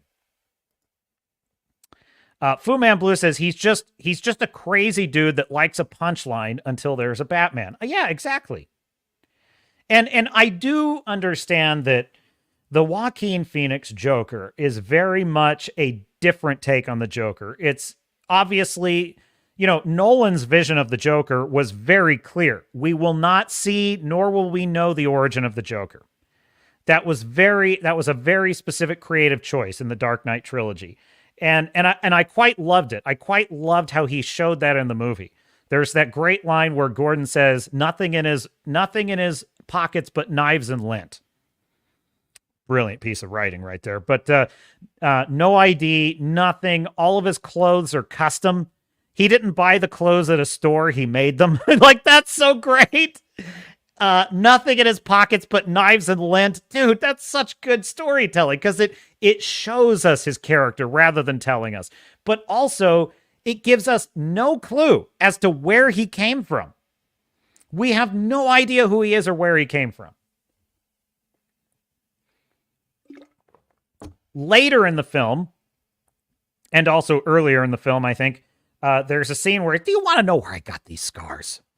And he tells, this is so brilliant. This is one of my favorite things in all of the Nolan trilogy. What talented storytelling this is. Yes, I'm in full Nolan fanboy simp mode right now. But it's when the Joker said, you want to know how I got these scars? And he tells this story. And it is absolutely engrossing. Like, I remember sitting in the theater and I was completely enthralled with this story about my dad was a drinker and he liked to beat on my mom. Well, one day she decides to fight back. Oh, and he didn't like that. Not one bit. And I am glued to this in the theater, you know, and it's such an intense scene because he's got a guy at knife point, you know, and he does this to my mom. And then he turns to me and he's like, why so serious? And you know what he says? Let's put a smile on that face. And you're like, oh my God, what a horrifying backstory, right? You're like, oh my God, that's such a horrifying backstory that's how he got his scars. And he watched his mother disfigured and murdered in front of, oh my God, no wonder he's the way he is, right? And it's brilliant. And by the way, that would have been fine. If he never said another word, we as the audience would have been fine with that. We'd have been like, oh, that's a cool backstory. But then later in the movie, we know what happens. He tells a completely different story. But this is what's so brilliant about it. He tells a completely different story that is exactly as engrossing and horrifying and mesmerizing as the first story. It's just as plausible as the first story. It's so plausible, we have no idea which story is true or if either of them are true, because they could both be true. That's so genius. It's one of the best twists I've ever seen in a movie, because it's like, those stories are equally awesome. And then there's that great moment when he's got Batman. He's like, do you want to know how I got these scars? And you're expecting to hear a third equally plausible, equally crazy and heartbreaking and haunting story. And instead you just hear Batman, like a total boss, say, no, but I know how you got these. It's so good. I love that. I love those movies. I might watch them tonight. I love the Dark Knight trilogy. It's, Dark Knight Rises, but definitely Batman Begins and The Dark Knight are just perfect. Absolutely perfect. I wouldn't change a thing. Dude, Mahler the Long Man, does not like Batman Begins. What a curmudgeon. What a Grinch. Come on, man. You've got to have a little kindness in your heart for Batman Begins. I mean, I think he mostly likes it. He just thinks the plot's kind of dumb. Whatever. We'll see what he thinks about Fallout. Dude, if Mahler gave Fallout a pass, that would be shocking. Shocking to me. So we'll see.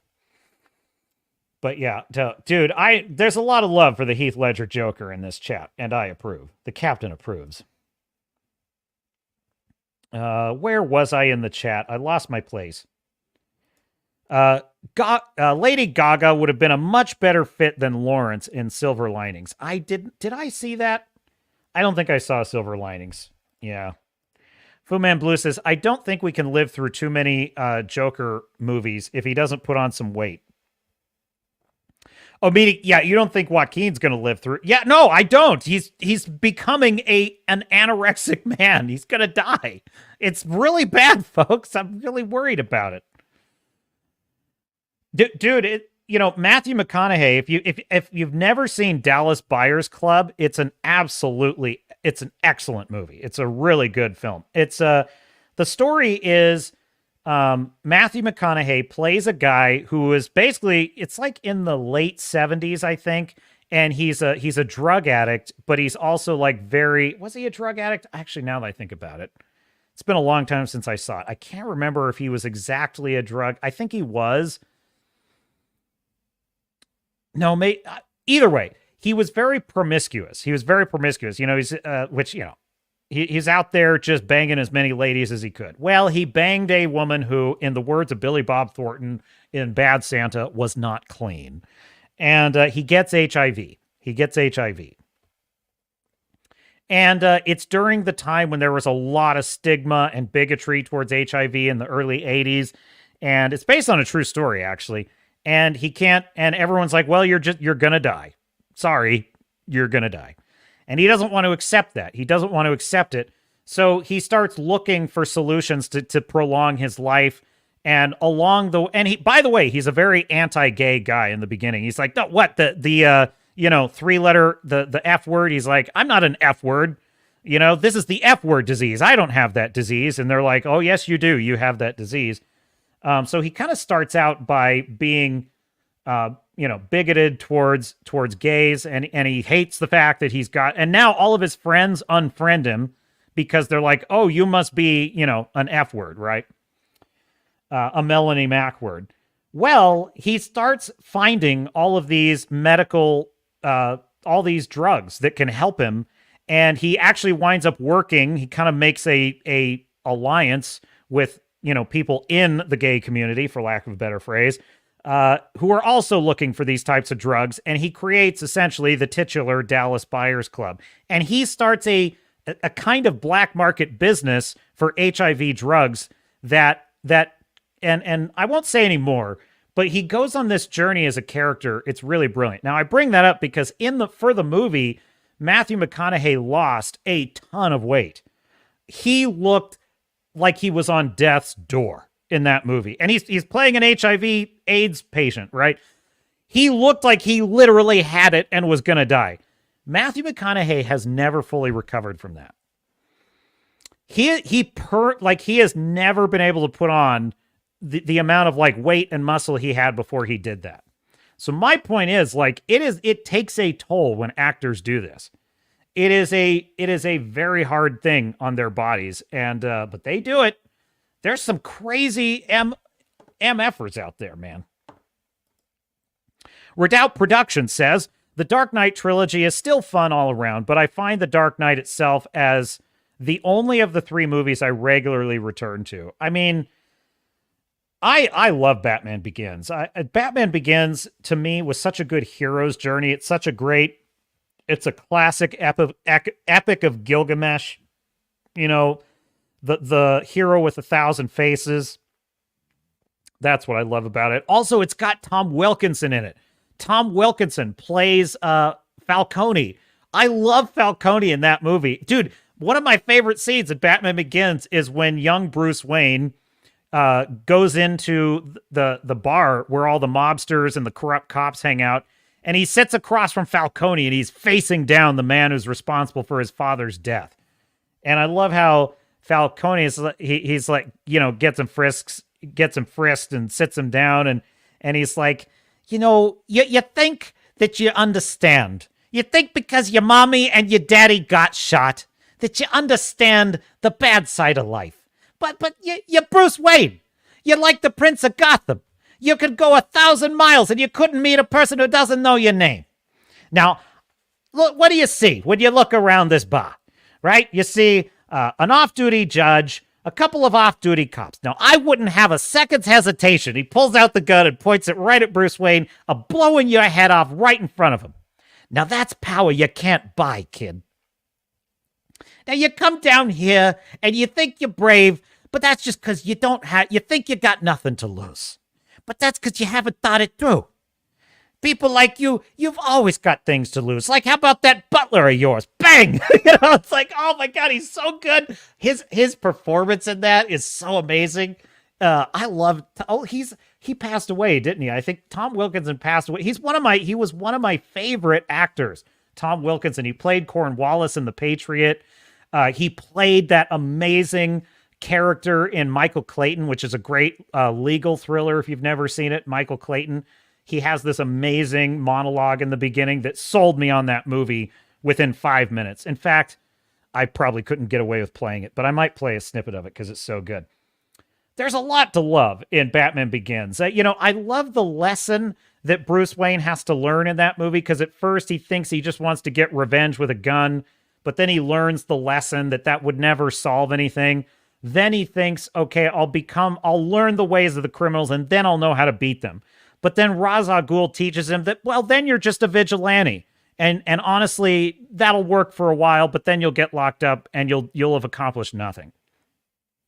So then he learns that he's got to create a myth. He's got to create a character that can outlive him, and become larger than life. And that's why he creates the Batman.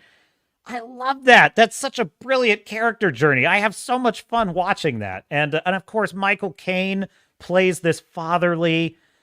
Alfred was never portrayed quite so. That's the best Alfred I've ever seen, because Alfred always had this kind of, and maybe he's supposed to.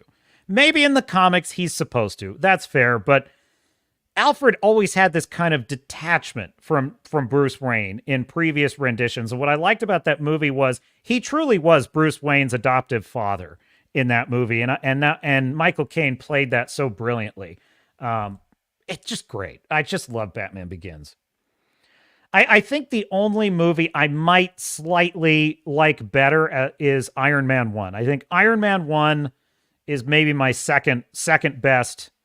Well, that's hard to say because I really love Spider-Man and Spider-Man 2. Damn it! I hate making tier lists in my head this way. It's really difficult because Spider-Man 1 and 2 are so good. I love those movies so much. That would be Tobey. Tobey is the original Spider-Man for me. He's a college kid. He's an adult. He's a man. He's a man. Okay? Tom Holland is a boy. Tom Holland is a boy. And it's fine to have boy Spider-Man for a movie or two. I like in No Way Home, Tom Holland finally started to work for me because He learned a hard lesson, and he beat a malevolent SOB, the Green Goblin, and he learned to be a man. And I like that. Redoubt says, Dallas Buyers Club is great. Rough story to endure, but one that should be seen at least once. Yeah, it's probably a one-watch kind of movie. It's a sad story. It's a sad story, but a brilliant one. And Matthew McConaughey, I mean, crushed it. I don't even remember why I watched it. I would see it all the time on like streaming services. I would never watch it because I didn't understand what the title meant. Dallas Buyers Club. This must be like a Wolf of Wall Street thing. That's really what I thought. I'm like, this must be one of those Wolf of Wall Street kind of things. And then I read the description, and I don't know why I put it on, but I put it on, and I'm like, wow, that was a great, great story. Foodman Blue says, yeah, another one, not a great rewatch, but very good. Redoubt Production says, Tom Wilkinson was phenomenal as Benjamin Franklin and John Adams. Oh my God, I forgot about that. You're so right, Redoubt. He was amazing. He was amazing as Benjamin Franklin in the John Adams miniseries on HBO, which frankly, every American should watch that miniseries. I mean, every single American. It should be shown in schools. If I was a history teacher, I would have my class watch John Adams every episode. It was so good. So brilliant. But yes, fun as Cornwallis. Listen, Redoubt, and you must agree with me on this, Redoubt. Yes, The Patriot is fairly absurd in terms of recreating historical events. But the portrayal of Cornwallis by Tom Wilkinson, I think, was pretty reasonable. Yes, he did give in to Tavington's demands, which was silly. That was silly. I don't think the real-life Cornwallis would have signed off on that. But that aside, I did feel that I liked him in that movie because, dude, I was still like, I was teenaged, I think, when that movie came out. And yeah, it was because Gladiator came out that year. So I was like maybe 13 or 14, if I recall. Maybe like 15. I can't remember. I remember watching The Patriot, and I was pissed. I was pissed that they were ascribing to the British war crimes that they did not commit. And that really made me mad. But I remember that when Cornwallis showed up in the movie and he was treating with Benjamin Martin under a flag of truce, and he was, dealing with him in good faith. I remember liking that and also there was that other British officer who was horrified by Tavington gunning down the rebels, the surrendered rebel troops. Those were the parts of the movie that were redeeming for me, because I was like, okay, it's really just this one crazy psychopath, but the rest of the British army were more or less portrayed as, roughly honorable, occasionally doing bad things, but mostly because they're trying to win a war and not because they're, Yahtzees. So I appreciated that, But you have to admit, he was great. He was great as Cornwallis in that movie. I love the part where they're like, my lord, we have to send in the reserves. We can rout these rebels. We can rout them. And he's like, you dream, General. You dream. Sound the retreat. I was like, yeah, that's right. Yeah, that's right. America, go home, Brits. That would be you, Starfury. No, I'm just kidding. Starfury's going to remind me that they burned the White House in 1812, if he were here. But our sweet prince has gone off to bed. Dude, hat tip and a captain salute to Starfury. He lives across the pond where it's late at night when we do these streams, and he shows up every week, bless his heart. He shows up every week, and we appreciate that. Starfury is very popular around here. Everybody's popular. We love Redoubt Productions. We love Fu Man Blue. We love Anthony Timmons. We love Wrangler. We love Neutron Pack. We love... Did we unpack that thing we were going to unpack in the Fallout show, Neutron? I can't remember. There was something you said that we were going to unpack, and I totally forgot about it. We love all of the sailors of Star. We love Tom. We love Darth Merlin. We love Melodic Method has been around once or twice. We haven't seen Melodic. Erigmar Varillion. We love Erigmar Varillion. We love Stormcrow. Oh my goodness, Stormcrow. I never would have heard the end. If I had forgotten to say Stormcrow, he would have put me on blast in Discord. I would have never heard the end of it. We love Stormcrow. Who else? If I'm forgetting anyone, know that it's only because your captain he just does not have the mind he had 20 years ago. Anthony, we have Rondo. I almost forgot Rondo. We have Rondo. We love Rondo. Dude, I'm doing a Trump stick. I'm basically doing a Donald Trump rally. Yeah, we love Rondo. We love Rondo. What a guy. Rondo's a guy. He's a good guy. He's tough. He's tough, but we like him. We like Rondo. He's a good guy. He's tough. He's a tough one, Rondo is. Yeah, I think we got them all. I think I got everybody. We have Cheddar Steve, who I think is a troll on Rumble, but I don't know. I can never tell. Sometimes I just, Oh, Staffyuri. I missed that. Rest in peace, Luke. I know, Staffyuri. It is very sad. It is very sad. Yeah, I think I found that's it. If I forgot anyone, trust me. I have Poyo Surf. Poyo Surf is out there. We love Poyo Surf. I'm literally just trying to remember every person that's ever been in the chat on the channel. So anyway, thank you, my dear sailors and Starnauts. It's so much fun hanging out with you every week. It really is. We have such good times. What was that thing we were going to unpack for Neutron Pack? Because he said something. Can I search the comments?